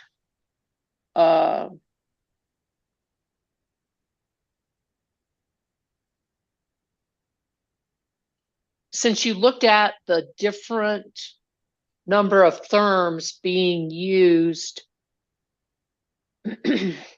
during you let me start again. You looked at in providing the information for what you thought was a more appropriate notice. You looked at what kind of revenue was coming in from residential customers in different time periods, didn't you?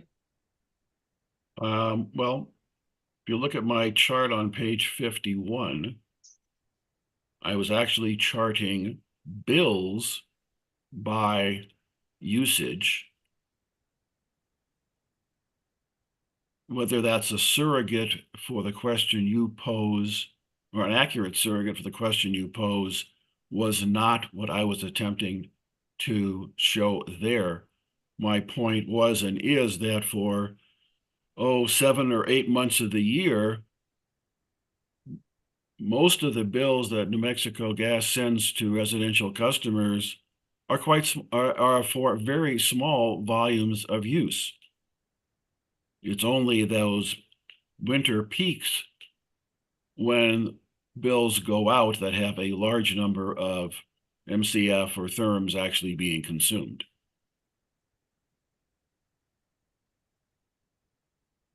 Okay.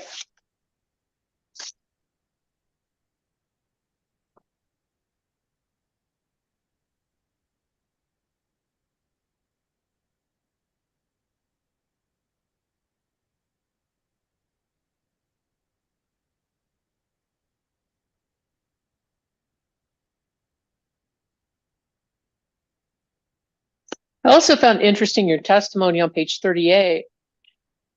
And you're providing information to the question posed on page 36. Line 3, is that a concern for New Mexico Gas Company residential customers? And on page 38, beginning at line 16, you testify, gas company asserts that it does not track the number of customers on whose behalf LIHEAP, so capital L, capital I, capital L, capital E, capital A, capital P. And that's the LIHEAP is the low income heating assistance program, correct, Mr. Sandberg? One of the most inartful acronyms, but yes, low income heating assistance. You say on behalf of LIHEAP makes payments for utility service. Gas company only tracks the number of payments made by the state of New Mexico LIHEAP program on behalf of its customers. Gas company response to NAE interrogatory 1-3. In 2022, gas company received a total of 25,104 LIHEAP payments. Nmgc table NEE 1-3.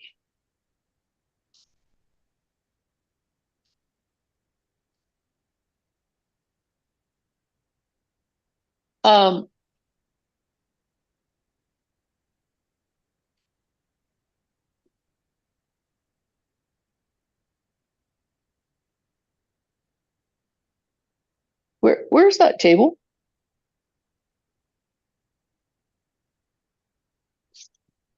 Response to is that an attachment to your testimony? Sorry. I have to look. I do not recall if that was attached to this testimony or not. I'm sorry. I'm scrolling it as we speak here.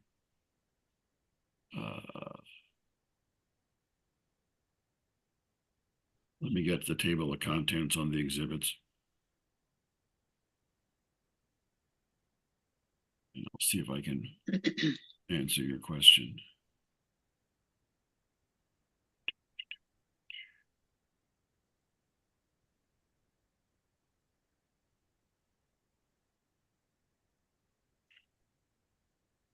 Apologize for it. All right. Data response 1, 1, 1, 1, 1, 2, 1, 3.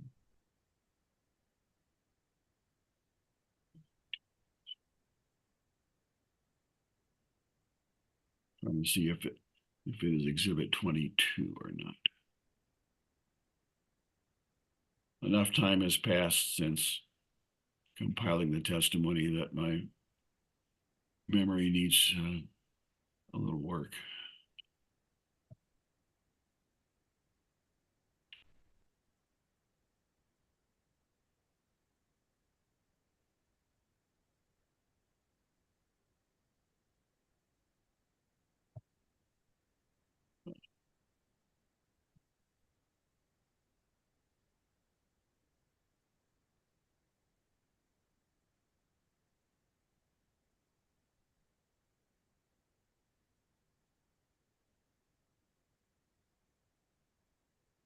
I'm sorry. I apologize for taking more time than. That's okay. Do you? But you don't recall. I don't recall whether it was physically attached or I just quoted it. I'm sorry. Okay, Miss Nazi, consider that a bench request. I'd like to see that response. Do you recall, Mr. Sandberg, whether or not that had how much those 25,104 payments were? I'm fairly certain that I do recall, and I believe I quoted the entire response when it said that we don't track, but here's what we do track. So we don't know how much that 25,104 payments, how much money that was. My current recollection is that was not part of the data response. Okay.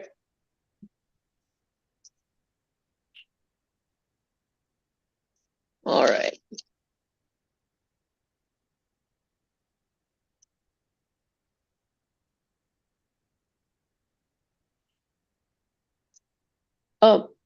Further on into your answer on page 40, you say, are there, the question posed at line 3, are there other negative impacts on low income New Mexico gas company customers? And you say at line 4, yes, there will be more disconnections. In 2022, New Mexico Gas Company disconnected 11,446 residential customers for non-payment and has already disconnected 8,752 residential customers for non-payment in the first 10 months of 2023. And then you cite an interrogatory response. That's your testimony? Yes, ma'am. Do you know whether or not some or all of those customers were had some relationship to the COVID-19 regulatory asset bad debt?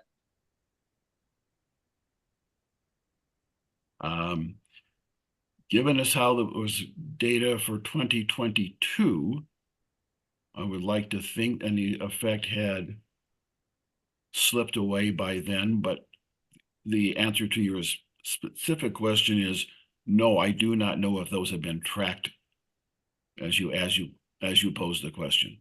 Okay.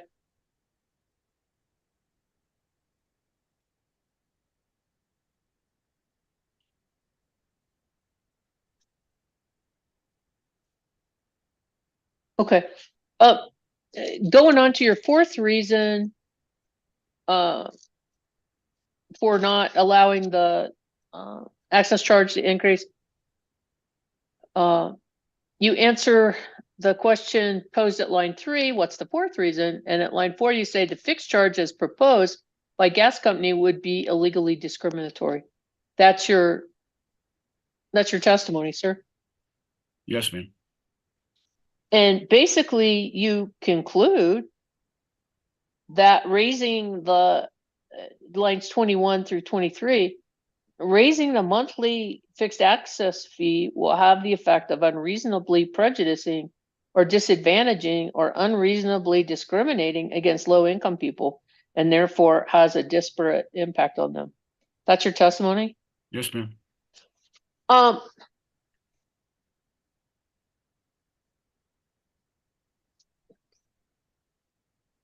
There isn't anything in the Public Utility Act that provides for one set of rates for low income people and one set of rates for non-low income people. Are there? I'm not aware of a provision like that in New Mexico's public utility statutes. No. Okay. And as a matter of fact, the Public Utility Act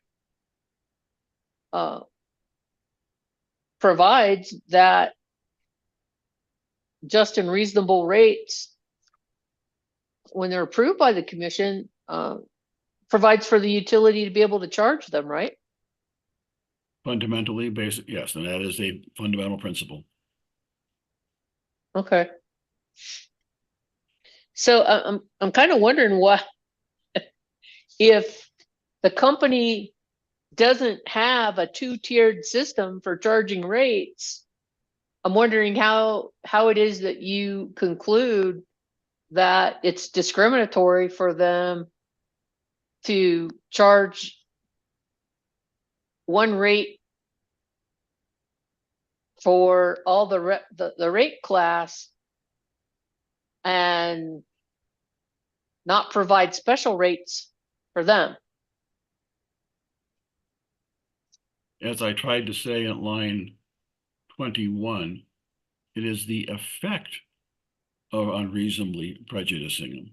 Everyone superficially appears to pay the same price, but the impact on individuals whose resources are much more limited, is that it is a much higher burden on them than on similarly categorized residential Schedule 10 customers with greater income, on whom that effect is much less.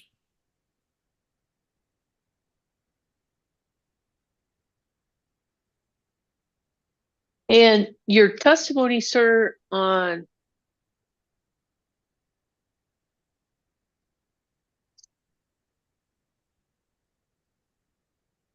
the notice,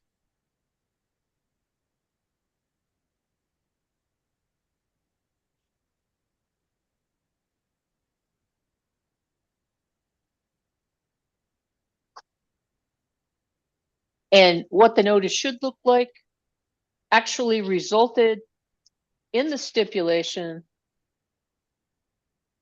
in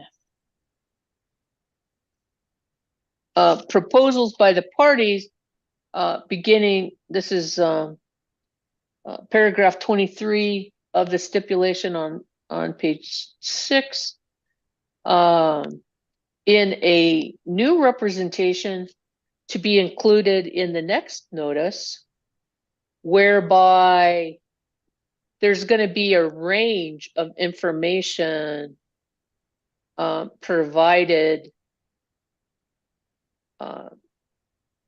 for residential customers,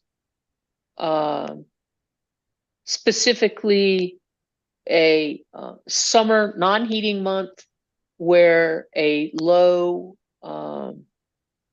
number of therms, 10 therms, and then there's going to be a winter heating representation of customers using 100 therms, and then I guess this is somebody who really uses a lot of natural gas, 150 therms in a particular month. What their increase would be under the new and proposed rates. Is that correct, sir? Yes, ma'am. And so having those types of representations, do you believe then that comports with what a notice to residential customers would look like in providing them with a more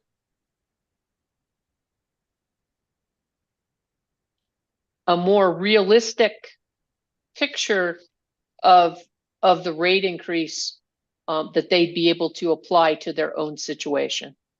I think, yes, I believe the key word is the one you used of realistic, that getting away from a mathematical average that didn't really correspond with with almost no bills at all.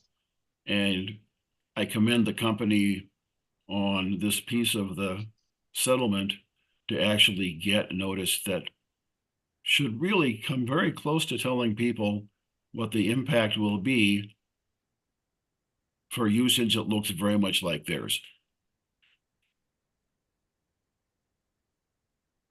Okay.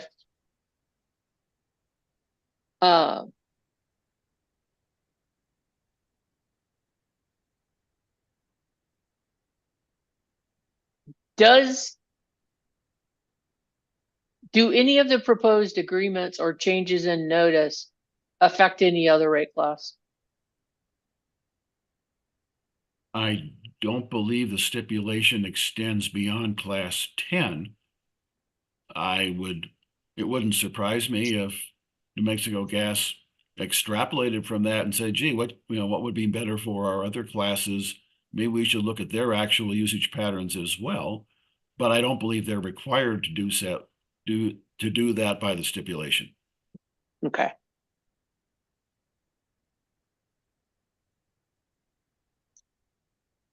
So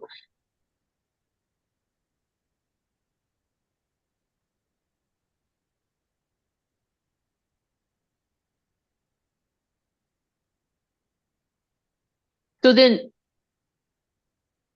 going from where you were in your direct case to where you are now with your stipulated case, your batting percentage is way high. Don't you think? Oh, my hubris only extends so far. But no, seriously, I mean, you know, the issues that you're interested in, I mean, you only have 3 on here, but really, you know, you had 4, the notice. So you've agreed with the ROE. They agreed not to raise the access fee. They agreed not to get the regulatory asset for the LNG case, and they're going to make some changes to the notice. Correct? Yes, ma'am. I'm okay. And I certainly don't, please don't misunderstand. I'm very pleased with that outcome. As a longtime Minnesotan, I have to be humble. Well, that and you did agree to an ROE that was outside of your range, right? Okay. But you don't. I think it's Mr. Did you read the other stipulating witnesses' testimony? Their testimony in support of? Uh-huh. Yes, ma'am. I think it was Mr. Diacenda's stipulation testimony that says, I still think I was accurate, but you remember reading that? I do. Okay.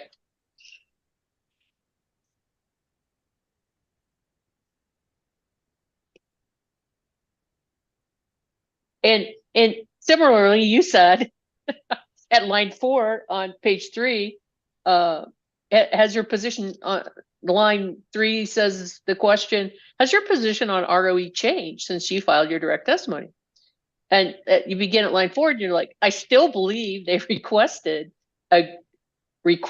now a greatly inflated ROE, but you choose the language above the range to which I testified is not unreasonable, right? Yes, ma'am. Okay.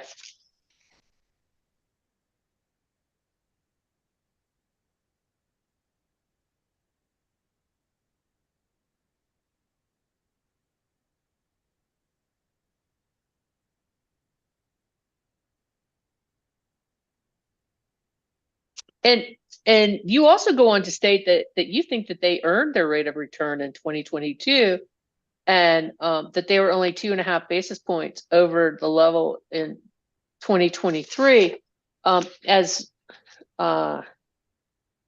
indicated by that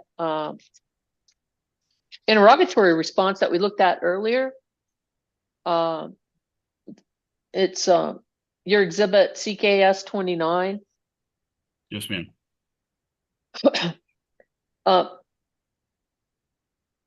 Did you understand? You listened to Mr. Shell this morning?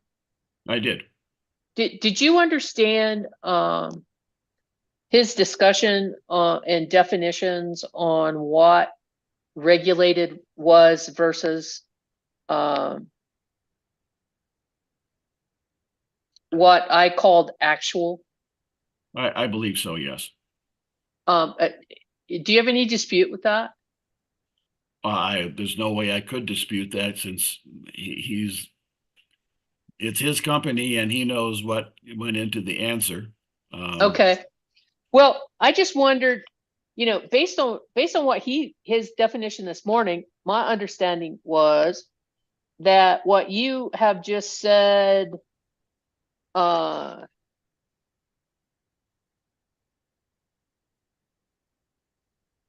that they earned their currently authorized rate of return in 2022 and we're only 2.5 basis points away, isn't what I heard him say this morning. I heard him say actual was like 5 to 7%. There was that was the first time I've heard of that particular set of definitions. I won't dispute them because there are certainly many different ways they could be computed. However, I don't think the 5% kind of idea is relevant, nor did I hear him say that it was relevant for rate making purposes. And I'm just trying to figure out what the actual ROE is. Again, I think it is a little bit of angels on pinheads. Okay. I think, from what I heard this morning, that the numbers reflected in that table, even at which he did update for the full calendar year, I think those line up as well as we're going to be able to line up with the commission's authorized numbers. My understanding is they really tried to do a consistent computation the same way they would do it in a rate case setting. And that's what I had hoped for in the interrogatory. And I certainly take him that was their good faith attempt. Okay.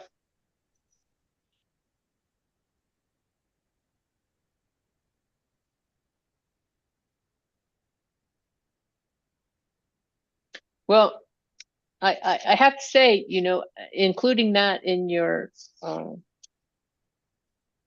testimony, in your stipulation testimony, did kind of give me pause, because just looking at the numbers, it looks like they're over earning.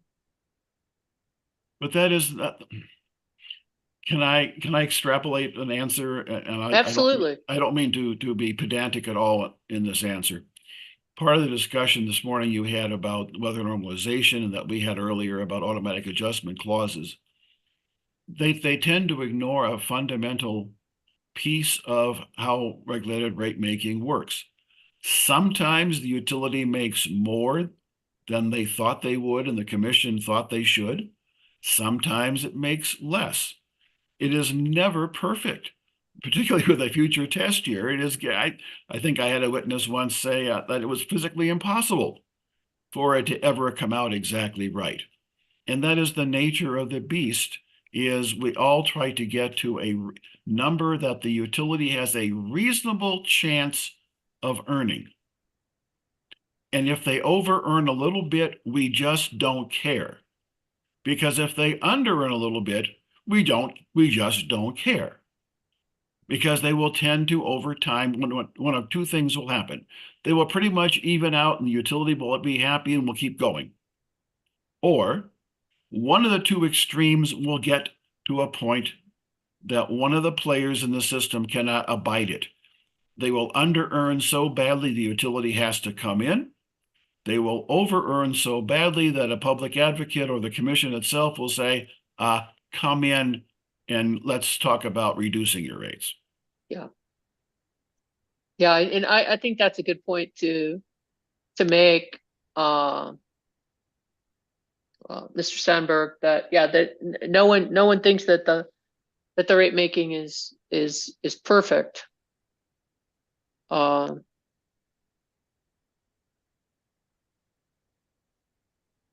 But everybody's hopefully trying to make it a reasonable, fact-based,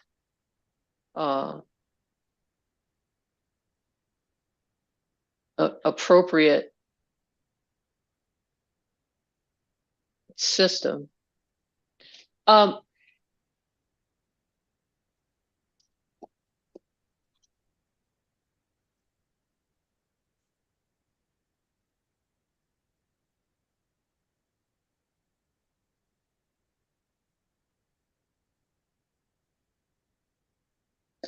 I know that you did not opine on any specific revenue requirement outside of the specific issues that you made, but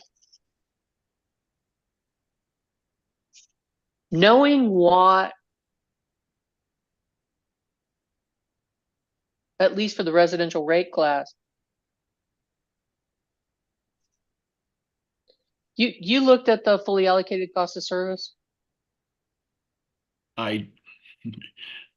the understanding that looked at does not mean I attempted to replicate or cross-check computations. Yes, I did review the final testimony, including that cost of service study. Okay. And with the, would you agree with me, having been, you know, having worked for the public advocate, having worked for the commission, would you agree that there is an attempt to try to have rate classes pay for their cost of service? That seems like a very simple question. I don't think it is. And the starting point for my answer is this. In my experience, there are as many ways to develop a class cost of service study as there are analysts who are engaged to do that process. And that's before we even start getting to philosophical discussions like embedded versus marginal costing. I kind of figured I'd see that chart again from this morning. I don't believe there is any magic in that phrase trying to get classes to their costs. I believe it is a way of chasing a mythical beast. I don't believe there is an absolute, we all can know it and agree on it method for establishing class costs. Every analyst will have their preferences and will be able to justify the changes they make to other analysts' CCOSS. Having said that, I also don't think that pure cost tracking in rates is the only sensible public policy. There are other competing policies that not only can be and should be, but usually are embedded in a rate design decision, including affordability, including the ability of some classes to pass on their utility rates into their outputs, where other classes do not have that ability. Their gradualism and the ability for a customer to understand the rate design, those are all principles that occur again and again and again in testimony regarding rate design. Even Professor Bonbright. Okay.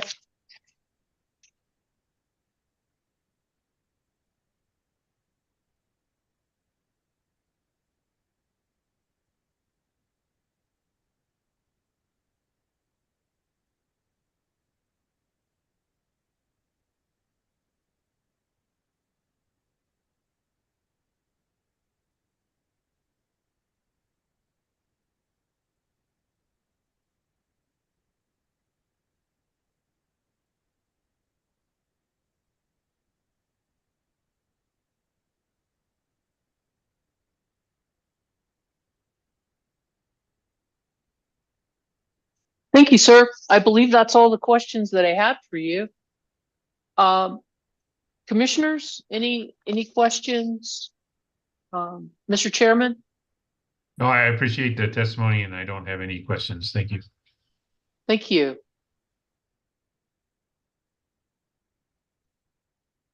Commissioner Ellison, sir, do you have questions? Ms. Hurst, yes, I may follow up with a few questions. Go ahead, sir. Hi, Mr. Sandberg. Thank you for your testimony today. Commissioner.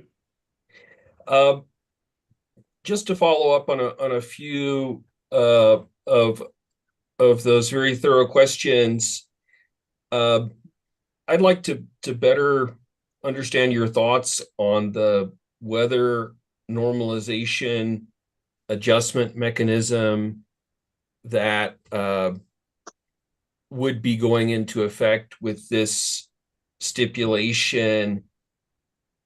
Is that something that you're not completely in favor of?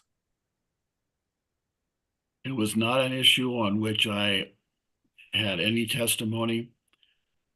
I stand by my testimony in support of the stipulation. The stipulation as a whole is reasonable and should be adopted. While I have views on a number of things outside of the scope of my testimony, I try very hard not to bleed over into those if I can avoid it. Okay, so you're saying you'd rather not comment on the weather adjustment mechanism? Since I didn't touch it in my testimonies, and other parties, have had no chance to either see, understand, or, disabuse me of my notions, I don't think it'd be fair. Okay. That's fine. I appreciate that. On the minimum monthly charge issue, which you do go into great detail about, in your view, what are the reasons that the gas company proposed this increase?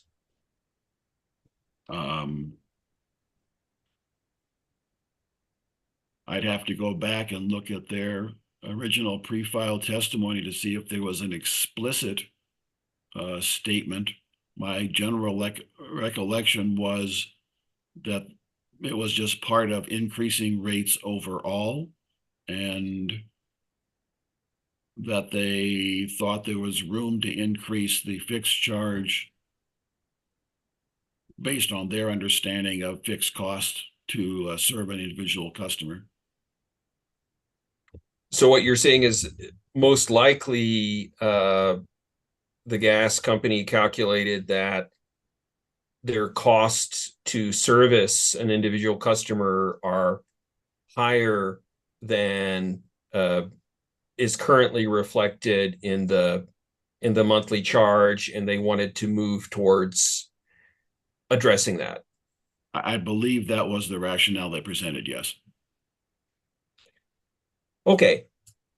And I understand your concerns centered around low income customers.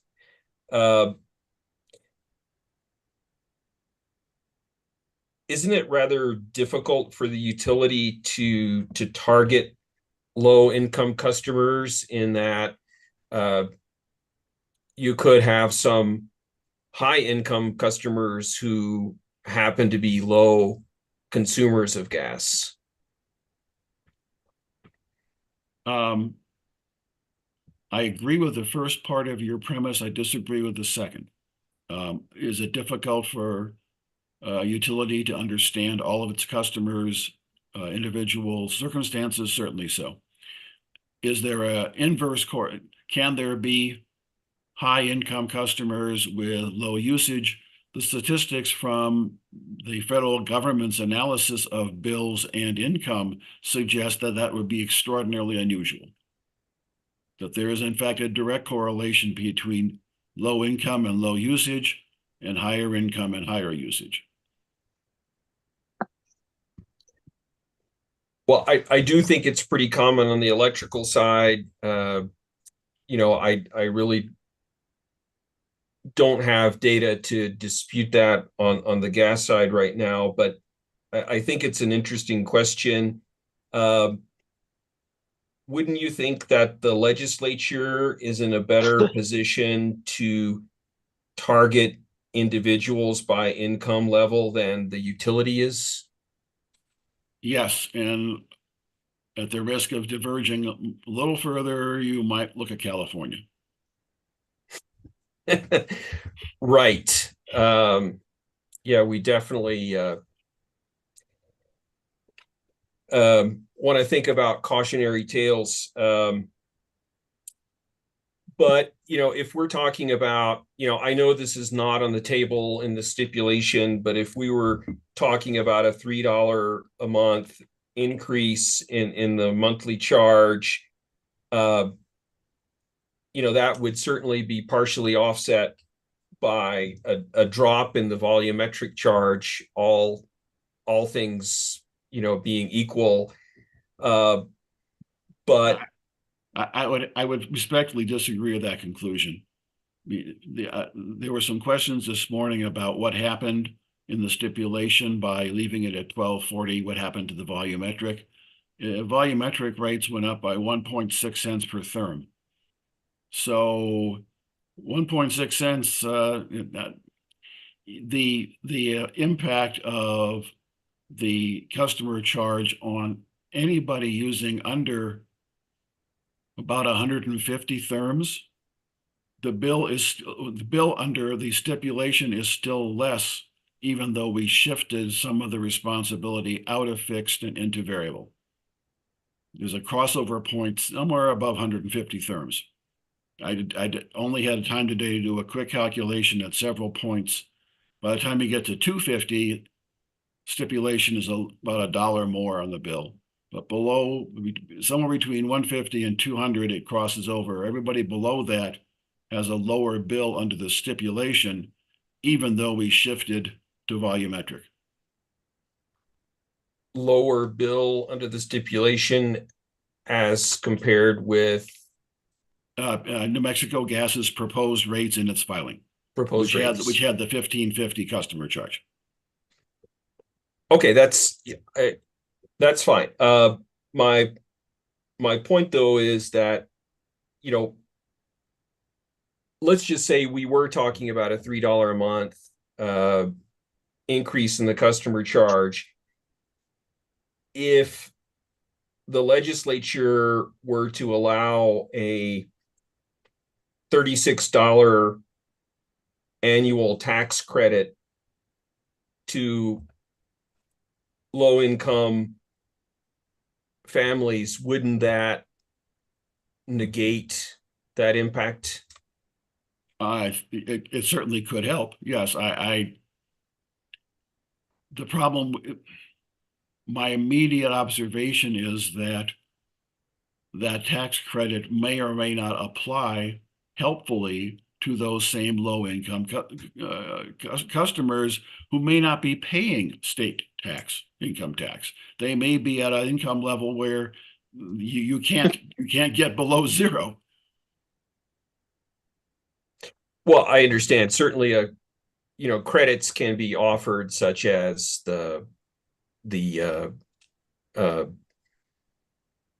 checks for compensation for higher gasoline prices and such. But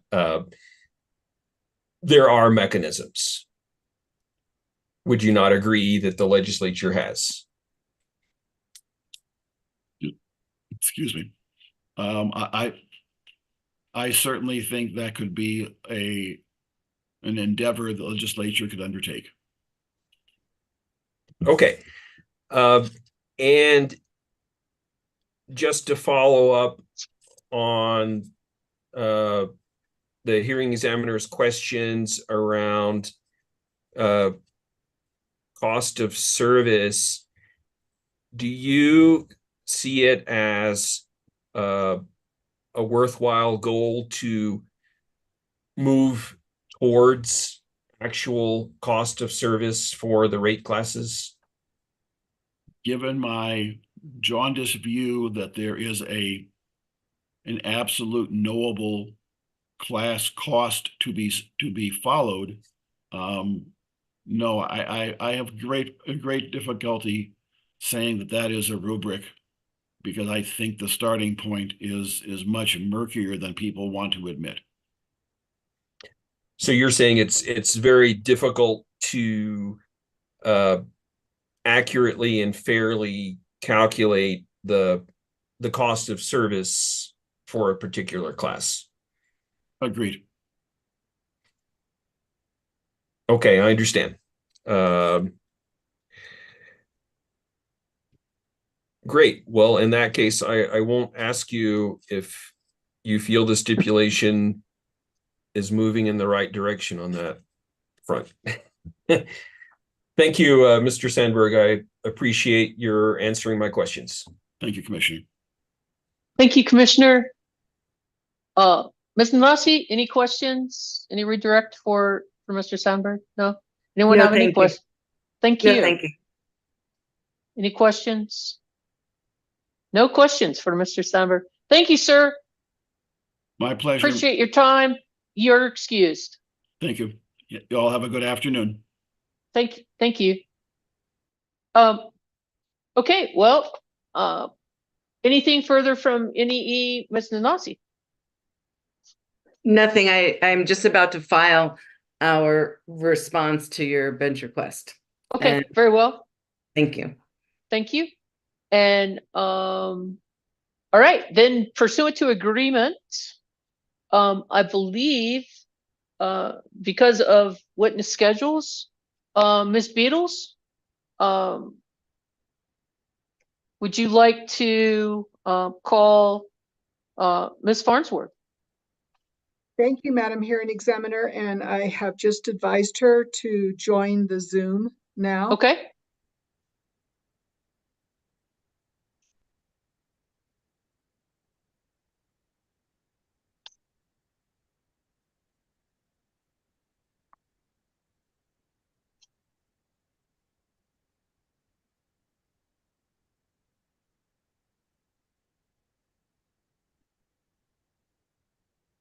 Okay.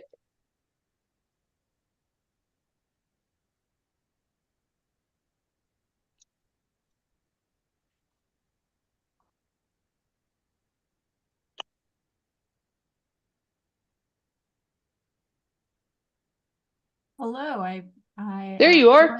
Yes. Okay, great. Go ahead, Ms. Beatles. Thank you. Western Resource Advocates called Gwendolyn Farnsworth. Thank you. Melissa, would you please swear the witness in? Raise your right hand, please. Do you solemnly swear the testimony you're about to give will be the truth, the whole truth, and nothing but the truth? So help you God. Can you hear Can't me? hear you.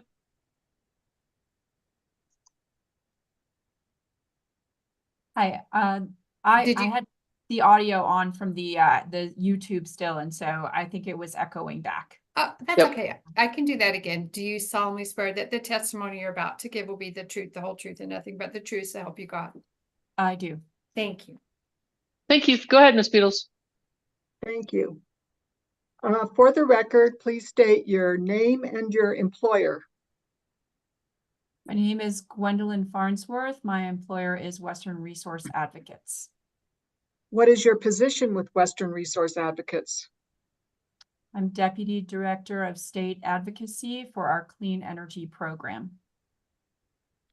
Referring to the testimony in support of the stipulation that you prepared for Western Resource Advocates, which we uploaded as WRA Exhibit 1, do you have any changes or corrections?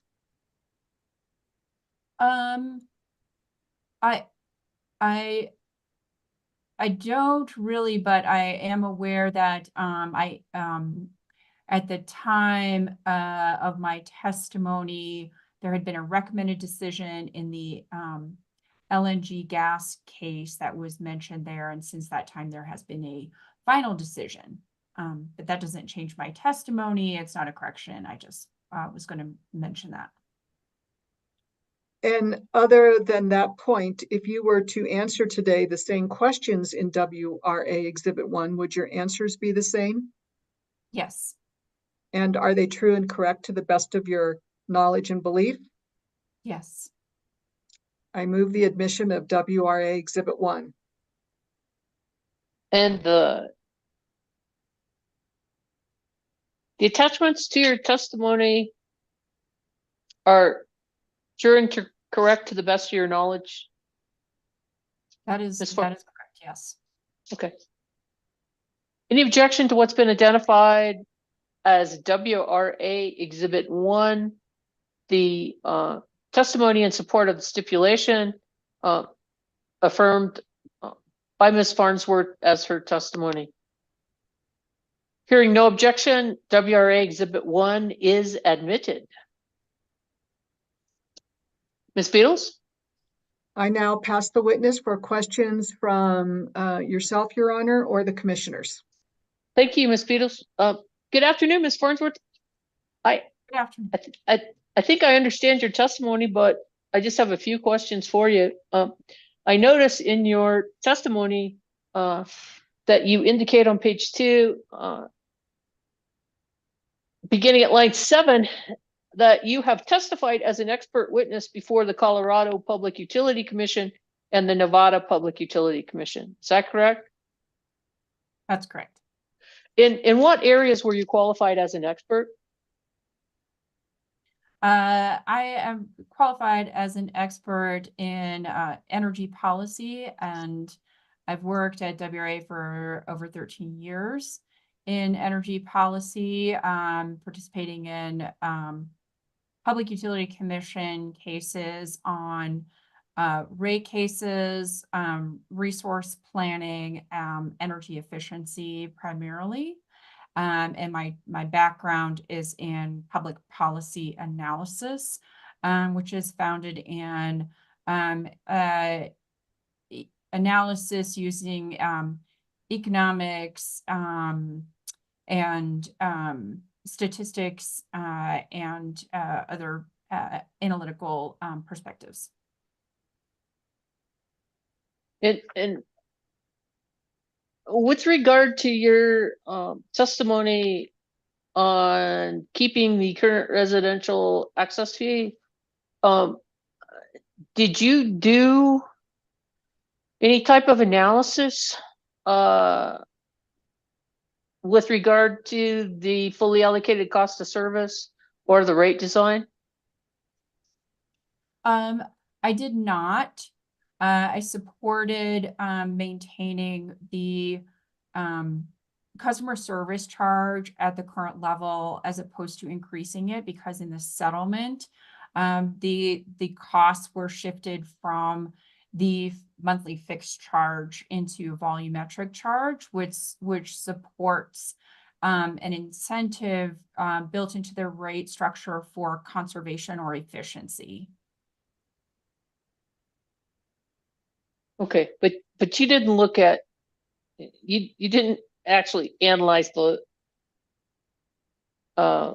any of the other parts of the cost of service study or the functionalization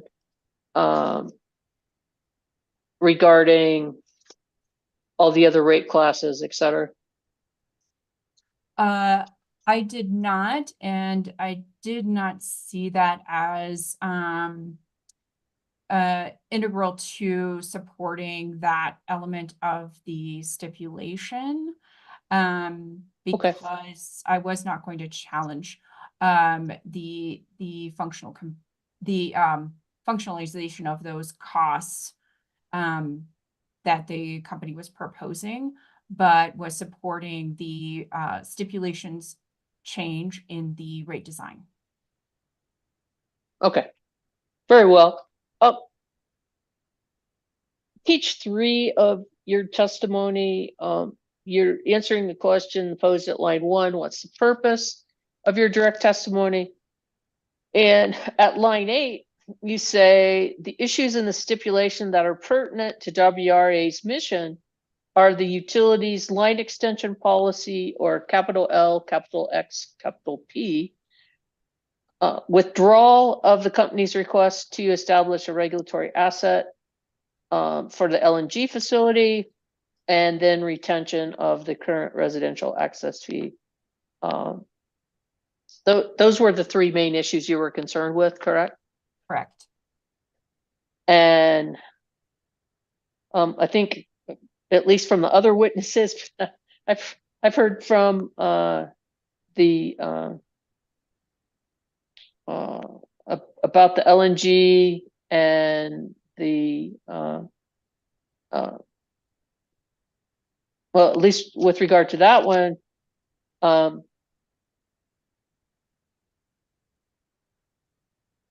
that was, according to the witness this morning, I don't know if you're listening, but that was, I think he said that was kind of a hard give up, even though the commission decided against gas company's request, because he thought those expenses were legitimate.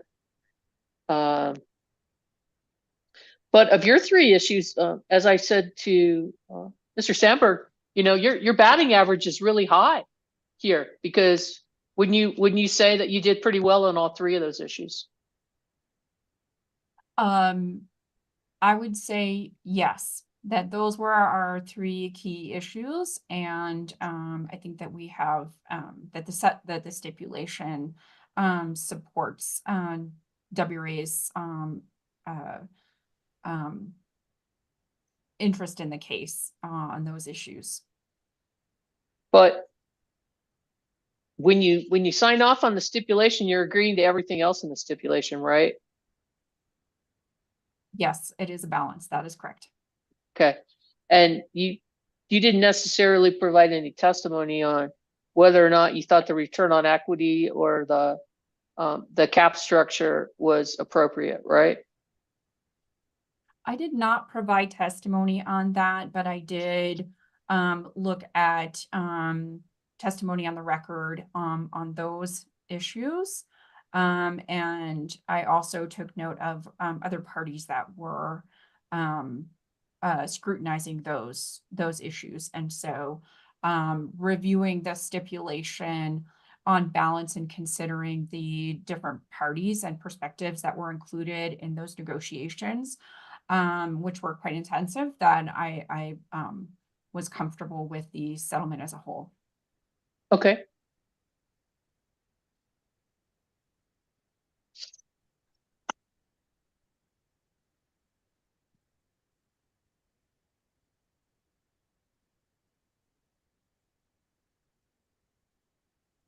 And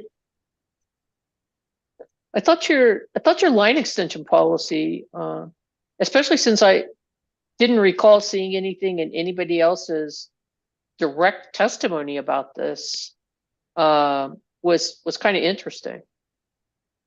You didn't file direct testimony in this case, right?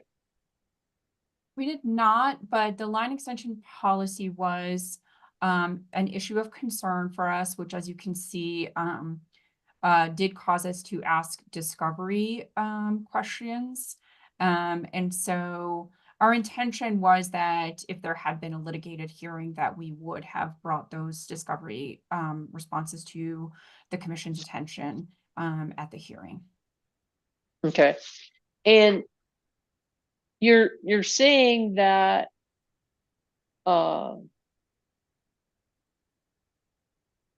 in your testimony on line extension policies, beginning at page 6 and going further, that the line extension on page 7, the question posed at lines 9 and 10, why is it appropriate for the company to file a revised line extension policy after a stakeholder process? You point out that the current line extension policy went into effect by operation of law in 2015, correct? Yes, that was what we found. Okay, and I guess I should say specifically paragraph 15 of the stipulation provides that gas company agrees to file a revised Rule 16 line extension policy before the end of before December 31st, 2024, after a process that reevaluates the credits, and then in parenthesis, review revenue credits, comma, lot credits, in parenthesis, both vacant and other, in parenthesis, and system improvement credits in total parenthesis of that section, and the Advantage Program Advance. An Advantage Program Advance is capitalized. The company agrees to consult with WRA, PRC staff, and any other interested party in its evaluation process. Period. Once the revised policy is filed, parties and staff retain the right to object to the new line extension policy and seek commission review and hearing. So that's what you agreed to, correct? That is correct. What type do you have any written indicia that defines this process by which you're going to interact with the company during the evaluation process? Thank you. I have to admit that you used a word there in that question that I was not familiar with, but it is correct that the settlement, the stipulation does not exactly specify in what form that stakeholder process will take. And so I think it's an excellent question to raise here. I think that's what you were asking. It totally is, and I just do it. I mean, some parties will know why I'm doing this. I had an instance last year where parties had agreed to a process regarding standby rates, and it turns out the process was an email to some parties, perhaps not all, from a prior rate case. And I don't know, there may have been a telephone discussion with a few people. And the upshot of all that was that some parties were claiming the process was had not occurred based on understanding. So after a series of hearings, a recommended decision, exceptions to the recommended decision, then a stipulation by the parties, another set of hearings, and another certification of the stipulation. And, you know, probably over a year gone by, the commission finally had something before it. So just after having been through that last year, I'm just kind of trying to nail down here exactly what kind of process you all are envisioning, and have you thought about this?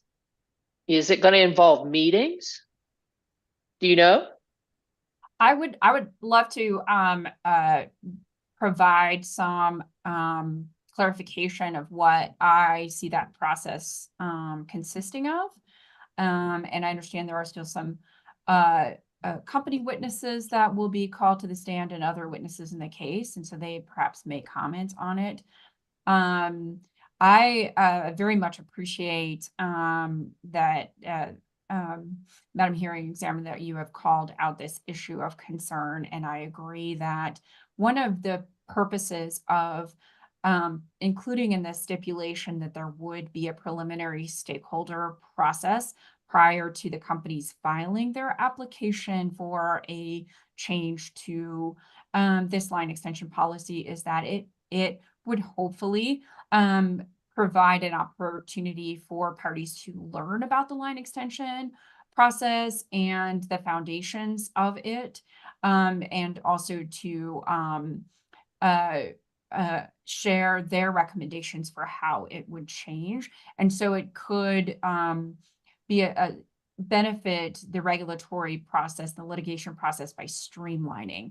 And so I think the best way to do that, which I would suggest and which I would envision, is that the company would start with a notification to the parties participating in this case that they would be initiating the stakeholder process, and that would be at least 3 months prior to their deadline to file the proposed policy revision, and that during that time frame there would be at least 3 meetings with the stakeholders, with advance notification, and a proposed agenda for those meetings.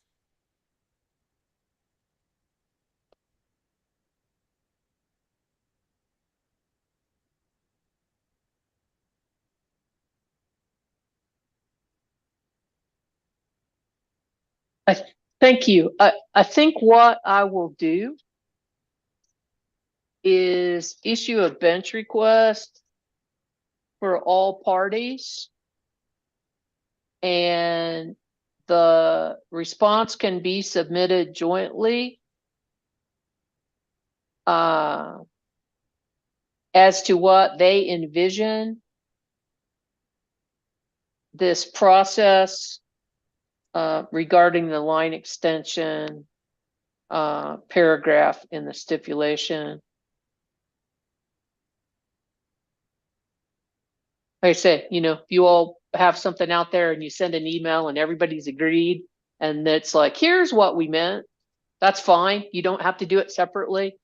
And obviously it may or may not go on now, but I think the commission ought to have an idea of how this is going to work. Again, just trying to eliminate some confusion.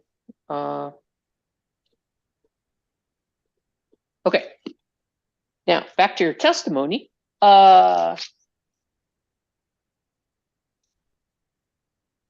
In reading this, I found it interesting because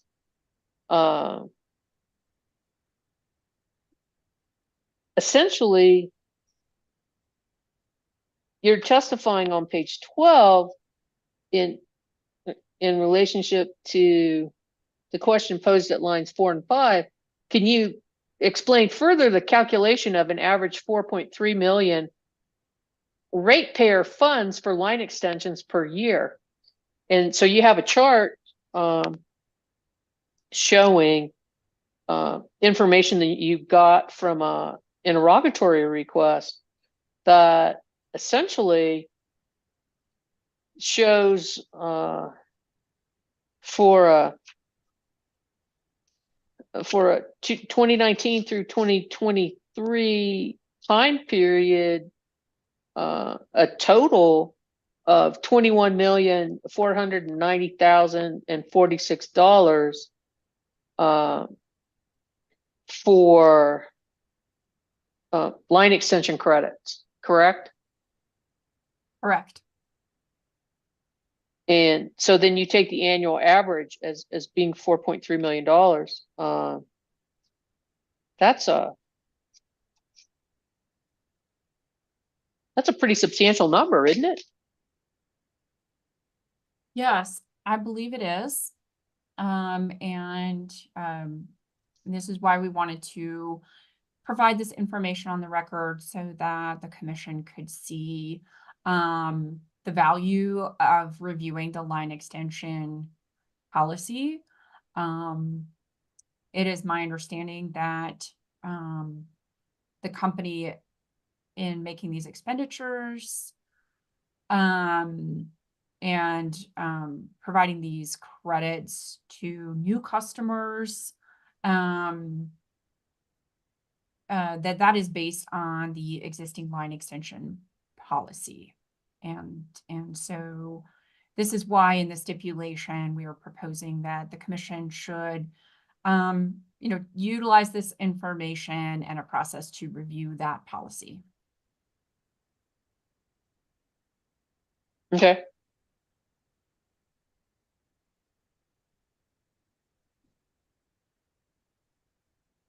Right, and then again, you have language on page 12. Question posed at lines 4 and 5. Given these concerns about the current line extension policy, do you believe the stipulation is in the public interest? You begin your answer on line 6, yes. And then at line 9, you again are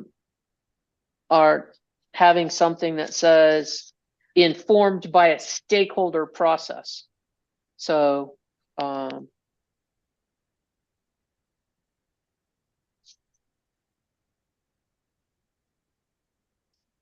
then attached to your testimony,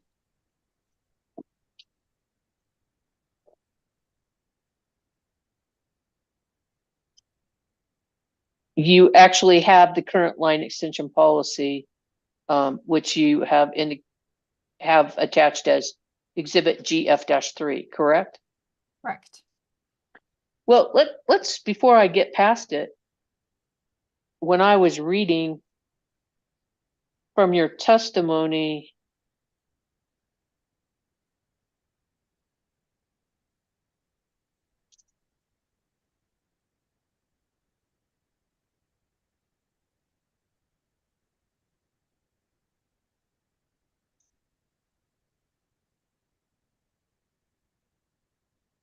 when I was actually reading from paragraph 15 of the stipulation, and I said that that Advantage Program Advance was capitalized. You have an interrogatory about that, correct? Correct. That's attached as Exhibit 2 to your testimony. Can you explain for the record what the Advantage Program Advance is? Yes. So my my understanding, so what we had learned from that interrogatory was that it is not a cost that is recovered, the Advantage program itself. So I understand that to be and it was a response to WRA interrogatory 1-12. That the company has basically a loan program to help customers with a line extension costs that they are responsible for. And I think that is to help the customer to finance some of those costs that they are responsible for, that new customer, and receive those funds from the utility as a loan, but not from not out of the rate base. And so it's not, those costs are not recovered through the rates. But I do believe that cost recovery may be on the customer bill, and I would have to check that to be sure, because that's, I'm not remembering at the moment, but it's basically a loan from the company, not from the other ratepayers. Okay. Okay. Mhm. You wanted to tell me something else? I was just going to say that our interest in looking at that program as well is because it does provide certain incentive again for new customer growth, and so I think that's worthy of reviewing, and so that's why it's in the stipulation as an element of what the stakeholder process may review. Okay. Very well.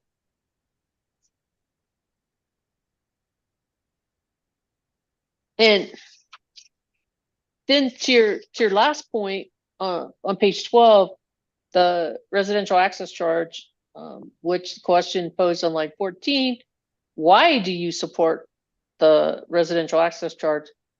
And you begin answering that, and then at line 16, you say a month fixed charge that is unavoidable regardless of customer gas consumption is a disincentive and a deterrent for the efficiency of gas usage. Correct? Correct. So, I mean, I've heard that before, right? That the access charge, the flat access charge,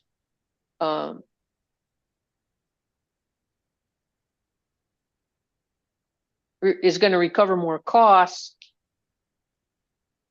up front, and then the volumetric is going to be kind of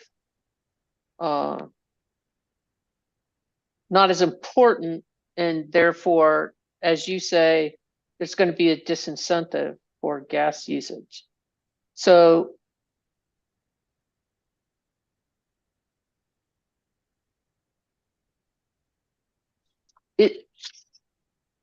is this just your opinion, or do you have some kind of scientific study or research or survey?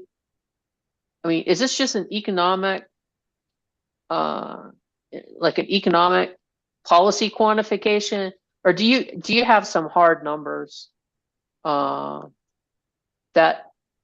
support your position? That's a great question.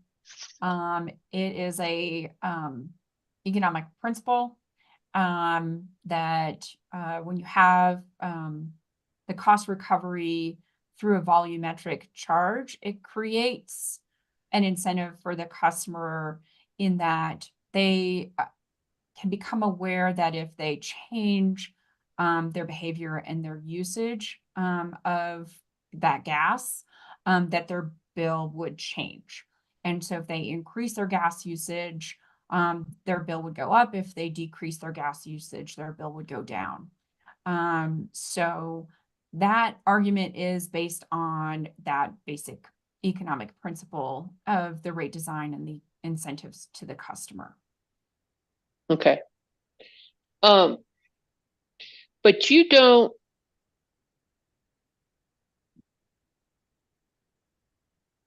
Do you agree that under other economic principles and specifically the principle of cost causation, that the rate class should pay the cost to serve them? I do agree with that principle. And my understanding is that the cost allocation for the class remains. And Mr. Sandberg had just provided some very useful testimony in this regard, in that the costs that would be approved under the stipulation, if the commission approves it, that those costs that are not going into the increased fixed charge, that there are at least some of those costs are being recovered through the volumetric charge.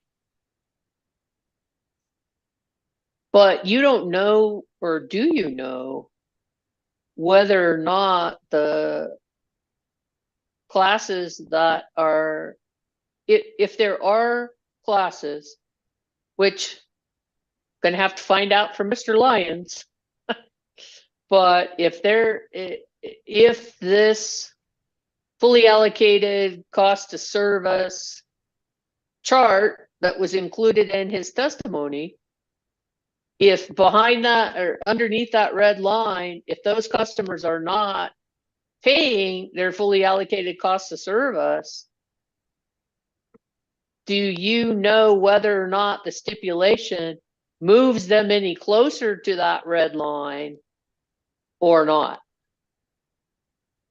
That's an excellent question, and that was not a focus of my review of this case and my participation in this case, but I do think that that is an excellent question to be asking.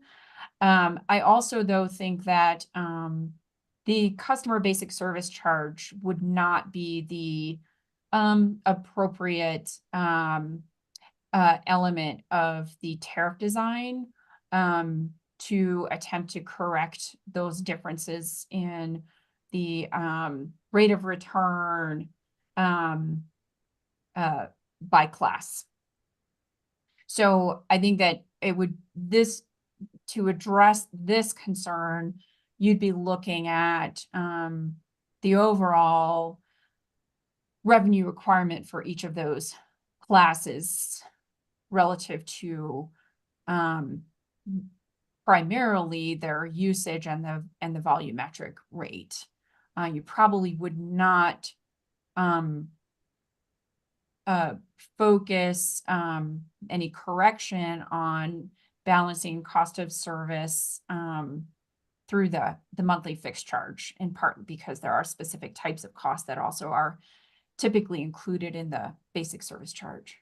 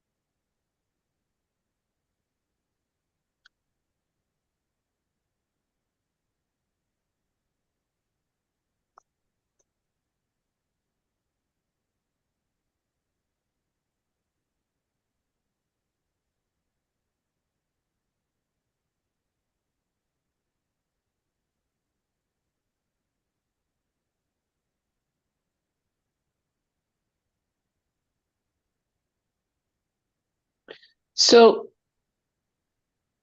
just so that I understand,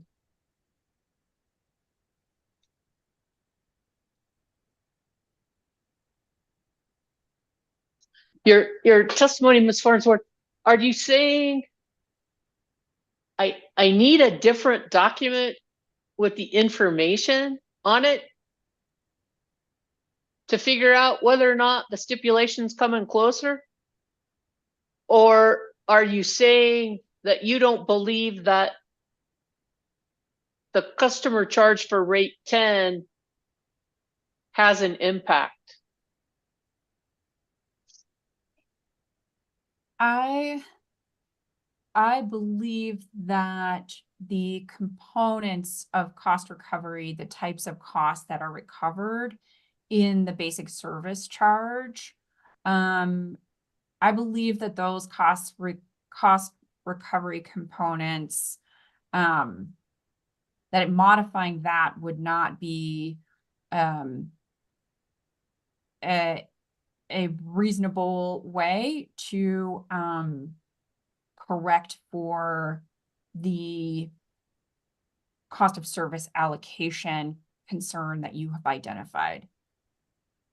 So I think that it would be best to first step back and look at the revenue recovery that's allocated overall to each class and consider whether those allocations are appropriate. Okay.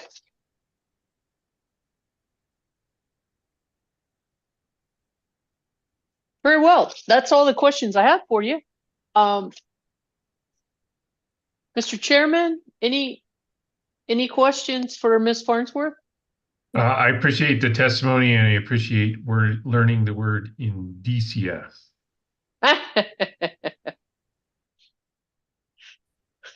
Thank you, Mr. Chairman. Commissioner Ellison, any questions for Ms. Farnsworth?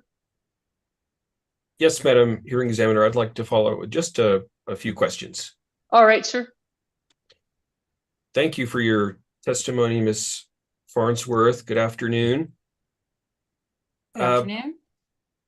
You know, I did want to follow up on the line extension issue. Appreciate all the detail that you brought to this in your testimony. Did any other party in the case raise this issue, or were you really the only party to bring this to everyone's attention? To my knowledge, WRA was the only party to raise this issue. Well, certainly appreciate your work in doing that. I wanted to understand a bit better how the current system works with the lot credits. Is that sort of a accounting type of credit that estimates the cost of essentially traversing a vacant lot to get to the customer who wants the connection? I think that's a way to think about it. You know, my understanding is that the customer would ask for a line extension credit, and would ask for a connection to new service or an increase in their service. And then the company, I believe, would then review the location of the pathway for that gas pipeline, whether it's increased in capacity, new capacity, however it's done, would look at vacant lots that would be passed by that new connection, that new delivery infrastructure, and would also look at the existing customers along the way, or customers that don't have a gas connection, and would estimate what the potential future new gas load might be that line could serve. And so they could build that line to serve the new load. They could give the customer a credit towards the otherwise, the cost that they would otherwise had paid if they had paid for the entire cost of that infrastructure only to serve them. Okay, so essentially the company would be installing, perhaps a larger diameter line and certainly a longer length of line to serve that customer because they're traversing a vacant lot. But the customer who's requested the service is not going to pay the full amount of that. There'll be a certain amount of credit that gets borne by everyone on the system. Is that how it's working? That is my understanding. I did not ask discovery questions to fully explain what the company is doing in terms of deciding on the size of the infrastructure that's built to serve that new customer, and what happens over time with those line extensions, and if the customer is forever free of paying the full cost of that line extension credit. And so I felt that those questions are worthy of further investigation, with other parties being aware of these questions and the process. And your view is that, if there has been a roughly $4 million a year subsidy borne supporting line extensions, that there really should be no such subsidy.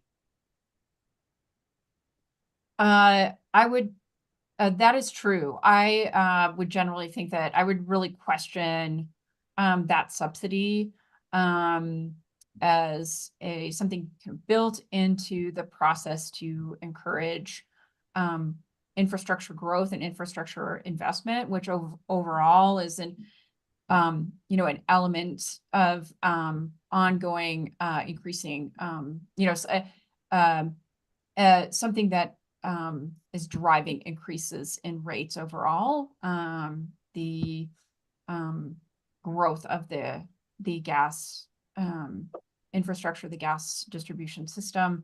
And so I have concerns about, an incentive structure built into this line extension policy to do that at a time when we're looking at ways to reduce emissions, and when various parties, including WRA, have concerns about stranded costs of those investments.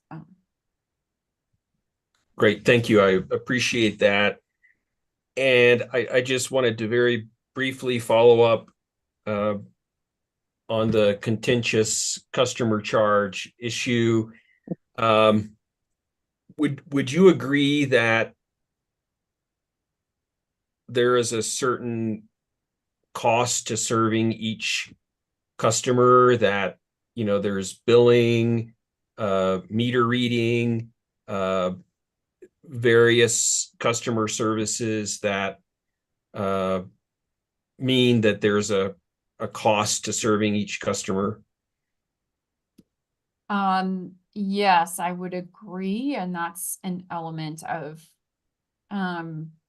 rate design, is to understand what are the basic customer costs to serve each customer versus the system costs that can vary by usage, and depending on the customer class and type of customer, it is really difficult to ensure that one individual customer in a customer class is being charged exactly their basic service charge costs, because those are designed for usually a group of customers in a class. Say a residential customers, you can say that there's a average cost of serving each residential customer.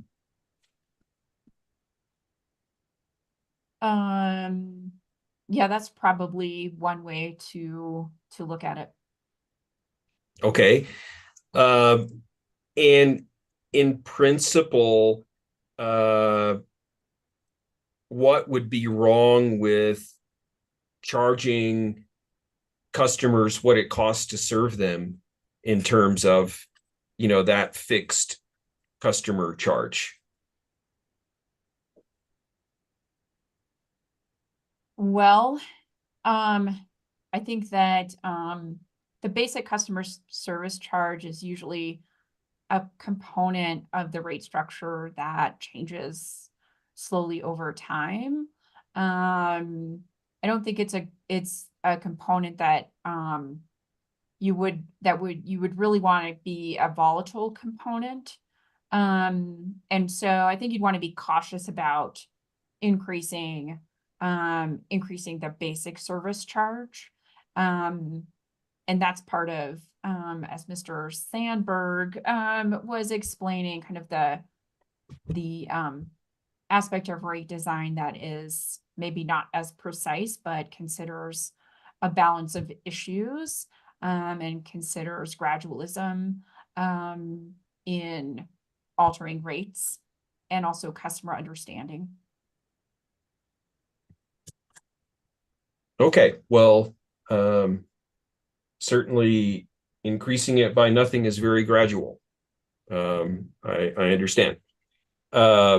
Great. Well, thank you, Ms. Farnsworth. Appreciate your testimony and your work in this case.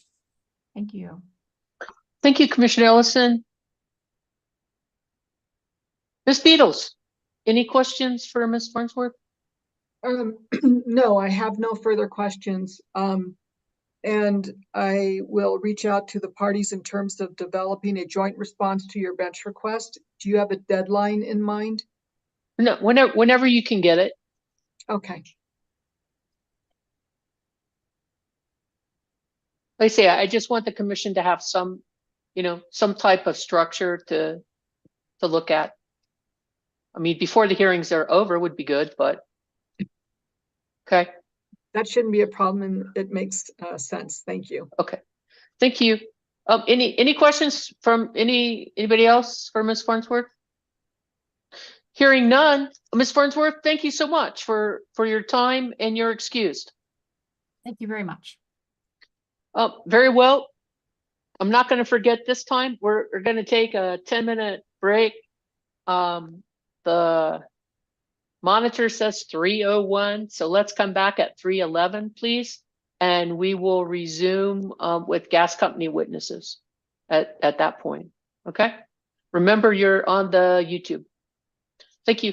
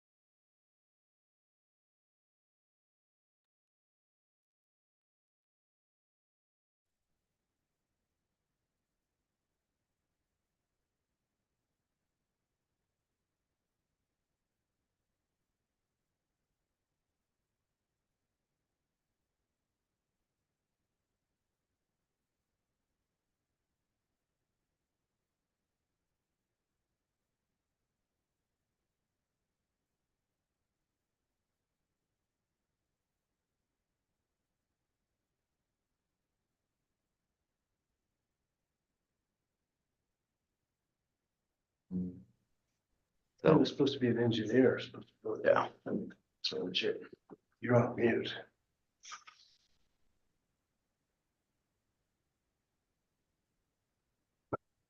So if I mute it there, it doesn't show up.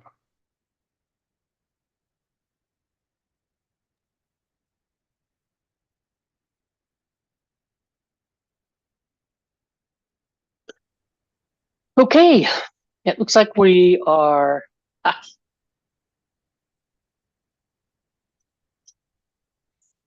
back from our afternoon break. How are we doing, Melissa? Very well, thank you. Awesome. Mr. Haverly, Mr. Dome, you have another witness. Madam Hearing Examiner, the company would call Tom Bullard. Hello there, Mr. Bullard. How are you? I'm not bad. Good. Madam Hearing Examiner, I apologize up front for the way I sound. I'm battling a cold or flu I've had for 3 weeks now. Gave me a little bit of laryngitis last week, and I'm getting over it, but I feel pretty good. But if Okay, I need good. if I need to speak up, please let me know. Okay, I will. I hope you feel better. Thank you. Melissa, would you please swear the witness? Yes, raise your right hand, please. Do you solemnly swear the testimony you are about to give will be the truth, the whole truth, and nothing but the truth? So help you God. I do. Thank you. Mr. Bullard, would you please state your full name for the record? Tom Bullard, And who are you employed by and what is your position? New Mexico Gas Company, and I'm the Vice President of Engineering, Gas Management, and Technical Services. Mr. Bullard, you have in front of you what has been marked New Mexico Gas Company Exhibit number 3. Do you recognize this document? Yes, excuse me. Yes, I do. This is my direct testimony and exhibits in support of the application. And was this document prepared by you or at your direction? Yes, it was. Do you have any corrections to exhibit number 3? I do not.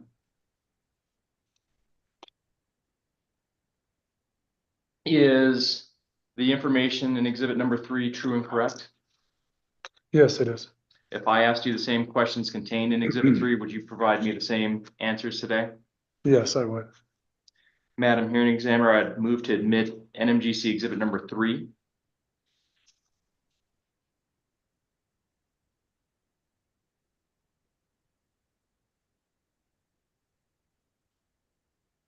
Any objections to what's been identified as New Mexico Gas Company Exhibit 3? Mr. Bullard's direct testimony filed in this case. Hearing no objection, Gas Company Exhibit 3 is admitted. Thank you, ma'am. Mr. Bullard, would you please take a look at what has been marked as NMGC exhibit number 4? Do you recognize this exhibit? Yes, I do. This is my direct testimony in support of the uncontested stipulation. And was NMGC exhibit number 4 prepared by you or at your direction? Yes, it was. Do you have any corrections to exhibit number 4? I do not. Is the information contained in exhibit number 4 true and correct? Yes, it is. If I asked you the same questions contained in exhibit number 4, would you provide me the same answers today? Yes, I would. Madam Hearing Examiner, I move to admit NMGC exhibit number 4 into evidence.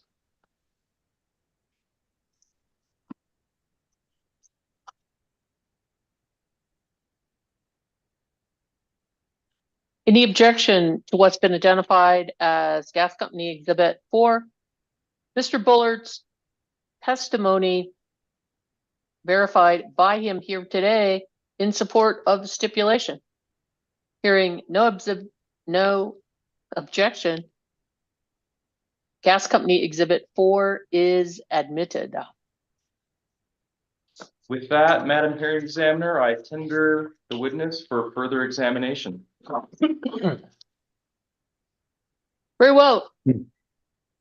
I've got a few questions for you, Mr. Bullard.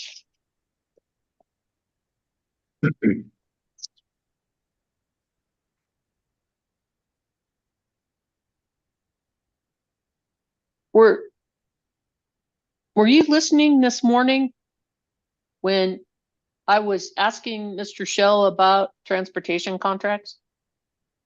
Yes, I was. Were you trying to answer? Yes, I was. Okay. Now you're gonna get your chance. I'll just bring up for all of our purposes and get the right screen. I was trying to put Ms. Nanassi's bench request in the Dropbox during the break, and I put it in Dropbox. I just can't find it. So I will head back to my flash drive screen. Excuse me, this is Marilyn Lanassi, did I just misunderstand you? I just emailed the filing, I didn't put it in Dropbox. No, that was me.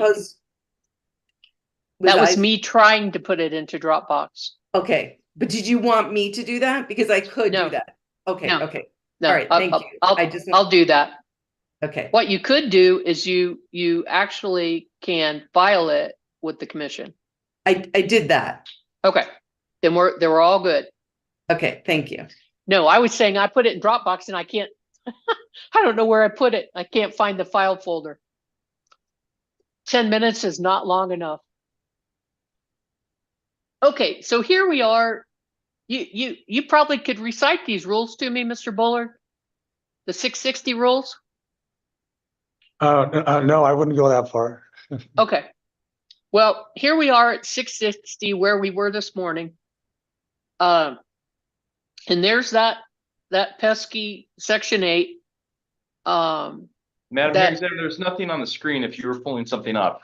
I'm happy to give him that reg. I just need to go pull it, but it's not on the screen yet. That's because I haven't shared it yet. Ah. There we go.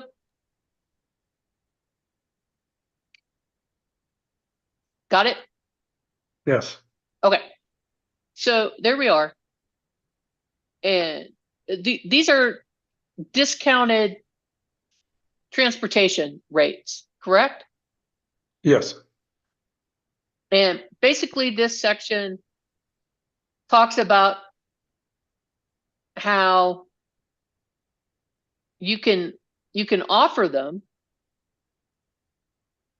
on a non-discriminatory basis in order to compete for their business.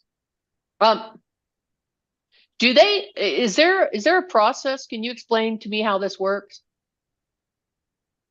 Yes. Yeah, they have to come to us and ask for a discounted rate and explain why we would need to give them one to get to keep them on the system. And typically they have the ability to bypass us, is what it comes down to. Most of these are, for instance, in the Permian area where there's multiple pipes. So they have the ability to get gas from somebody else, from an interstate pipeline, or a gathering system. They have the ability to bypass us. And so if we verify that they have that ability, we'll negotiate a discounted rate so that they use our system rather than bypassing us. So they're not just, this isn't somebody that's just trying to get you to move their gas for them. Is this a transportation only service? Yes, it's a transportation only service. Okay. So they don't buy gas from you. That's correct. Okay. So it's all about moving the gas. Yes. And when it says verified offer, do they have to like march into your office with an offer from somebody else? Like on that company's letterhead that says, here's what we'll give you? Typically, that's the way it works, yeah. Or sometimes it's just an email. They'll show us an email that they've got for here's the rate.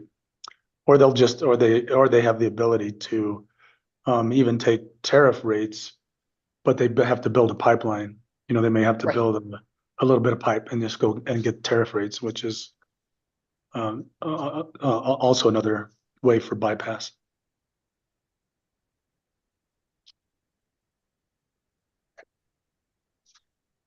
Tariff rates from you? No, from an interstate pipeline, for instance. Oh, okay. So it's not like I was limited thinking of my tariff. I wasn't thinking interstate, but okay. So then they come in and then you negotiate with them. And then we get down to this next. These discounted rates must be above the variable cost of service provided. Okay. So the only service that's being provided is moving the gas, right? That's right. Okay. So what's the process for doing that? So we file a statement after each rate case or anytime rate 70 changes, which is typically in a rate case. So we file a statement on what that variable cost is. And so the last one we filed was on July 5th of 23. And it's pursuant to PRC case number 2183. And we have a worksheet that we include in that filing that shows the calculation to get that to that variable cost. And it's and as you Okay, said, slow down just a second. Okay. Okay. So you file something after a rate case. That's right. Okay. Well, anytime rate 70 changes, which is typically in a rate case. Okay. Okay. And so after rate 70 changes, then you'll file with the commission. And you said the last time you filed is when? July 5, 2023. Okay. And you filed in compliance, or you filed in a particular docket?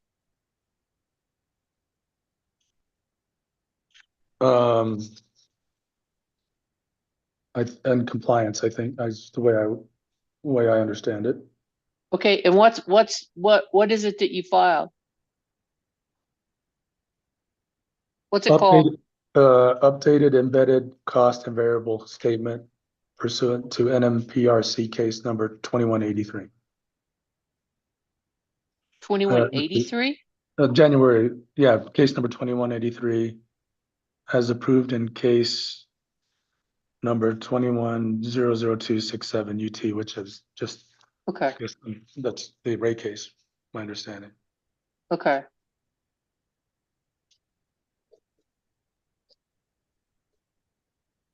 All right. And so this document that you filed has what the variable cost is. That's correct. So every time that you file one of these transportation discounted contracts,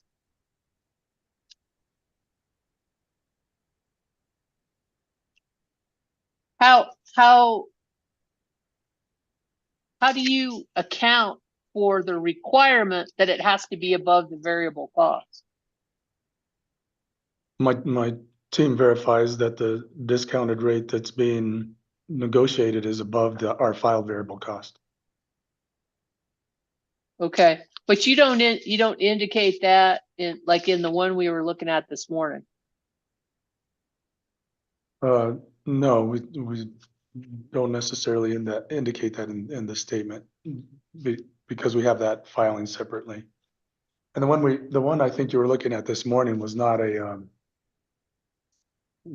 new rate. It was updating a contract to change the supplier.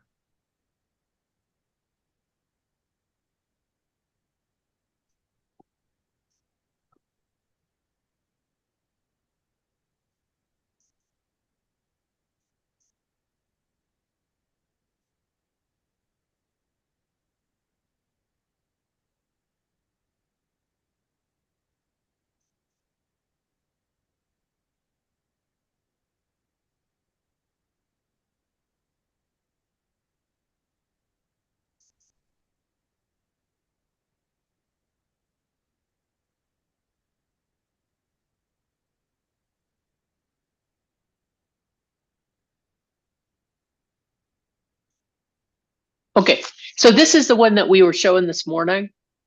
This is that, this is the July 29th one. The Mosaic potash, okay. So you're saying they were just changing a supplier in this one? That's correct.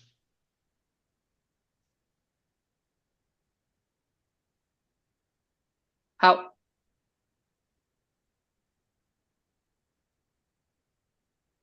How do I know that by looking at it?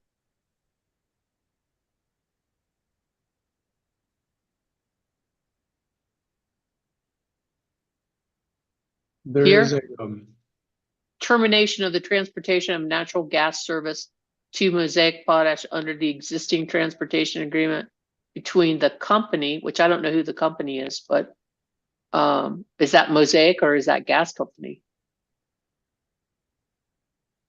And BP Energy Company. yeah, that's gas company. Company is a gas company. And so their supplier was BP Energy. Okay. And so they wanted to be under their own contract so they can supply with anybody, but they were under BP Energy's contract. Okay. And now they're under their own contract. Right. Okay. So you didn't change the rate at all. That's correct.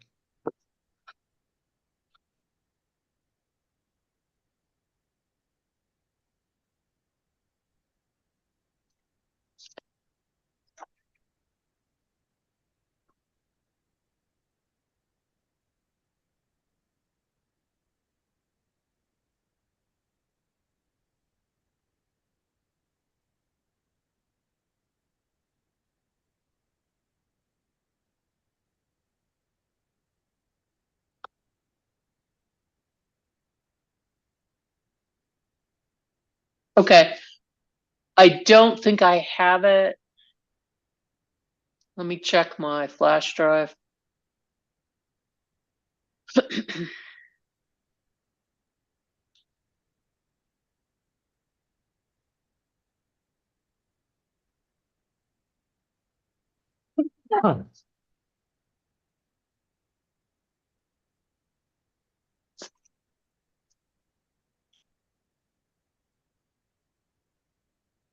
Nope. But in May of 2022, gas company made a filing regarding an on-system discounted transportation rate, original rate 705, transportation to Holly Frontiers renewable diesel unit. And this in the middle of the page says to avoid potential bypass from gas system from New Mexico Gas Company's system and to add incremental throughput. Is it gas company is offering them a discount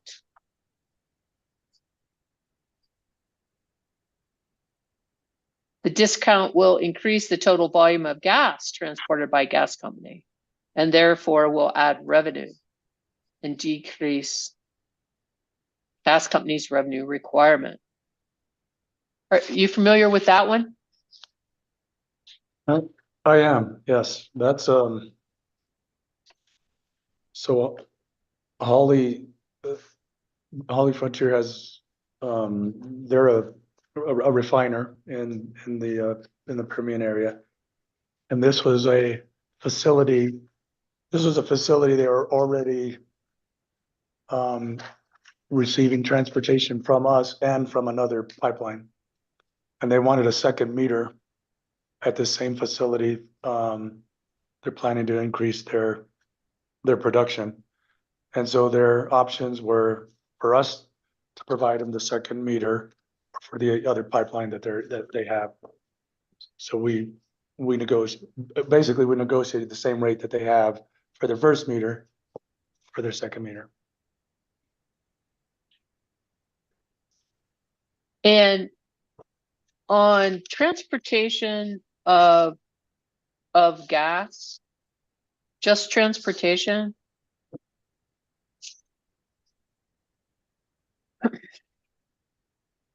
So this one has just an capital M, capital B, little t, U, or MMBTU, which define for the record for me, sir? That's a million BTUs. MM is just a Roman numeral for 1 million, 1,000 BTUs. Okay. And so you have a 0.125 per MMBTU. So that's the transportation rate, correct? That's correct. Okay. And so they don't pay an access charge. They don't pay anything else except for the volume of gas that they move. The transportation of the amount of gas they move. No, I believe they do pay they do, there is a meter charge or an access charge for these customers as well. Wouldn't it be on the rate?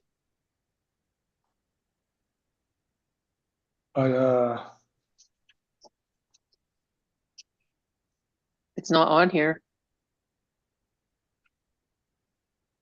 But like the one for Mosaic, it actually had an access fee on it.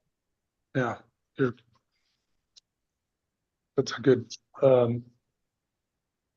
question, good point. I guess I'm not sure. I'll have to verify. I don't know the answer off the top of my head, if they have a meter charge or an access fee.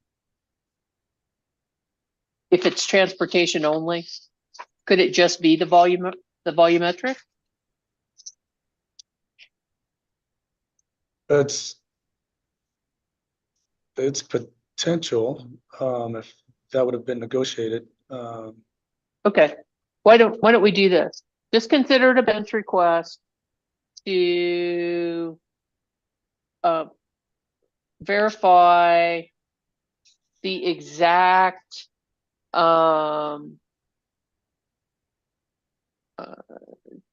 charges to the transportation customer. Transportation only. Okay. For the discounted rate transportation? Yes. Yes. Madam Chair, just for clarification, is that going to be for this specific one, or do you want that for all of the transportation customers? Discounted. Well, Discounted, yes. Could that be part of the negotiation? Yes. Oh, you mean some would have to pay and some wouldn't have to pay?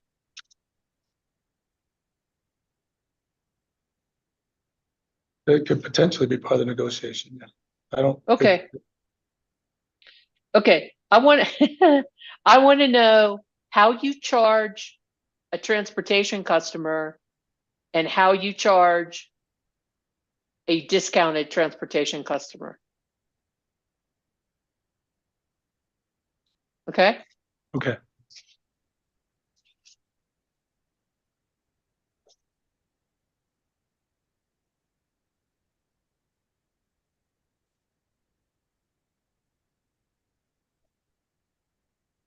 Okay. And then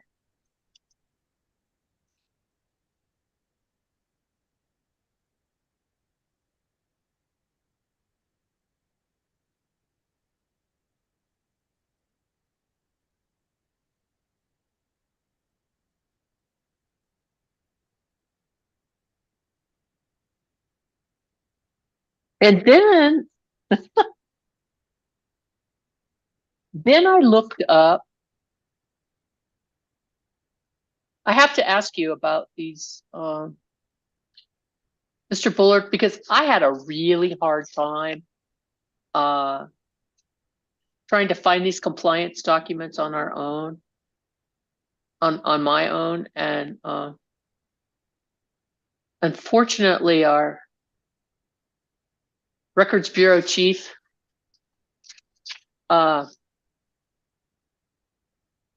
had a zillion other things other than to talk to me, including moving all the transportation documents since there's not going to be with us. And I couldn't talk with her, but I was fortunate enough that Commissioner Ellison's advisor, Miss Amer, actually was trying to help me go through InfoShare and try to look up these things by compliance number. I was trying everything. Okay, so I came up with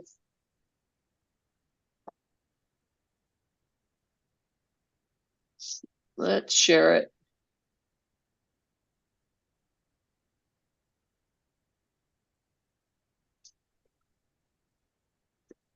I came up with this document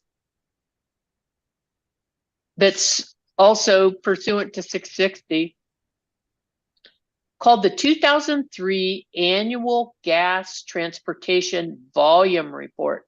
Do you know what that is? I believe that's a total volume that goes through our system that is transportation only.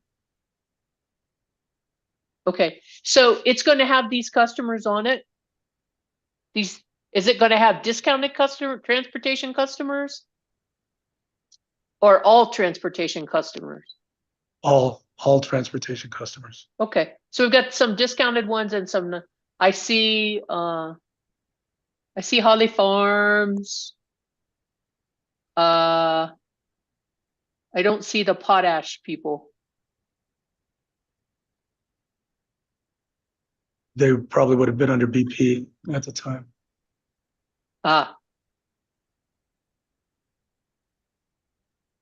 And does this transportation volume, these transportation customers, I'm trying to understand, they just want gas moved from point A to point B, right? Are some of them are already on your system and some of them are not on your system, correct? No, all of these are on our system. These are all on system transportation, I believe. Okay. We do All have right. we have a handful of off system, and I'm not sure if they're included in this or not, but for the vast majority of these are on our system. Are the vast majority of these discounted on system transportation customers? No, we only have a handful of discounted transportation. Vast majority are full cost transportation. Okay. And your off system, your off system transportation customers, do they ever get discounts? They do not. But they're not on this report. Actually, they probably are, now that I'm looking at it. I think they probably are. Okay. So this includes on system and off system, discounted and non-discounted. Correct? That's correct. That's correct. Okay. And under this total down here, this 615,058,333. Is that 615 million? A million therms, yes. Okay. How does that number compare with gas that you actually sold for use? It's roughly half. About half of our throughput is transportation and half is on system sales. And define a throughput. Total gas that is transport on the system, whether it's sales or transportation. So the throughput is from our wherever we bring it onto the system to its end use. How does this number for 2023 compare to prior years? If you know? It's in the same ballpark. I mean, is that something that is advantageous to the way that the system operates, or does it just have to do with revenues, or having an equal balance between transportation and service customers with the amount of your gas? I mean, is there a strategy behind it? I wish I could say there was a strategy, but it's just the way it's just really happenstance. Okay. The way it works out is they're typically commercial customers, bigger commercial customers that will contract with a marketer or a producer for their gas, and then that marketer or producer contracts with us to ship that gas to the end user. So the contracts are really with not the end user? Typically not. They're typically with a marketer or producer. The shipper is what we call them. Shipper. Yeah. Not in all cases, but in most. Okay. And just to clarify for the record, a gas company doesn't generate or doesn't have its own natural gas production facilities, correct? That's correct.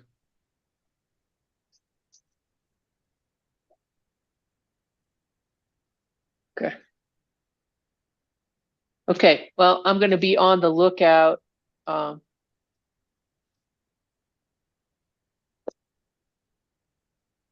the report.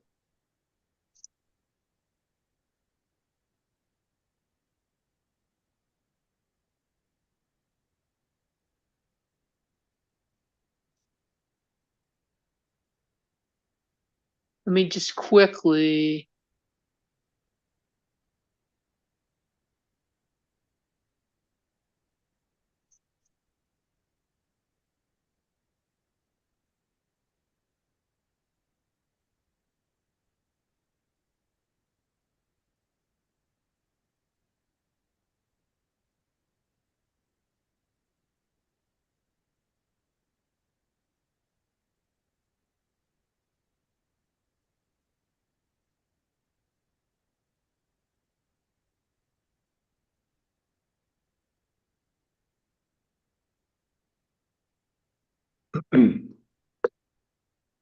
Okay, what I'm looking for, you said, is filed.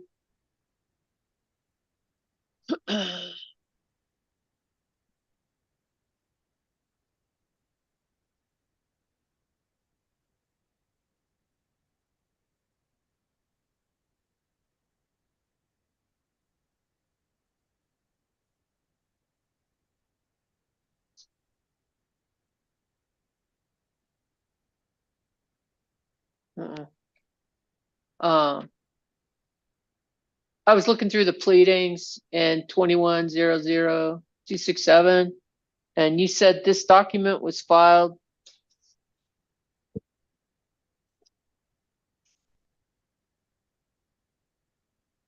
July 5th of 2023. There's not anything in the pleading, so it's got to be in some other, not in 21-267. Okay. All right, so that answered, I think.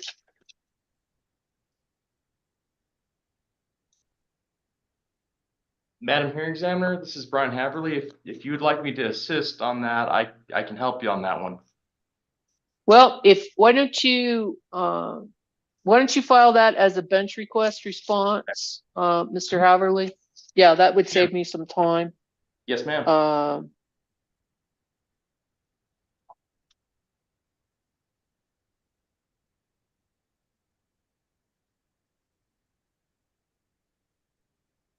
And I guess I guess just for the record, I better ask you, Mr. Bullard, when you talked about the document that's the subject of the bench request, you said that actually has what the variable cost is. And I don't think that the definition necessarily of variable cost was real helpful, except to say that it's a cost that's variable. How it's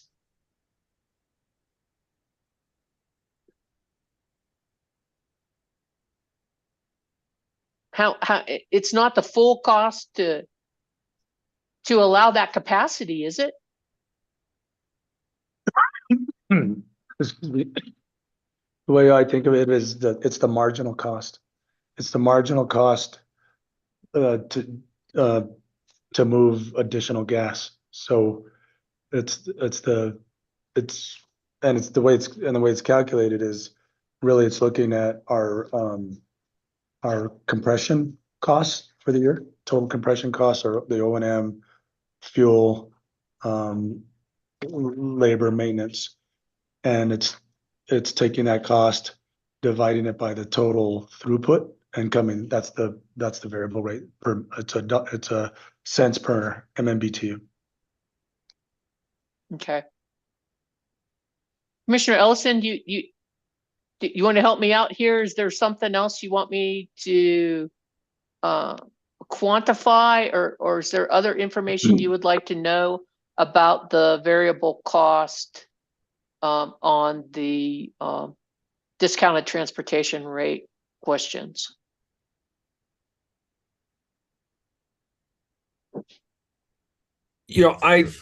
I'm not sure. That is an interesting question. I would guess that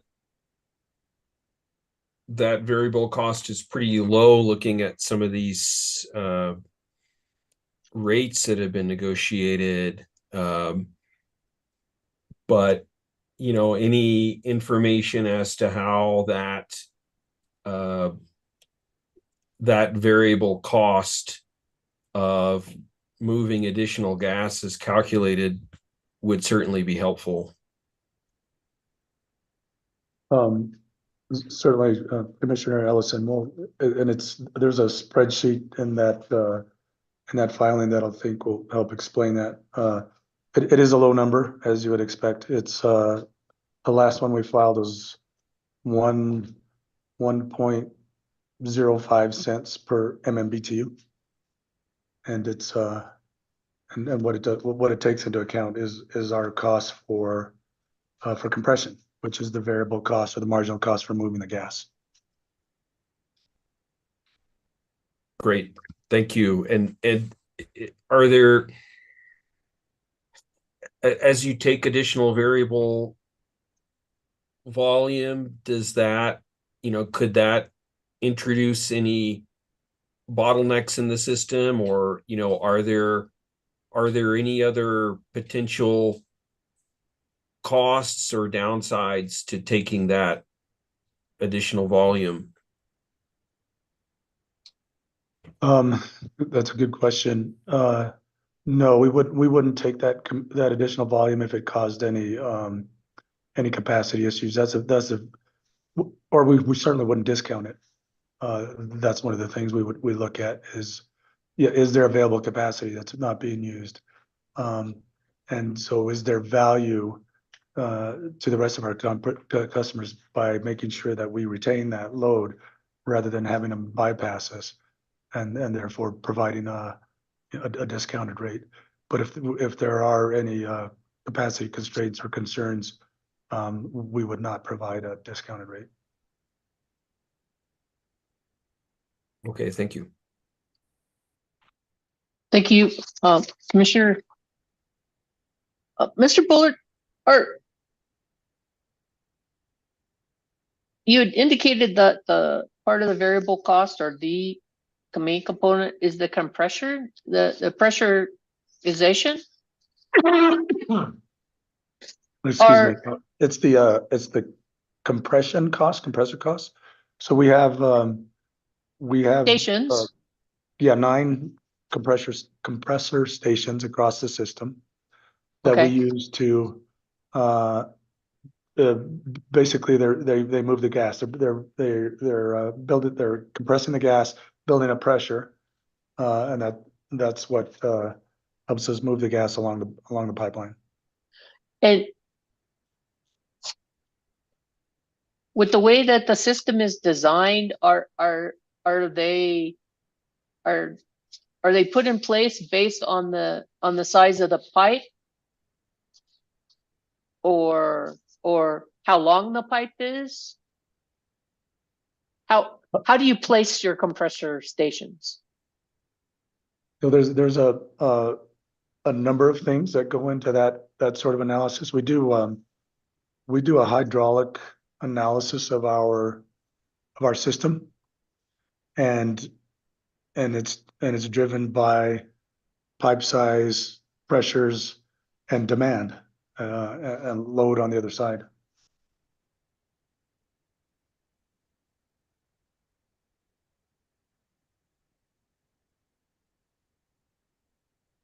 Well, on longer, bigger pipes, do you have to have more than one?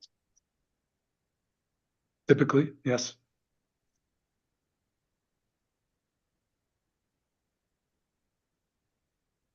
And where you put them, is it based like on the number of distribution lines that you have? So they're only on our transmission system, and it's the distribution lines in a sense come into play because that's the load we're serving.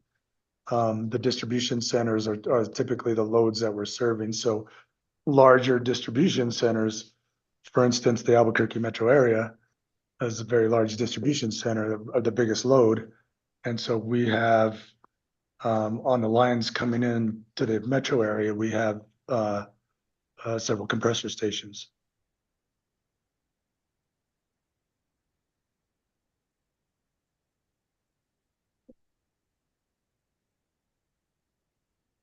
Third,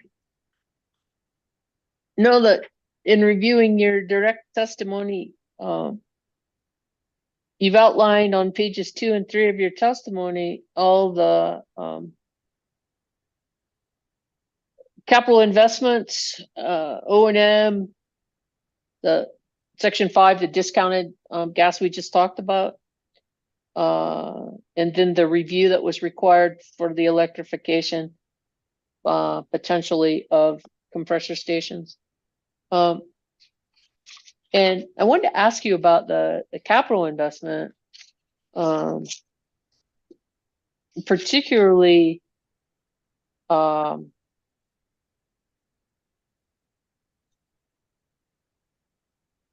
the increase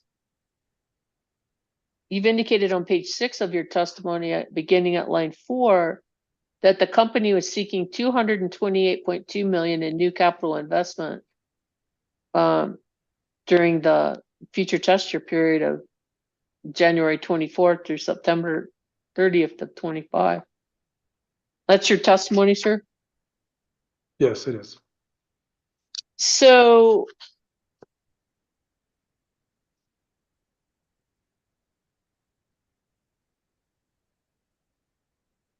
in the last case, 21-00267, gas company agreed to defer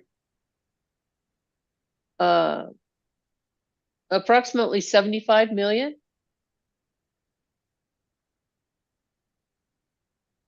Well, So wait a second. Okay.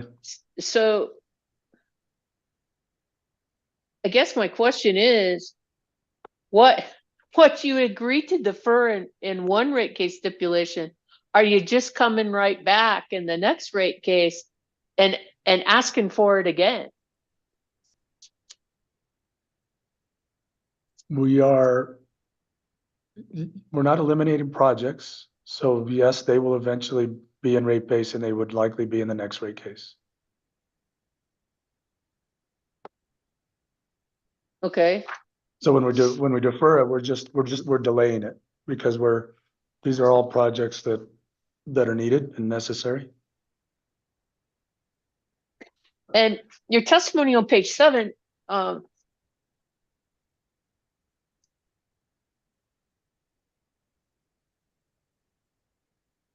you indicate that gas company operates 1,500 miles of transmission and 10,970 of distribution pipelines, correct? That's correct. And those pipelines are the majority of your capital investment, aren't they? Yes, they are. Is one more than the other? Excuse me.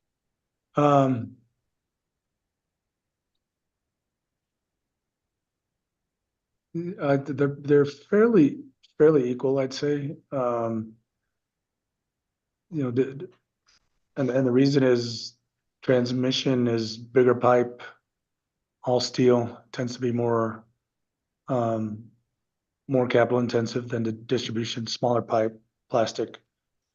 So a lot of small projects in distribution, and the larger projects tend to be in transmission, and so it works out that it's roughly about the same amount of spend in each. Okay. And then further on down the page, when you're describing the capital expenditure program, at line 17, you say, gas company primarily makes capital investment for 4 reasons. Number 1, new customer growth. Number 2, system reliability. Number 3, in response to issues that arise during normal operations. And 4, risk-based system improvements. So I think as part of the questions that Commissioner Ellison was asking Mr. Shell, I think he asked whether or not, do you have some statistics behind those questions of potential percentages? And I don't recall that Mr. Shell could answer that question. So I guess I'm asking you, can you provide any potential either monetary allocation or percentage of your capital 228.2 investment for those 4 reasons?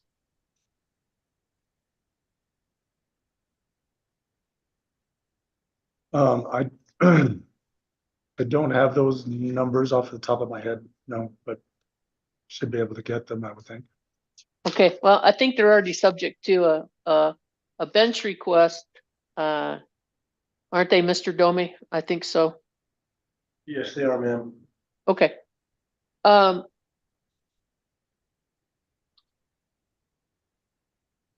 if you could just quantify for me the difference between, I mean, I understand what new customer growth would be. Okay, so that one's pretty easy. But is there, what's the difference between system reliability and risk-based system improvements, along with response to things that arise in normal operations? Because all those things look like, oh, something's gonna break or something did break and we've got to fix it. So can you differentiate those 3 categories for me, please? Sure. So system reliability is generally related to capacity needs, capacity constraints. So if we start to see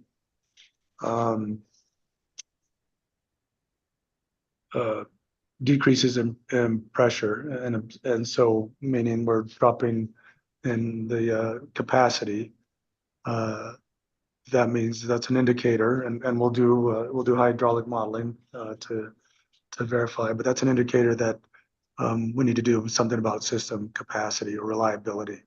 And so that's typically what system reliability is. Well, and what kind of things would you do for that? Does that mean you need more of these compressor stations, or does that mean you need more pipes or bigger pipes? Could be either. It could be either. Could be additional compression, could be additional pipes, could be larger pipes, it could be increasing the pressures, which. Okay. Yep. And then what about 3, in response to issues that arise during normal operations? So those are typically either leaks that we find on the system through routine leak surveys, or call-ins by customers. They can also be driven by the franchising authorities, such as the municipality or the county, having a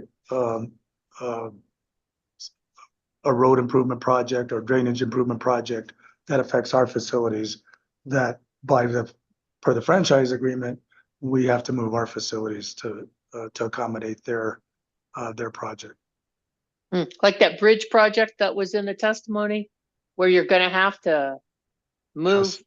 I don't know Yeah. why your lines would have been run right under the bridge anyway, but now you're gonna have to bore them under the Rio Grande. That's correct. Yes. Now, is that really gonna happen, or is that one of these deferred projects now? That's really gonna happen. Okay. Do you know when?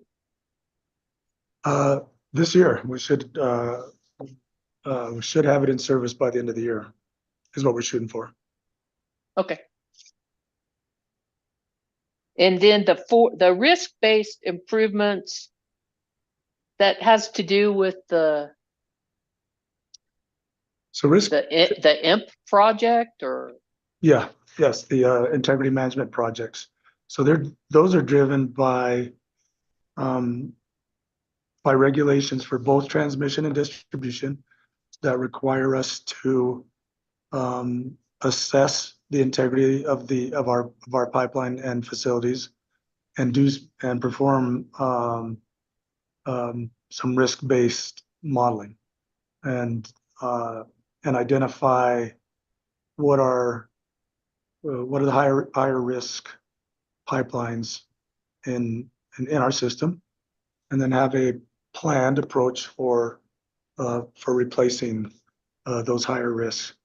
For instance, PVC is one that I talked about, would be a risk base, bare steel, things of that nature. Or those fittings? I remember last rate case, we talked about those fittings. Yes, yeah, those fit into that. And you still have some of those, huh? Yes, yeah. They're not gone. They're not gone. We're still working on. Yeah. Yeah, no, I had fun last rate case talking about the pigs. But we're still pigging too. Yeah, okay. Well, gotta have those pigs.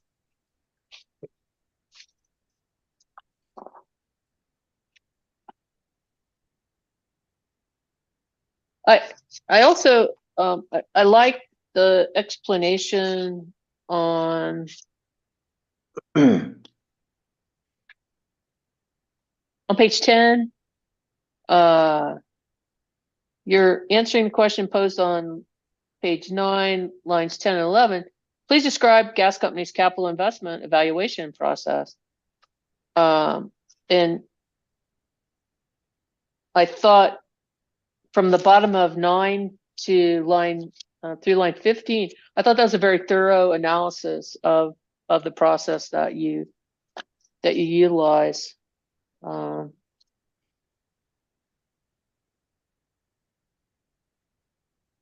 Okay, so, and I think I'm gonna need to find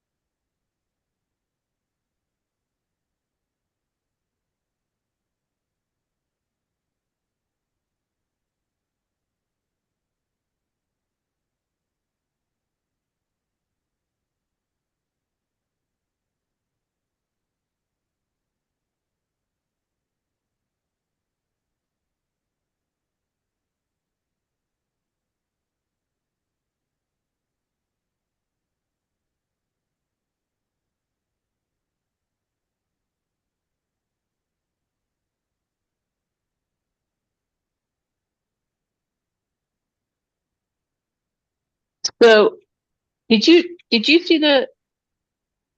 see gas companies' responses to the bench request?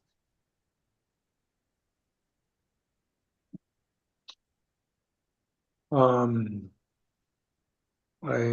have seen them previously. I have not, I'm not intimately familiar with them. I can. Okay. Okay. To be fair, the one that I was thinking about is an O&M one. Mr. Buchanan answered it. But what I'm concerned about is what you're testifying about, and it relates to the question I asked you about kicking the capital can down the road. And so it sort of relates to his question in that he's like, well, we're going to have these reductions, but there's not going to be any effect on service. So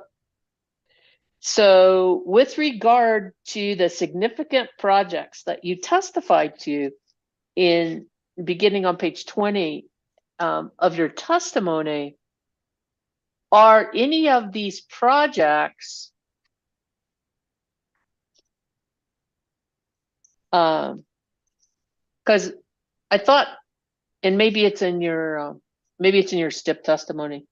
The only one that I can recall that is going to be deferred, I thought was the Farmington Operations Center as a result of the stipulation. There are a couple more besides that. Okay. One is I believe it's also in my stipulation testimony. Okay. We will defer part of the automated meter reading project.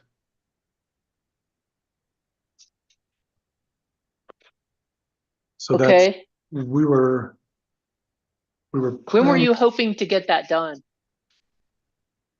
So we were hoping to get that done by the end of this test period year.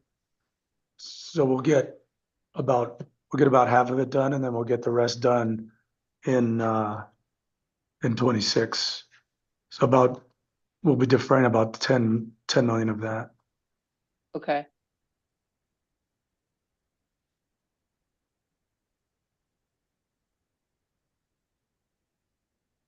And then the third one, and I don't believe this is in my stipulation testimony. We've identified it after that was filed, is the Tier C is the third phase of the Tier C mainline reinforcement project. So in my direct testimony, I talk about two phases, phase 2 and phase 3. Right. We have finished phase 2. We finished that earlier this year, put that in service. And then in phase 3, we will defer that to either the fourth quarter, again, either the fourth quarter of 25 or early 26.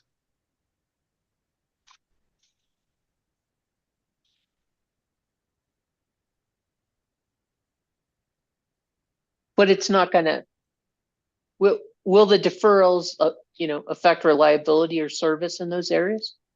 They will not, no. Did you take occasion to read the staff and intervener testimony? The direct testimony that got filed? Yes, I did. Okay. And it seems like that there was one, and it could have been the staff witness.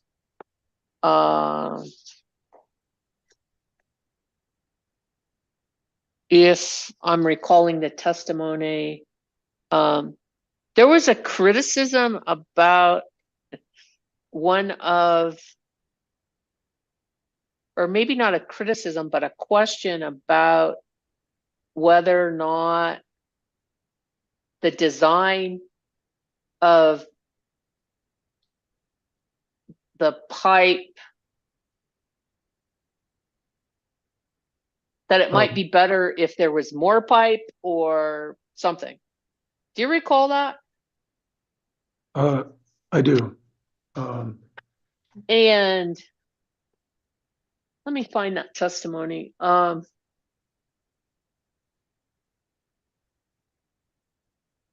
because I have two notes to ask you about that.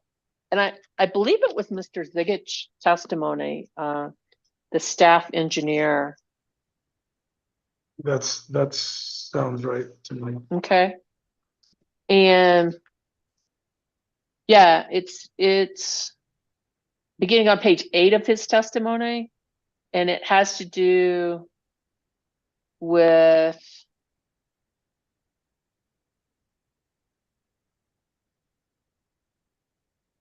the Artesia main line.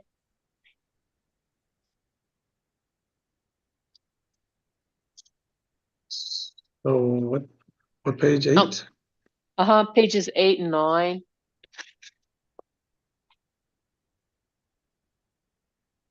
And he sent you an interrogatory, and he said, are the other two 8-inch sections of the Artesia main line capable of operation at the higher PSI? Which I'm assuming that that's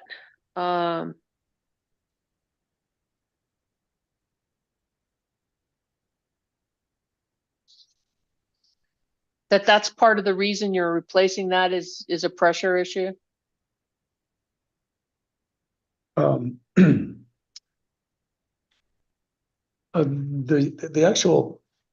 The primary, well, there's two reasons. The primary reason is the age of the pipe, and so this is also one that's driven partially by risk and IMP requirements. Age of the pipe, it doesn't have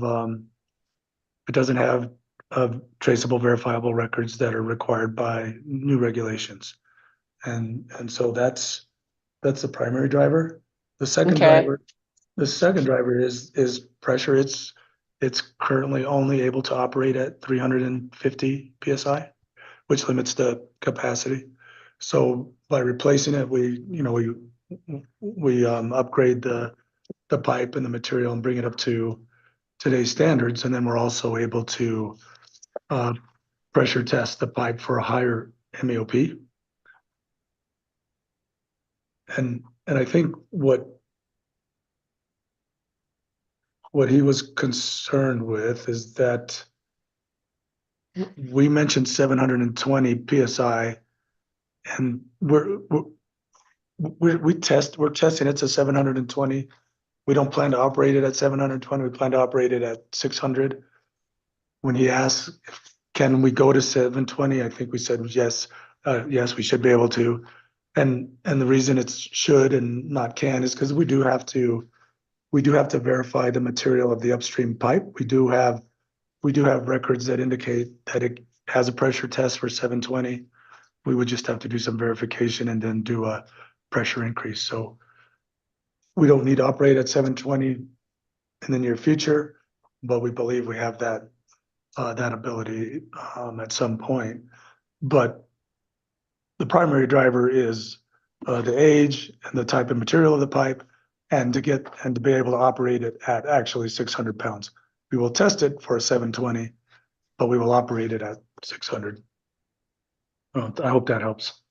Well, did you indicate either in conversation or in your interrogatory response to staff that it was your intent that to operate it at 600?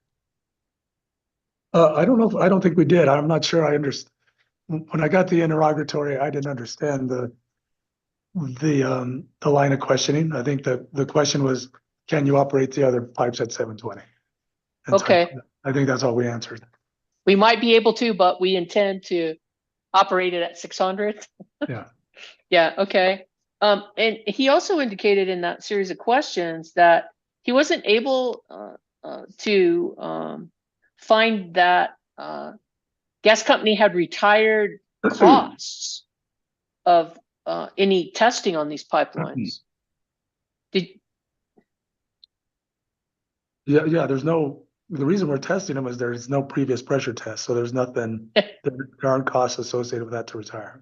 Okay. Old. Yes. No data. Okay. Well, while we're here, I'll just move on over to page 12 of his testimony. And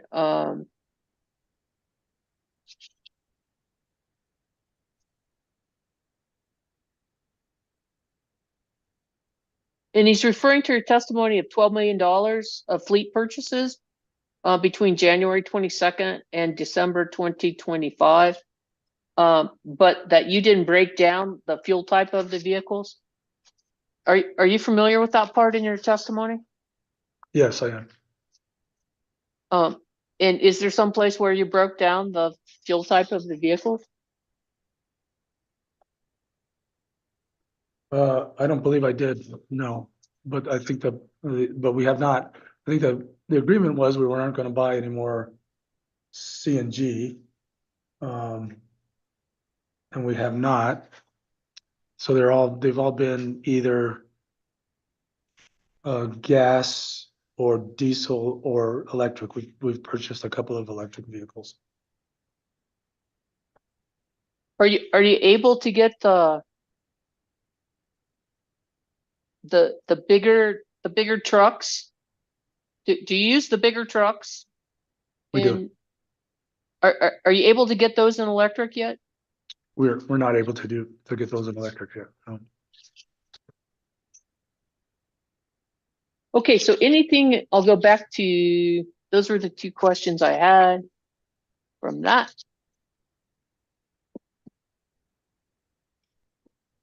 Okay. So anything else you finished the TRC mainline phase 2, you're going to defer the third one. You're going to defer part of the AMI. The Farmington Operations Center is going to be deferred. Anything else I need to know? I think Mr. Shell said that the CIS is going to be complete in October. Yes. Okay. I believe that's right, October this year. Okay. Any other significant capital projects that need updated or are being deferred as a result of the stipulation?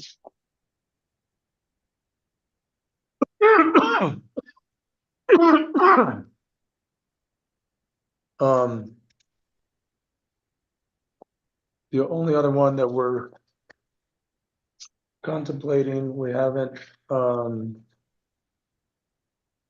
made final decisions on, but we're looking at this as we work through our capital program, is potentially deferring a little bit of the material verification part of the IMP. And the reason we're able to defer that, and again, that has no impact on safety or reliability, but it's driven primarily by it's driven all by regulations, and there are certain compliance dates associated with getting all of that material verification done, and we're ahead of schedule, and so we can defer a little bit of that and still be on schedule. Okay. I notice on page 26 of your direct testimony that you say, in response to the question posed at line 17 and 18, when will the Clovis mainline replacement project be completed?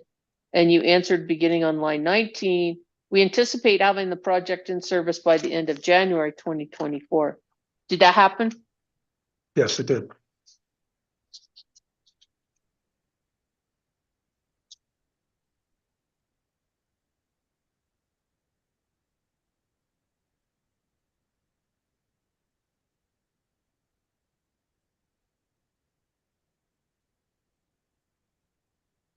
With regard to your testimony on page 35, the question posed at line 15 and 16, when will the Espanola Operations Center be completed? The answer, beginning on line 17, we anticipate construction will be completed in the summer of 2024. Is that still going to happen?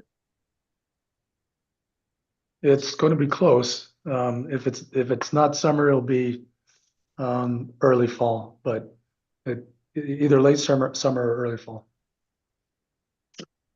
Are you having delays for any reason or? There were some permitting delays initially.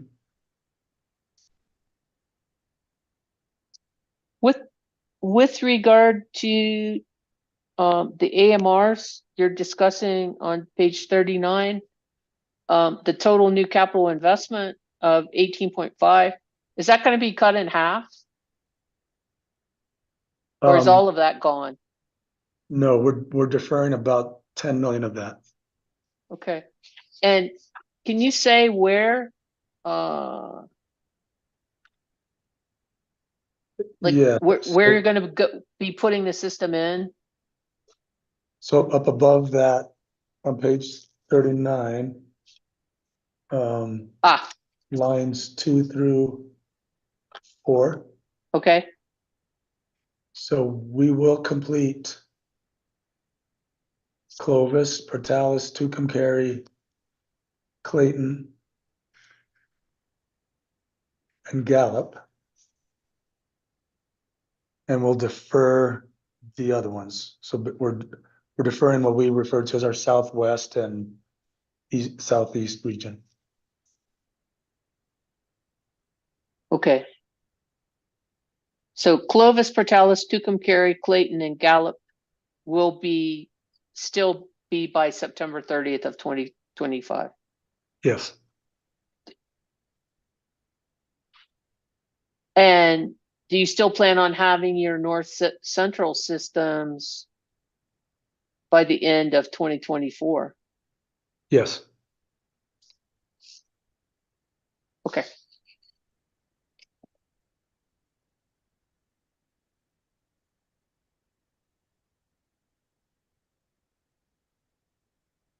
So I was a little confused with regard to the MAOP software system.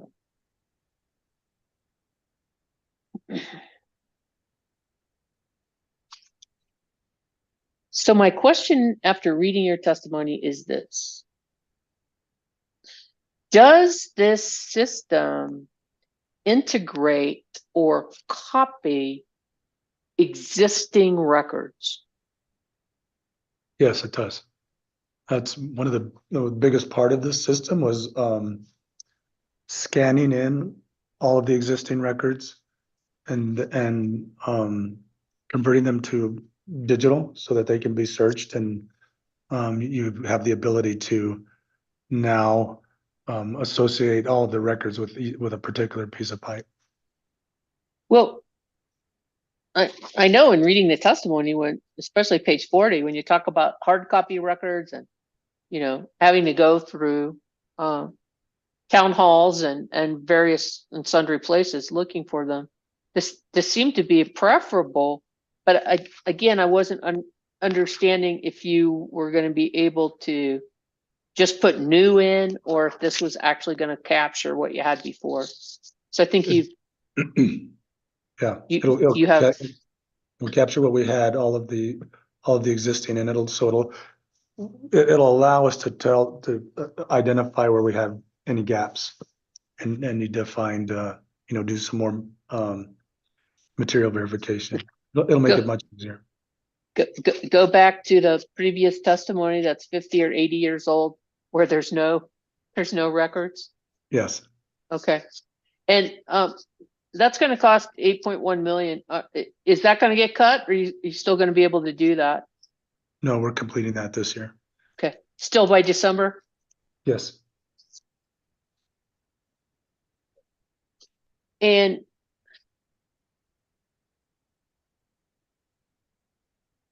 with regard to this Hansen customer information service system, do you know, does it integrate all the old customer service information also? I believe it does take, part of the project is taking the existing data and moving it into the new system and scrubbing it. But Witness Sanders would be able to answer that better than I. Do you know whether or not you have in here that this is going to be complete by October of this year? Is that Yeah. still going to happen? Still on schedule. Okay. And there's some discussion about what costs were going to be put into a regulatory asset?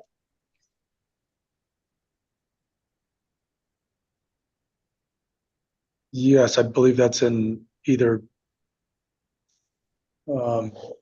Sanders or Buchanan's testimony. Okay.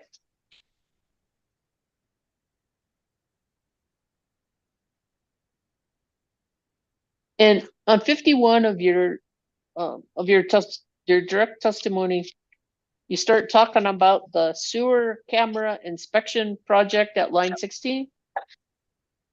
Yes. I think that's another one that staff had an issue with. Do you recall that testimony? Yes.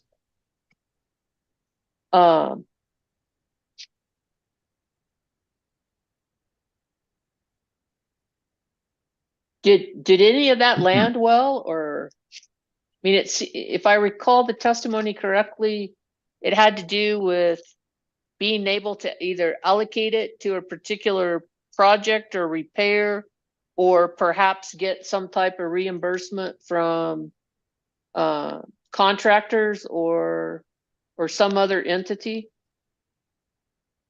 Do you recall that? I do.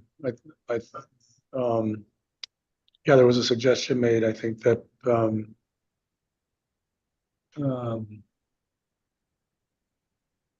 to go back to contractors when we find a crossbore.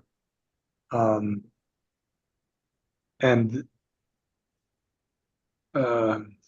we haven't as of yet been able to do that. A lot of these contractors are no longer in business. You know, these happened years ago. And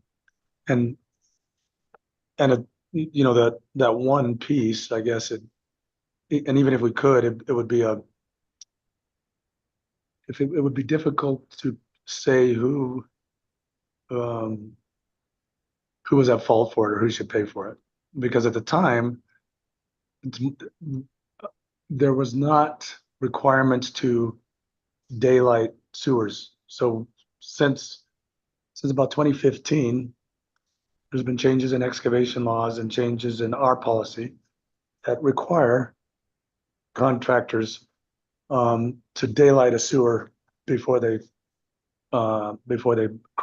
bore across, because sewer laterals are typically difficult to locate, and when we get locates, a lot of times the city can't locate their laterals, and so they typically won't be located.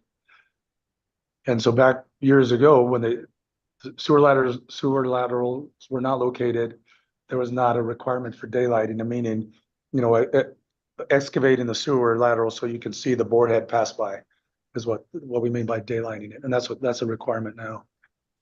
So it'd be difficult, if not impossible, to go back against any contractors for those costs. I mean, I understand staff's point that it seems like to me, especially if you have sewer lines that are, say, like owned by a city or some type of municipal entity, or even a a regulated water and sewer. Because I mean, you have in your testimony on line 14 that this is 1314 as detailed in exhibit TCB 9. Gas company anticipates spending approximately $8.3 million on sewer line inspections, right? During the test period. Correct?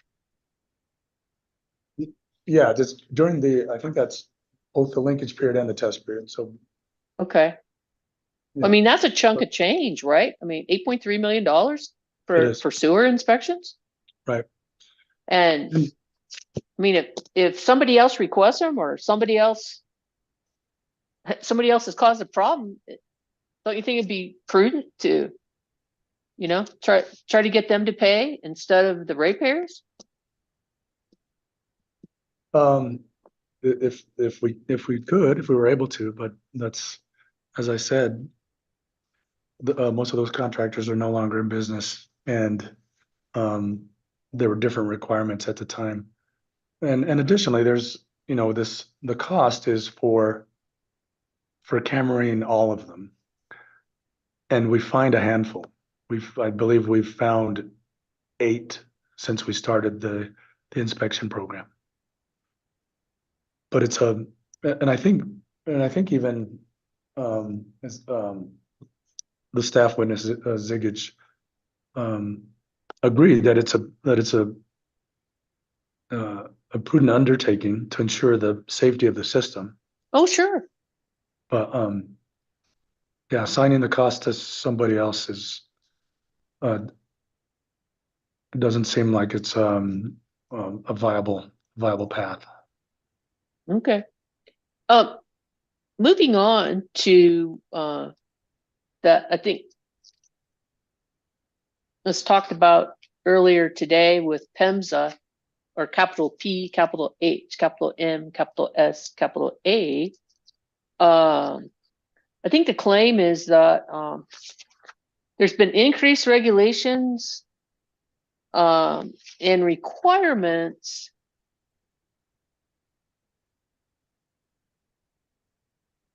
in these federal rulemakings and agencies, and that has caused increases in your IMP, correct? Yes. And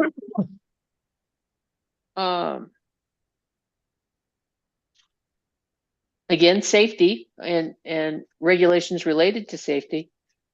So on page 58, you're talking about this, and you're beginning at line 11.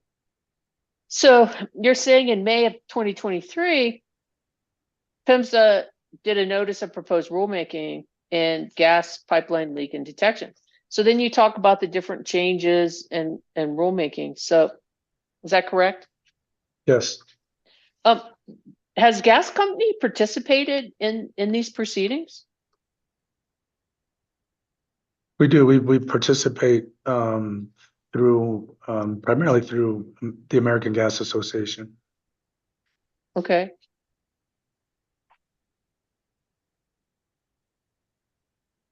Okay.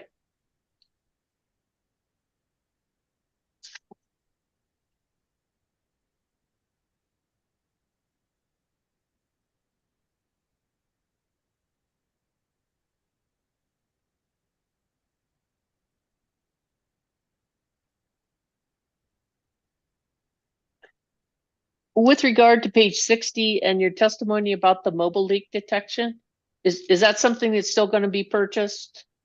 Yes, it is.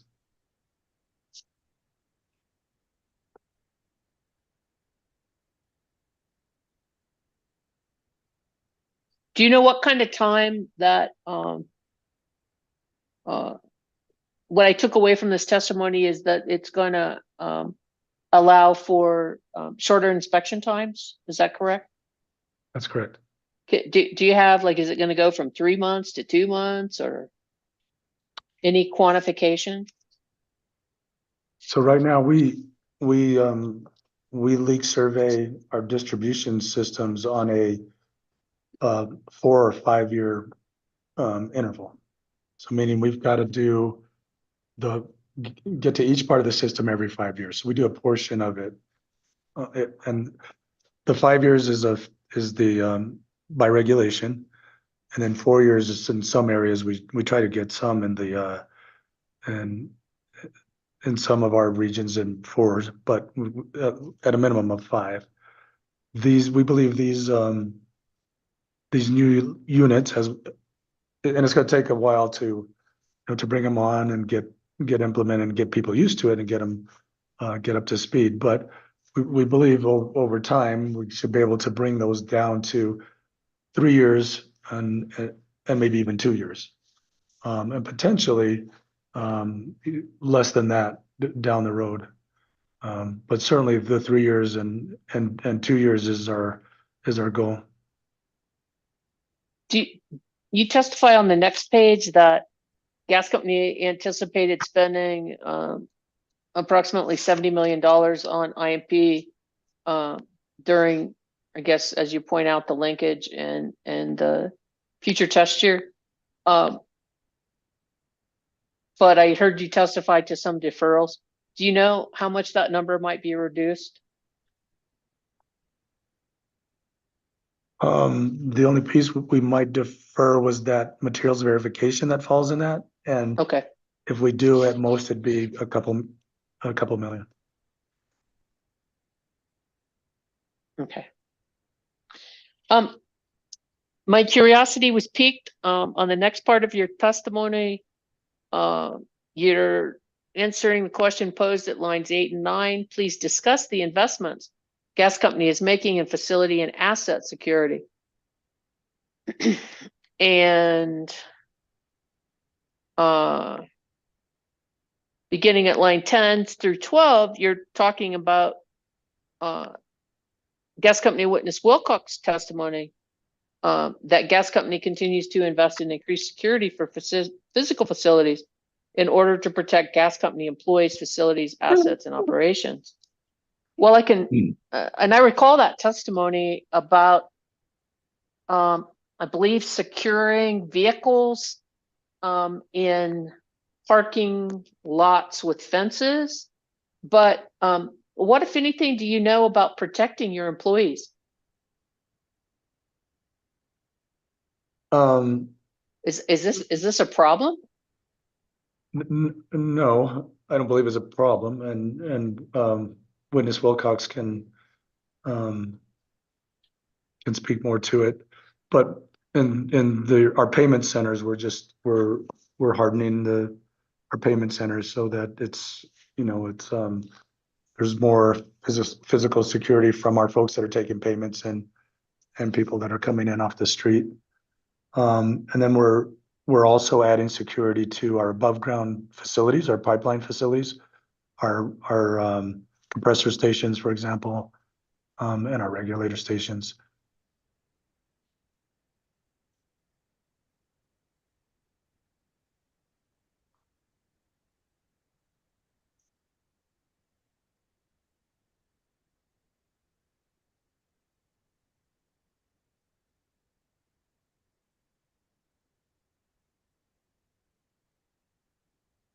And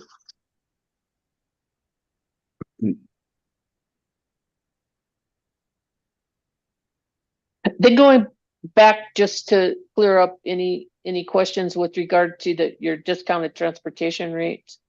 You've testified beginning on page 65 that you haven't entered into any new discounted transportation rates since the last rate case filing, correct?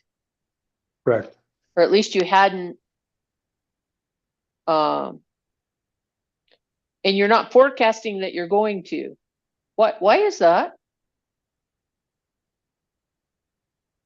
They're difficult to forecast. We don't, and we never anticipate having a customer come to us with the ability to bypass us.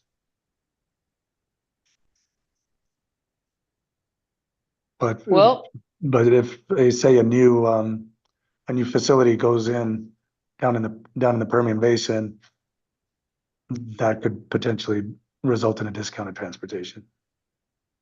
If their new facility goes in, they have the ability to get gas from an existing pipeline. They may come to us and ask, but we don't anticipate it. Well, I mean, you say with regard to off-system transportation, and So the language that you used in this is different. At page 65, line 16, you say, is gas company forecasting any new or continuing revenue in the future test year period for assured capacity agreements? Have you got some water? I do. Thank you. Okay. Now you've switched here from discounted transportation rates, and now you're calling for something called an assured capacity agreement with off-system transportation customers. This is we have Is this something different it's a little bit different, yes. than what we talked about earlier today about how we had transportation customers and some were on system and some were off system and some were discounted and some were not discounted, right? Yes. Okay, now we have an assured capacity agreement. Does that fit in with what we talked about before, or is that something different? It fits into one of those. This is a off-system transportation customer that has this paying full rate. They're not discounted, but they have what is an assured capacity agreement, meaning we had to put in some facilities to be able to move the amount of gas they wanted to move off system. And so to recover the cost of those facilities, they entered into an assured capacity, meaning they promised or guaranteed they would move X amount of gas every day. And so it was take or pay. So if they didn't actually physically move the gas, they were still paying us for it. And that expires in April of this year. And so you put in more facilities to move the gas at the capacity or the amount of gas they said they're going to move, and this customer's going away. Is that right? They're not necessarily going away, but the contract is going away. So it's terming out. They've fulfilled their agreement, or the requirement over the term, which essentially paid for the cost of the facility. So they're not interested in renewing that. But as I say further in my testimony, it's still likely that they will ship something. It may not be the full amount. Wasn't it like $4.9 million or something? It's about 4 million, yes. Yeah. So what we're assuming that it'll be half of that.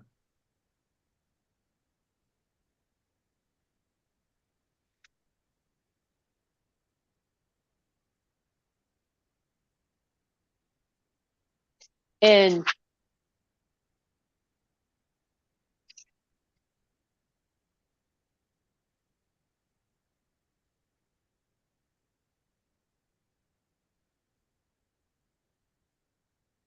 can I assume that the contract was lucrative for gas company and its customers? Yes, it offset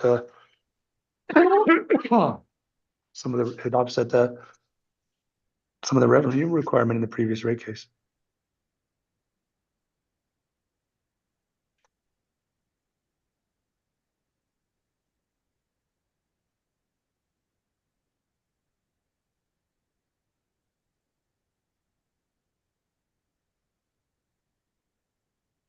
And then the last section of your direct testimony, you were fulfilling the requirement from the last rate case, 21-00267, that the company committed to analyzing whether it was feasible to electrify some or all of the company-owned compressor stations.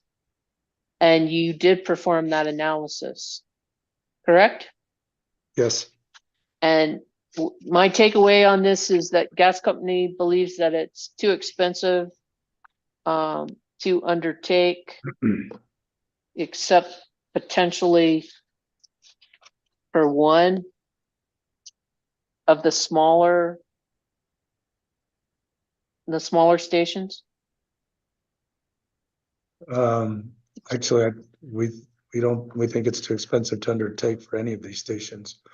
We have existing electric compressor stations, a couple of them that are smaller, not included on this list. But we're not advocating converting any of these to electric.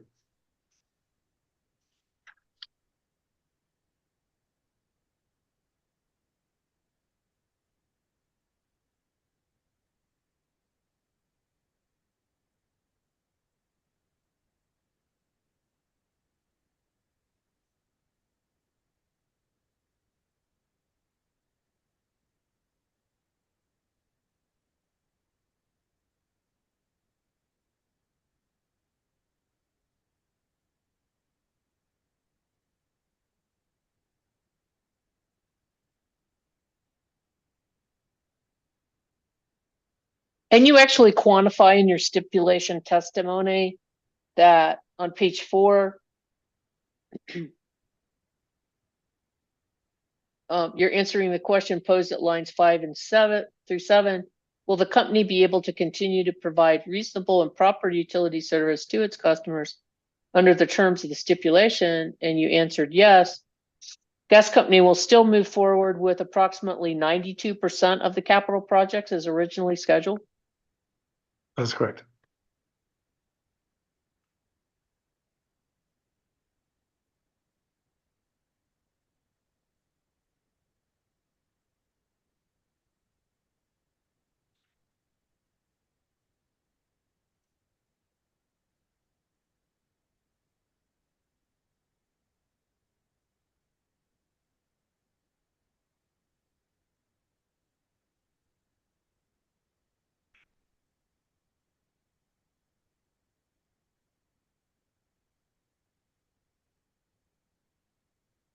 Okay, and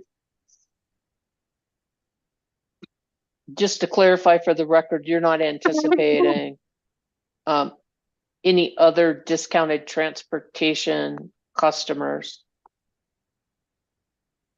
in the test period? Are you? I'm sorry, can you repeat that? Yeah, I'm looking at your testimony on page 5. You're answering the question that was posed at lines 14 through 16. You testified regarding discounted transportation rates in your direct testimony.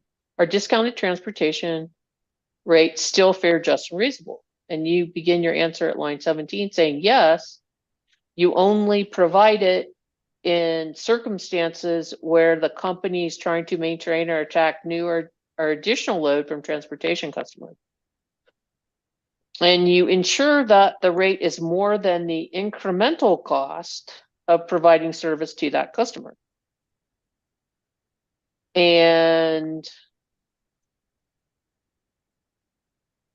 based on your direct testimony, it didn't appear to me that you were anticipating you were going to have any more customers.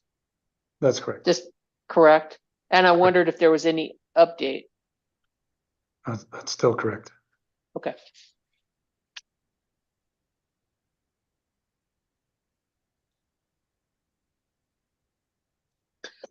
And there's something that was sort of bugging me I wanted to ask you about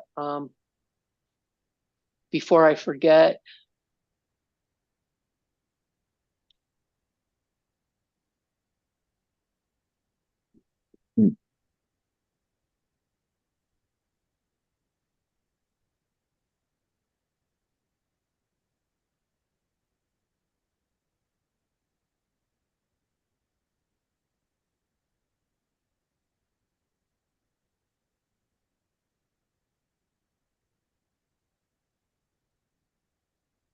Okay.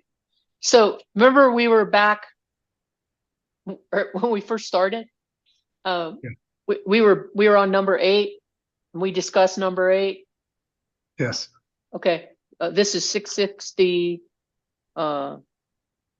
10 F 8. So I wanted to ask you about section 9. And section 9 says any rates negotiated for end users which are lower than the rates filed in 66010B shall be available to all transportation customers or sellers supplying gas to that end user.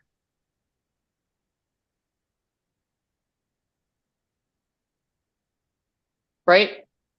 Yes. So does that mean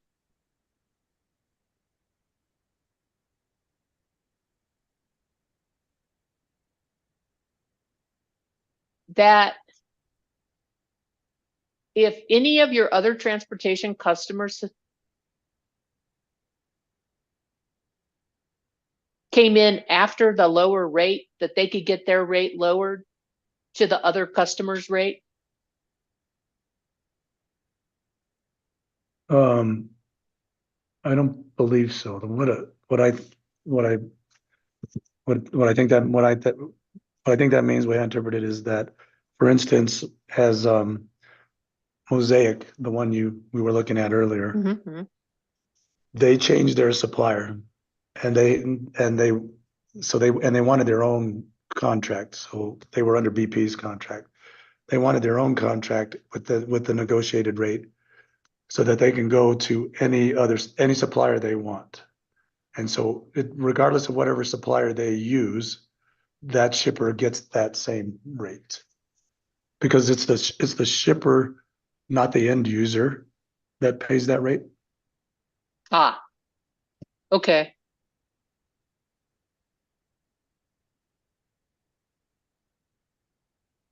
So basically they're negotiating the rate for the shipper. Yes.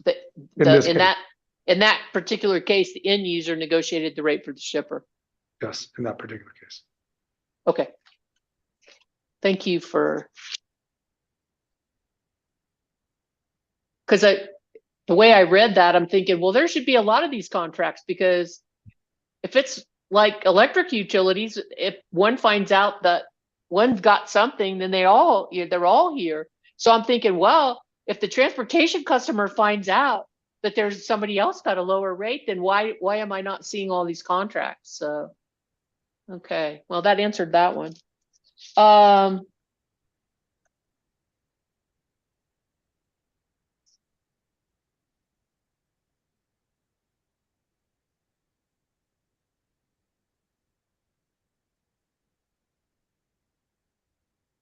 Well, I can't read my note on that one, so I guess I won't ask it.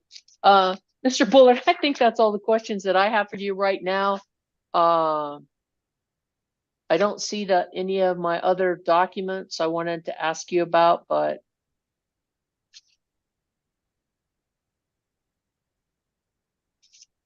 so I think I'm going to stop on that note. Mr. Chairman, do you have any questions for Mr. Bullard? No, I appreciate the testimony and your due diligence on this stipulation, Ms. Hearing Examiner. So no questions, and thank you, Mr. Bullard. Thank you, Mr. Chair. Commissioner Ellison, do you have any questions for Mr. Bullard? I do. I would like to ask some questions. I am concerned that I would almost certainly go over the 5 o'clock mark as I start my questions, but I'm happy to start them. Do you have an approximate time that you think? It's hard for me to estimate. It's hard for all of us. It's not easy. Melissa, how are we doing? Can we go a little longer, or you want to stop? If you want to, you're fine, yes. Okay, let's go ahead and see, sir. Okay, and I'm happy to be flexible and stop at any time, and thank you. Hopefully pick back up tomorrow with some questions. Hi, Mr. Bullard. Good afternoon. Good afternoon, Commissioner. Appreciate your standing for testimony and answering a lot of questions. I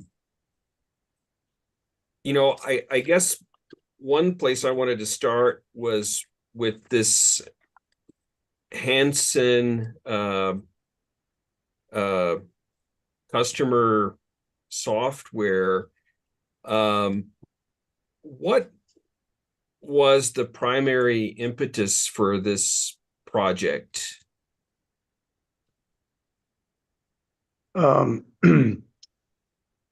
Witness Sanders could provide a much better answer than I, but my understanding is that our current version is outdated and no longer supported. I see. So it's not that there's something that your current billing system can't do. It's that it's in danger of not being supported. That's one of the drivers, I think. And again, Witness Sanders would do a much better job. I think there are some things that we will be getting out of the new version. But the primary driver is just it was outdated and no longer supported, and we were in danger of, I think, just of losing the system. We've been band-aided together over the years. I see. Well, it's certainly not a small project at 31 million. No, it's quite the undertaking. Yes, I would like to ask Witness Sanders some more about that. In terms of the automated meter reading project, so you would, did I understand you correctly to say that you would be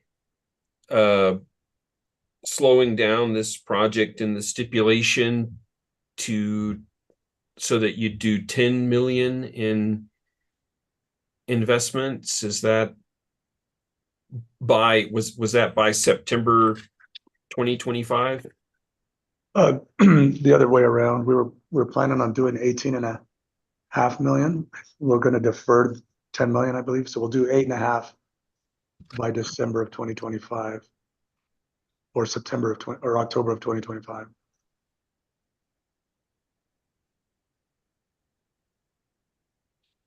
Okay. I understand, you've done most of your system.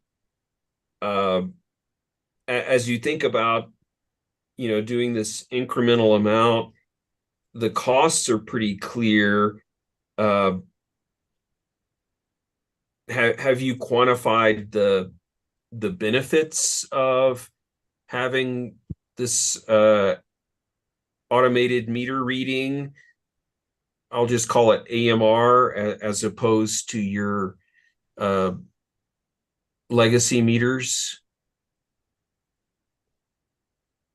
On page 38 of my direct testimony, I talk about what the benefits are. A lot of it has to do with efficiency and accuracy, or the ability for our employees to be able to drive down the street and collect the data instead of having to go up and read the meter manually, dealing with dogs and meters behind fences and that sort of things. And it frees up those personnel to focus on other areas of the business, service, construction, and that sort of thing. So does it have an impact on your labor costs, though? Do you have fewer the need for fewer meter readers as a result of this program? Or if you're deploying them elsewhere in the company, would there be any labor savings? We saw, when we initially started the program, we saw a significant labor savings. We were contracting for that labor. And that was primarily in the metro and Santa Fe area.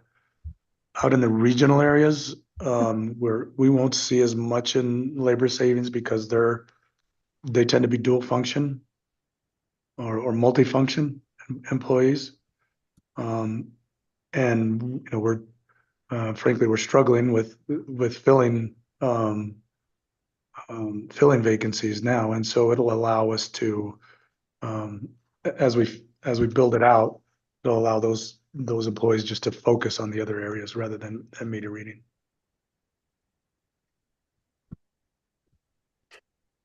I see. So it sounds difficult to quantify the benefits from really finishing out this program. Yeah, I would say it'd be hard to put a dollar figure on it. Right, because you're not really planning on offering any additional say billing programs that you could not offer now, correct? That's correct.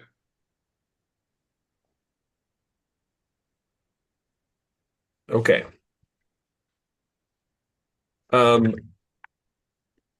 Let's see. I wanted to ask some more about the transportation versus retail customers.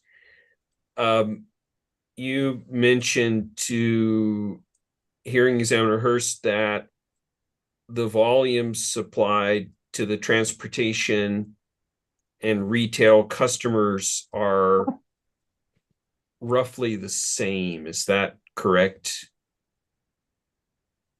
That's correct. About half of our throughput is sales, roughly, and the other half is transportation. I mean, it's not exactly half, but it's close. And would it be accurate to say that the revenue, if we don't count the cost of gas for the sales customers, that the revenue from the two categories are about the same? Revenue is higher from sales. I think it's about 70% from sales. Is that because of the gas costs, or is that taking out the gas costs? That's taking out the gas costs. Okay. And is that, that difference due to the negotiated contracts? Because you'd expect it to be 50-50. It's partially the negotiated contracts. And they are some of the larger users for sure. And then some of the transportation customers only pay the transportation rate because they don't use any of the distribution system. Okay, so partially it's because of the transmission only, and partially because of the discount. Yes.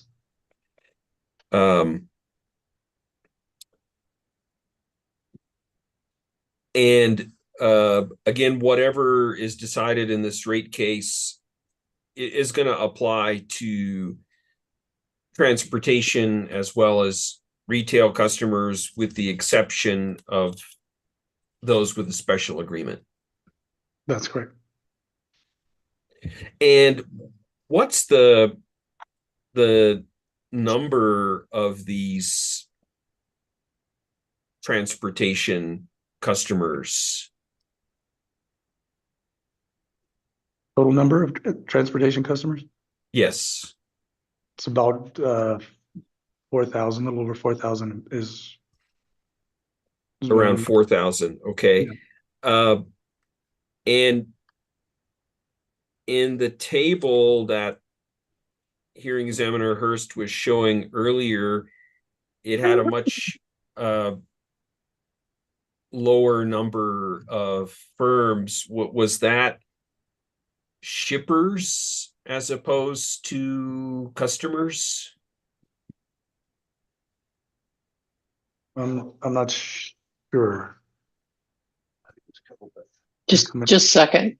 Okay, because I had thought that was, a comprehensive sort of accounting of the transportation volumes, yet it had a pretty small number of entities. I see what you're asking. Yes. So many of these shippers provide gas for multiple end users. So when I say 4,000, that's the total number of end users or meters. But some of these very large shippers provide the majority of the gas for those end users, such as Summit Energy, Symmetry, Tiger, Twin Eagle. Those are some of the bigger ones. BP. And so all of these are shippers, but some of them may be consumers as well. Is that right? That's right. For instance, Los Alamos County is a shipper and a consumer. Love's is their own shipper and their own consumer. And whereas Summit and Symmetry and Tiger, they might have 1,000 customers each. okay. And these 4,000 customers, how would you characterize them in terms of size? Are they all large industrial customers? They're a mix. There some of them are what we would call medium commercial customers. So they're either medium or large.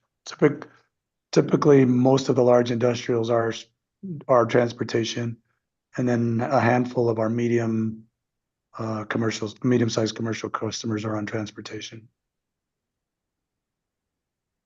Are there any very small customers, like residential customers on transportation? There are a handful, very few. Okay.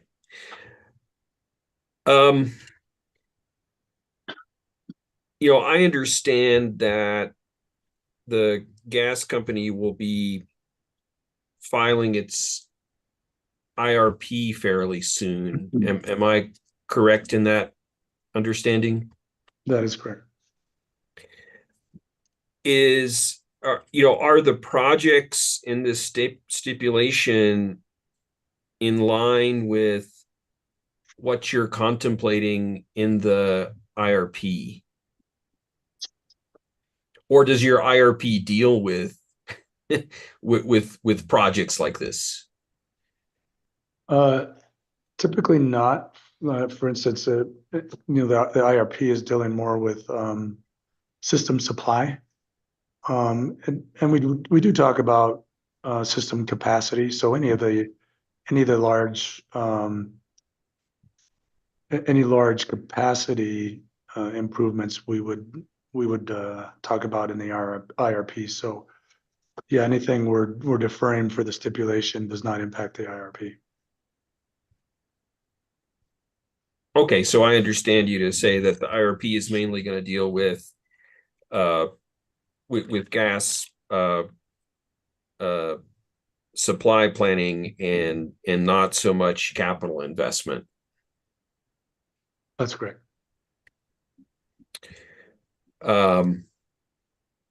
Okay. I guess back to the transportation customers, issue, do you track the supply that each, I guess, of these customers have secured, or would you track the supply that each of these shippers have contracted for on a daily basis?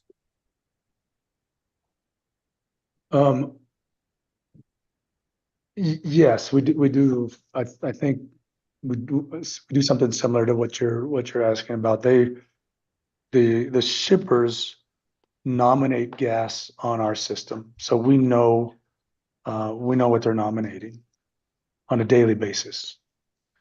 And then we obviously balance that against what they're using. And we balance it. So on a daily basis, we balance what they nominate with what actually shows up at the gate, or that comes into our system. And on a monthly basis, we balance it against the actual meter reads of the end users.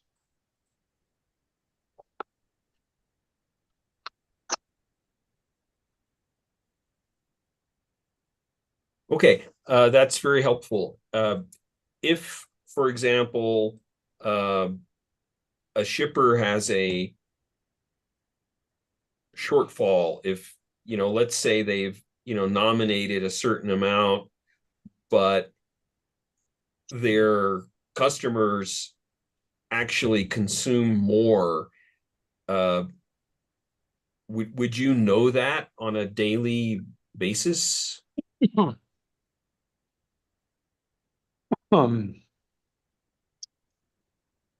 some cases, if it's a larger customer, yes, because they would have a meter with SCADA that we're getting data from daily. The smaller commercial meters, we don't. We wouldn't know that until the end of the month. But we do know if what they nominate is what gets scheduled on our pipe, and so we can reconcile that on a daily basis. And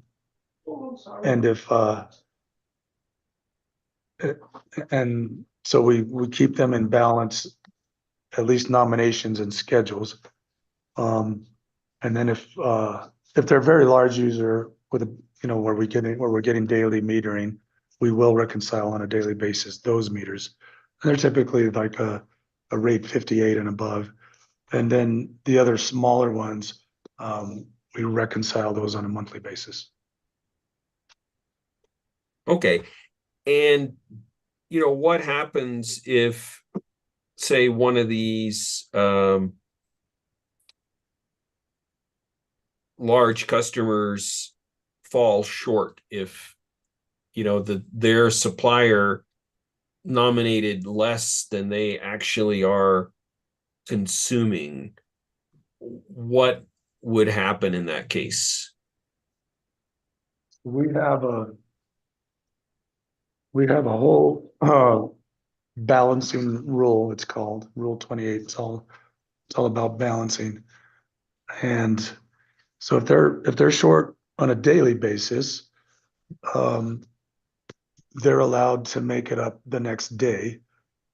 And if they're over by 10%, they have to make it up the next day, or we charge them what's called emergency system gas, ESG, because we're the supplier of last resort. So if it doesn't show up, we supply it.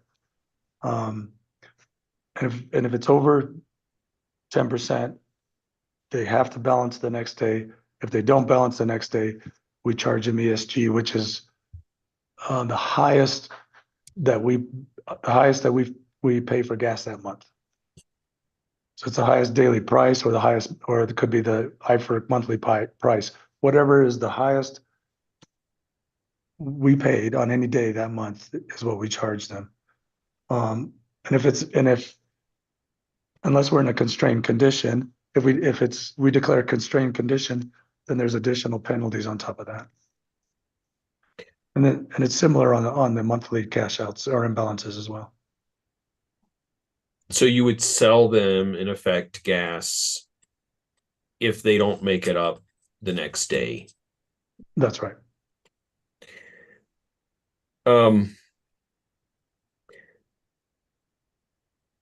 But you're not really charging for your services in firming or in, being that standby or backup. Am I correct? There's not a not a specific provision in the tariff for a separate cost. And in theory, it should be all rolled into the cost of service. But yeah, there's no separate line item for that.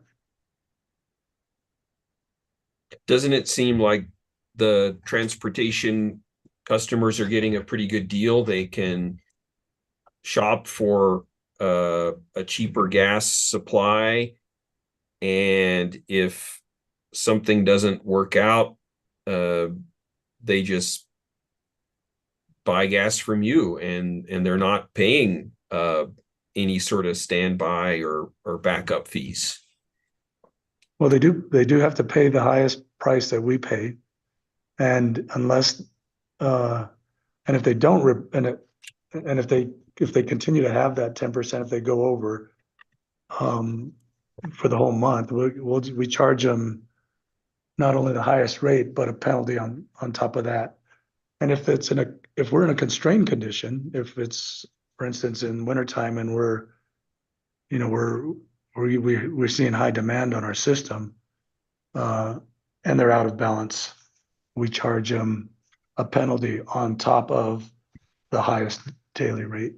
And it can be as high as 50% above. The penalty starts at 1.2 times the highest daily rate, or 1.3, and it could go to 1.5. Right. But they have until the next day to make it up. That seems pretty forgiving. They do have till the next day. And that's typical in the industry. We have until the next day if we overpull on our interstate pipeline. Okay. And maybe this is best saved for the IRP, but you've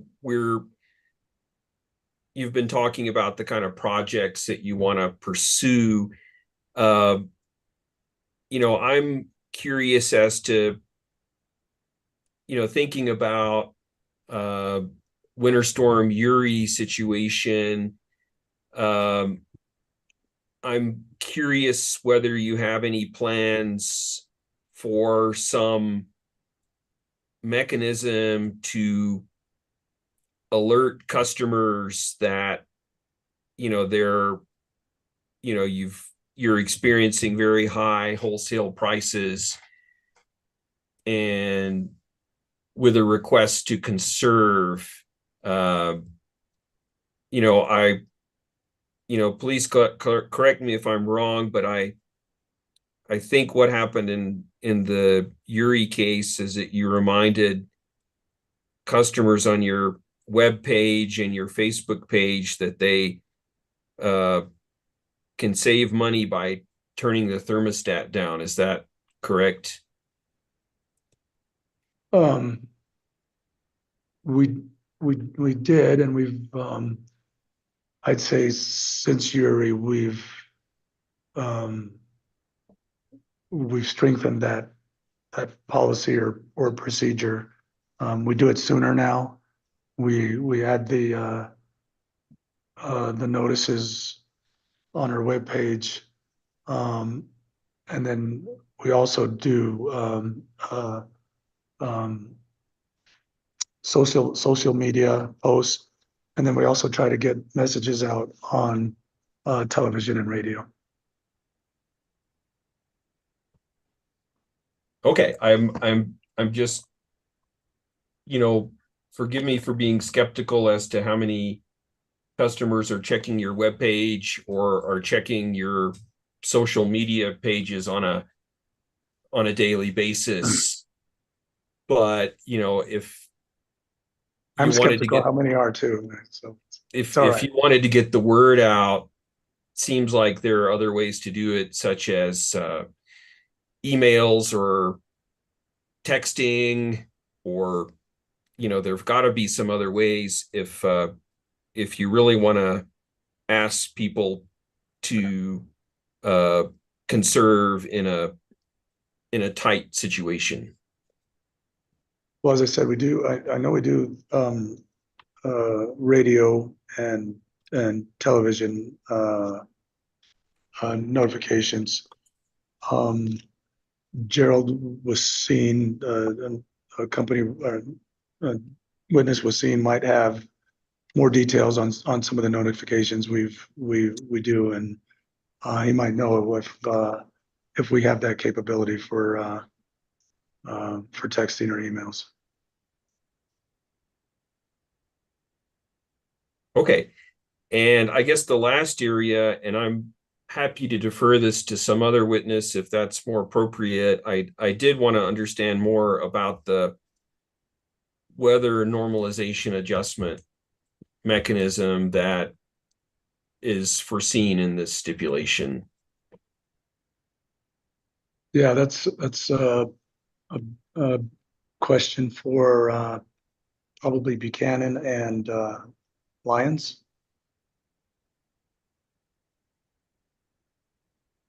Okay, I just like an explanation of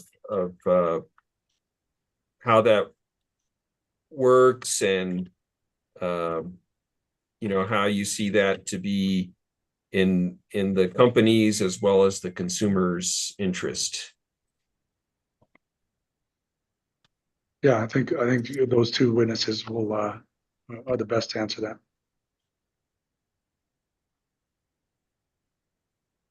Okay, thank you very much, Mr. Bullard. I think those are all the questions I have for now. Thank you, Commissioner Ellison. Mr. Haverly, any redirect for Mr. Bullard? Yes, very brief, and I think I can get this done in just a couple minutes. Okay. Mr. Bullard, would you turn to the stipulation exhibit? What was either marked stipulation exhibit number 5, or as was filed with witness Shell's testimonies for the stipulation.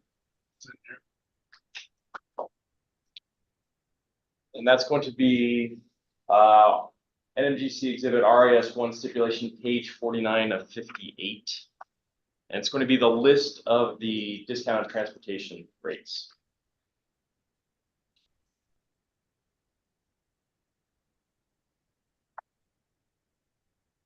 What is the original stipulation? Exhibit 5? Stipulation exhibit number 5, Madam Hearing Examiner. It's going to be page 1 of 2 and 2 of 2. Okay. Oh, thank you. Mr. Bullard, there was a lot of discussion about the variable costs here. Have you reviewed these transportation rates to ensure that they are above the variable cost? Yes, they are all above the variable cost. Do you have any transportation discount transportation contracts that are below the variable cost? We do not. That's all I had, Madam Hearing Examiner. Very well. Any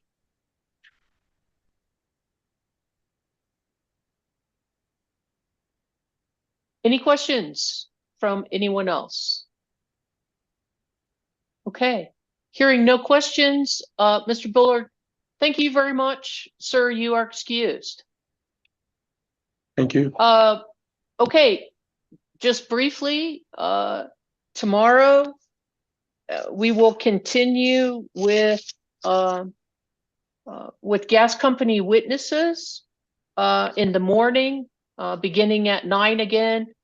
Tune in at 10 till for any procedural matters we need to discuss before we begin the evidentiary portion at 9.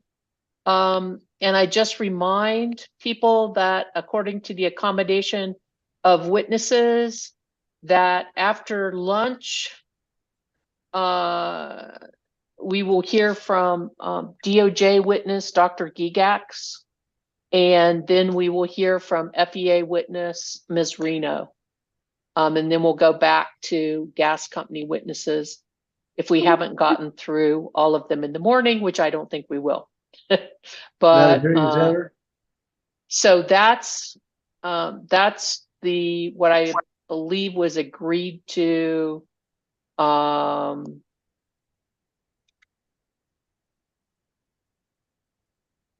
for tomorrow. Who wanted to talk with me? Madam Hearing Examiner, that was me, Tom Domi. Hi, Mr. Domi. Hi, how are you doing? It says that you're muted. It does, because we got this thing going Oh, the on. super speaker. Okay. The super speaker that doesn't work very well. But anyway, Okay. one of the things that we are thinking is we might start with Mr. Lyons tomorrow, because you say he's the table setter and you have a lot of questions for him. And given the nature of today's discussion, maybe we'll put Mr. Lyons on to start so that you can focus in on those key areas that you want to talk about, and then we'll bring in other people. But is it all right with you if we go a little bit out of order from what Well, can we get Mr. Bullard first, or no, Mr. Bullard? Can we get Mr. Sanders, since Commissioner Ellison has questions for Mr. Sanders? Oh, absolutely.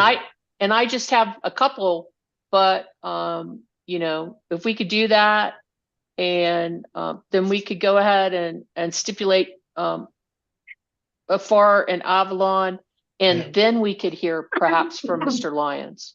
Okay, that sounds good. So Sanders, Farr, Avalon, and then Lyons. Right, and like you say, it'll just be stipulating in the testimony of Farr and Avalon, unless all of a sudden, you know, their questions in the morning. But I don't have questions for Farr or Avalon. Okay. And yes. but yeah, so that seems like that would work for people. Okay, great. Okay, well, one last thing for when you say stipulate the offer them as exhibits. Okay. Do you want me to have them available so that they go through the thing? Okay, we can just do it on the record that everybody stipulates it in. Right. No. Perfect. As I tried to explain, but obviously did not communicate, the witnesses that pursuant to your motion that I addressed at the pre-hearing on Friday, it just means no. If there's no questions, we can stip the testimony in. Okay.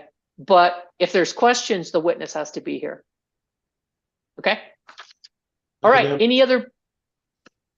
Madam Hearing Examiner, what is going to be the process of producing and entering bench requests in terms of us who are not producing them being able to see them before they're presented, so we can see if there might be an objection or at least some questions about those bench requests? Well, good, nice segue, Mr. Gould. Thank you. While Commissioner Ellison was asking his final questions, I did go back to the Dropbox, and it was there. So I did put it in the Dropbox. So right now, you have Ms. Nanasi's bench request response in the Dropbox. She also, bench requests are to be filed with the commission, which she said she did. So you can also look in InfoShare. So two ways, at least for the one bench request answer we have so far. And I would like people to continue to do, you know, you can email it, and when you email it, I'll put it in the Dropbox, and then everyone should see it. And do we have any, we had a number of bench requests today. Do you have a deadline that or can the company supply a deadline when they'll be sending those out? Is this gonna take a couple of days? Are these gonna be produced tomorrow? I'll let you talk that over among yourselves. As I told Ms. Beatles, sooner rather than later is good. For exactly the reason that you say, Mr. Gould, is that if the parties want to object, or the parties or the commissioners want to ask questions about the bench, or I want to ask questions about them, we need to have them as soon as we can. But in any event, if I don't get agreement by the parties to enter them, then we'll go by the rule, and I'll give you an opportunity to file an objection before I would consider admitting them into the record. Okay. Thank you, Madam Hearing Examiner. Very well, sir. Okay. Anything else procedural? If not, thanks for staying late, everyone. Thank you, Melissa. Yay. I'll try to remember your break tomorrow. Thank you. And I will see you all at 8:50. Madam Hearing Examiner, really quickly, may I be excused for the duration, remaining duration of the hearing? Only if you say it fast 3 times. I know. Remaining duration, remaining duration, remaining duration. Just kidding you. Oh, but that was only 3.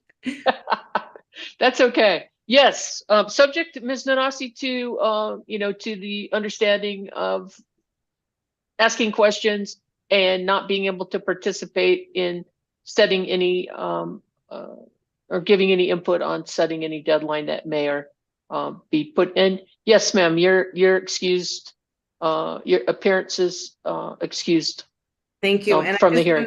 I just want to ask you, are you going to be issuing an order around the time that the briefing is due? Or I can ask another colleague. Yeah, Okay. I mean, you could find out, but I could issue something brief. Thank you. That's all I need to know. Thank Very you. well. Have a good night, everybody. Very well. Thank you all. And if there's nothing further, we are recessed until 8:50 in the morning. Thank you all very